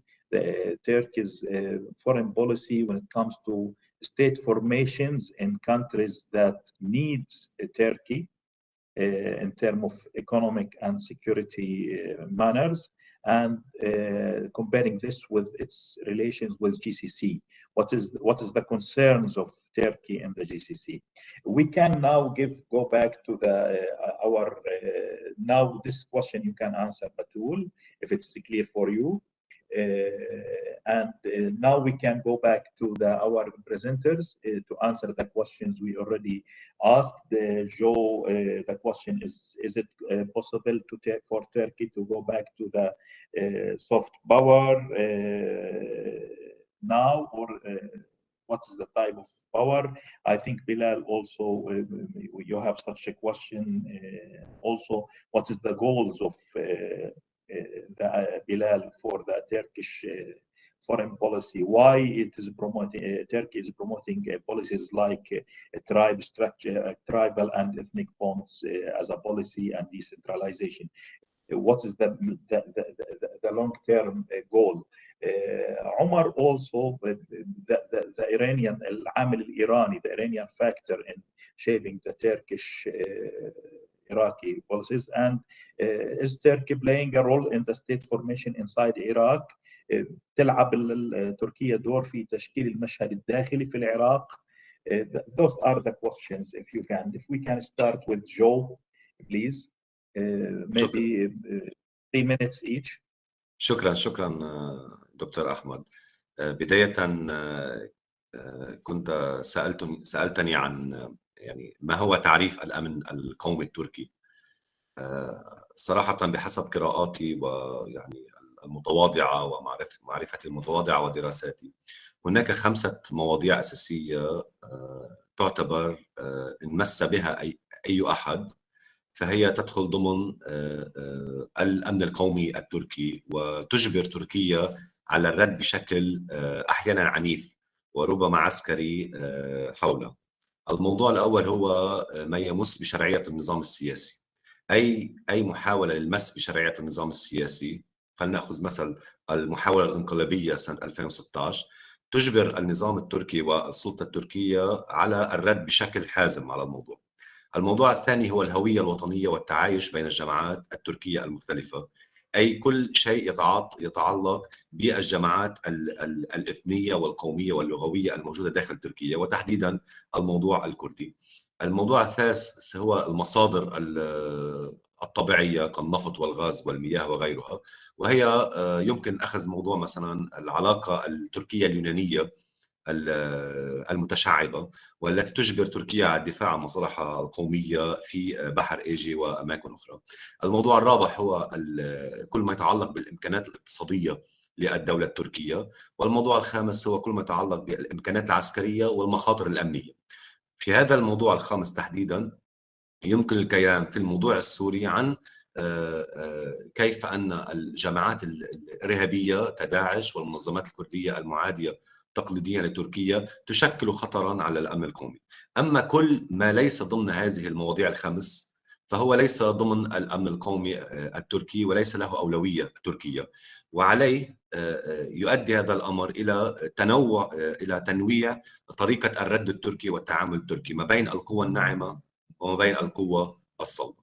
أما ردا على سؤالك الثاني، حقيقة اليوم تركيا صحيح أنها استخدمت القوة الصلبة في سوريا بمعنى الدخول العسكري وممارسة الضغط العسكري والأعمال العسكرية وحتى الاقتصادية، إنما تقوم بنفس الوقت بمساعدة الأفراد والجماعات شمال سوريا أو بالأماكن التي هي موجودة فيها.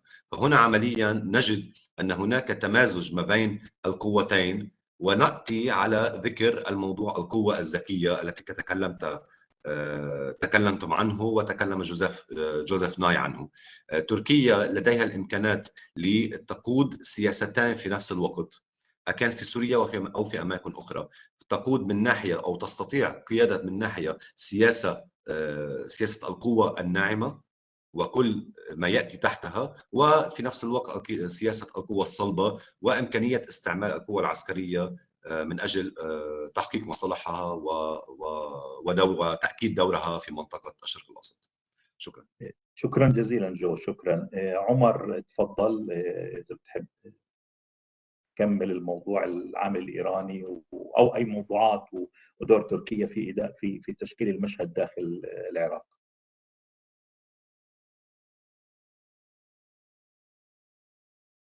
بس الميكروفون عمر على ميوت.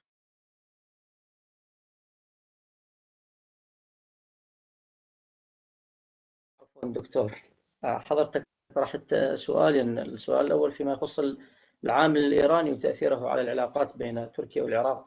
يعني بالتأكيد أنه صانع القرار العراقي كلما كان أكثر استقلالية في اتخاذ قراره، يعني كلما كانت اتجاه بوصلته صحيحا لصالح المواطن العراقي. صانع القرار العراقي يعني ليس مستقل بشكل تام، هناك تأثير ونفوذ إيراني كبير على صانع القرار العراقي، وبالتالي هناك حدود معينة لا يستطيع صانع القرار العراقي بتجاوزها مع فيما يخص العلاقات العراقية التركية، بدءا سواء من جانب إيران أو حتى من جانب الولايات المتحدة الأمريكية وتأثيرها على صانع القرار العراقي والحدود المعينة في التعامل مع العلاقات العراقية التركية. بالإضافة إلى أنه حتى المجاميع المسلحة وانتشارها ومسألة قد تكون مسألة مطولة، مسألة اتفاق سنجار ووجود اتفاقها ووجود قوات الحشد الشعبي فيها وهذه التفاصيل الأخرى، كل ذلك له تأثيره على العلاقات بين الحكومة العراقية والتركية، وله تأثير إقليمي ودولي في التدخل على هذا الجانب. هذا فيما يخص تأثير العامل الإيراني. السؤال الثاني هو الدور التركي في الداخل العراقي.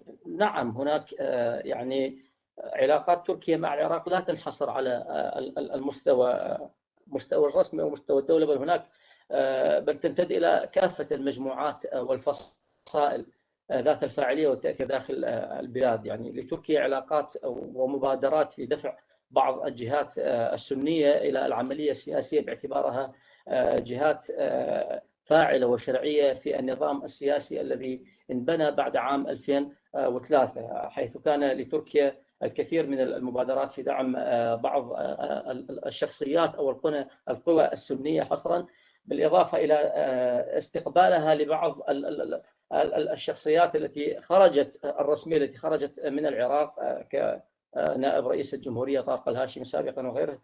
هذا من جانب. من جانب آخر الدعم التركي للجبهة التركمانية في العراق. لتركيا نعم امتداد وعلاقات وتأثير على الداخل من خلال هذه القوى التي تدعمها في الداخل العراقي. شكرا جزيلا أستاذ عمر، ورقة يعني ثرية ومهمة. بلال، موضوع يعني هذه التفاصيل المهمة اللي ذكرت لنا إياها عن عملية تشكيل الدول من الداخل، ما هي الأهداف التركية؟ إلى ماذا تسعى تركيا من ذلك كله؟ هل هو النموذج التركي في الحضارة في ماذا الأهداف؟ تفضل.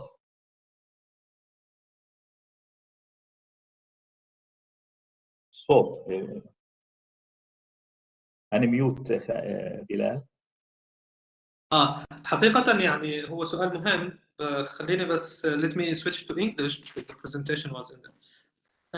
Well, in my research, we didn't question the motivation at the beginning. We want to understand what is the model and if there is any model, how we can frame it. So we focused mainly on the practices and try to understand how this practices is very much unique to the Syrian case, or we can generalize it to other cases, as in the case in Libya, when we're speaking about SSR, and in Somalia.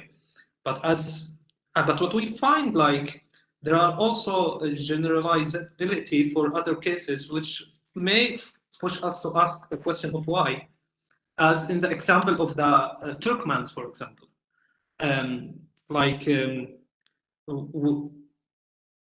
Why, for example, Turkey is pushing for more Turkmen priority in some policies?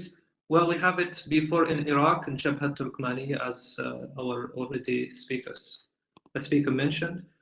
Interestingly, in Libya, we had it. Like, I do remember when Faiz al-Sarraj signed the agreement in 2019 with Turkey, some Turkish media outlets started to speak, okay, Faiz al-Sarraj, he has a Turkmen origin.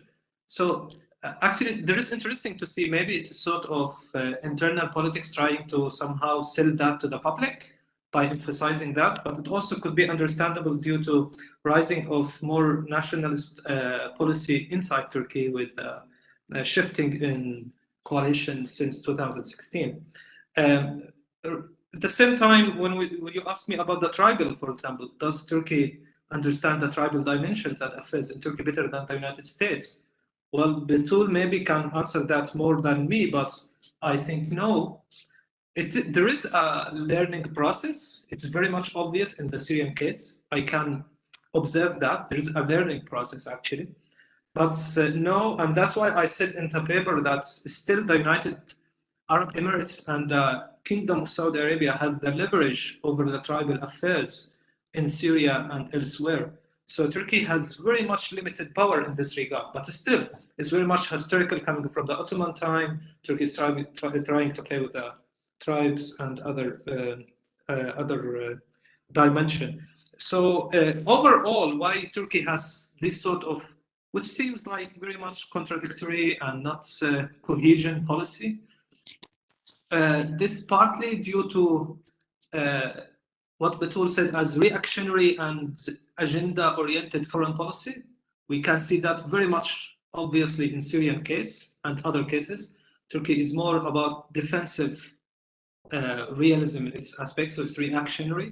But it also, which is in our research, show that it is about the bureaucratic rivalry and competitions within the state itself. So we find like in Syria, for example, different state institutions have different policies and priorities without a cohesion written strategy to deal with the conflict and post-conflict stabilization activities. And I think really in Turkey, there is a need to work on a sort of like white paper or a paper for post-conflict countries and strategy to do these activities instead of these agenda-oriented and very much reactionary policies in general. I hope that I answered the question. Yeah, sure, Bilal. Very interesting points about the domestic politics in Turkey, and actually the post-conflicts and post-revolutions and post-Arab Springs, all these questions. We are in the Arab region in this question since 2011 maybe, or sorry, 2003 after the Iraqi war. And we are still always, we have regimes collapse, but we don't have a new states. Batul, it is please, especially in terms of how the GCC can shape the Turkish role in other areas.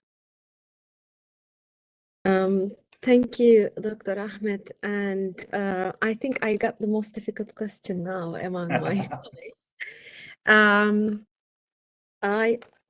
I think it is the most complicating part of having a multilateral relationship with 6 countries, which has diverse approaches to conflicts like Afghanistan, Somalia, Yemen, Libya, plus Turkey's relationship with European Union. GCC has a lot to do with these things. And I think this is really complex. Let's say when Turkey is approaching to Afghanistan, there's a tension between UAE and Qatar in terms of their role in Afghanistan, plus Saudi Arabia, and Turkey is part of that deal with its own agenda setting to Iran. This is too much to understand briefly, but I think here Turkey is trying to, with last week visit of Mohammed bin Zayed and Nahyan, that's what I understood, Turkey is trying to balance between its tie with political Islamist movements and its alliances which are not based on ideological support. As Hijret mentioned about the relationship between Turkey and Qatar, also Dr. Ali mentioned about that.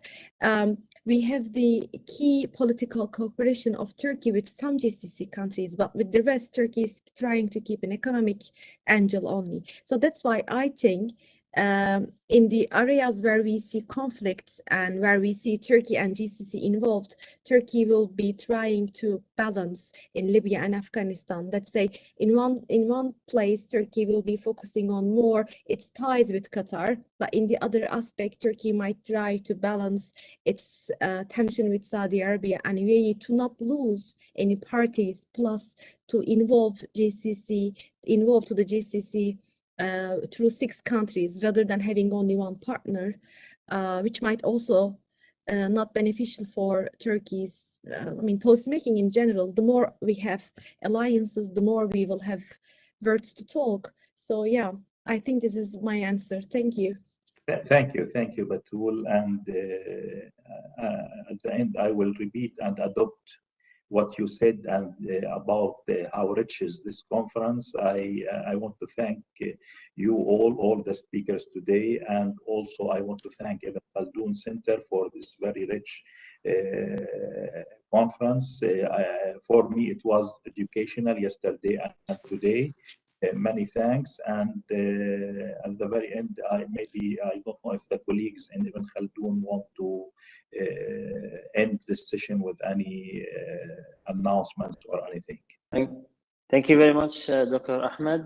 Excellent moderation for this panel and fantastic presentations from the scholars, Arabic and Turkish scholars. That was really very insightful, and of course, I would like to remind those who are watching us right now that tomorrow we have also the 3rd day. We have 2 sessions left on economy, investment, energy, one session, and the other session is on society and culture. Please do not miss them. You can find all the information regarding them on our website. Thank you very much, everyone. Good night. Have a good night, and görüşürüz إن شاء الله قريبا في وقت لاحق. مع السلامة. Many thanks. شكرا للجميع. مساء الخير. إلى اللقاء. شكرا. فرصة سعيدة. شكرا.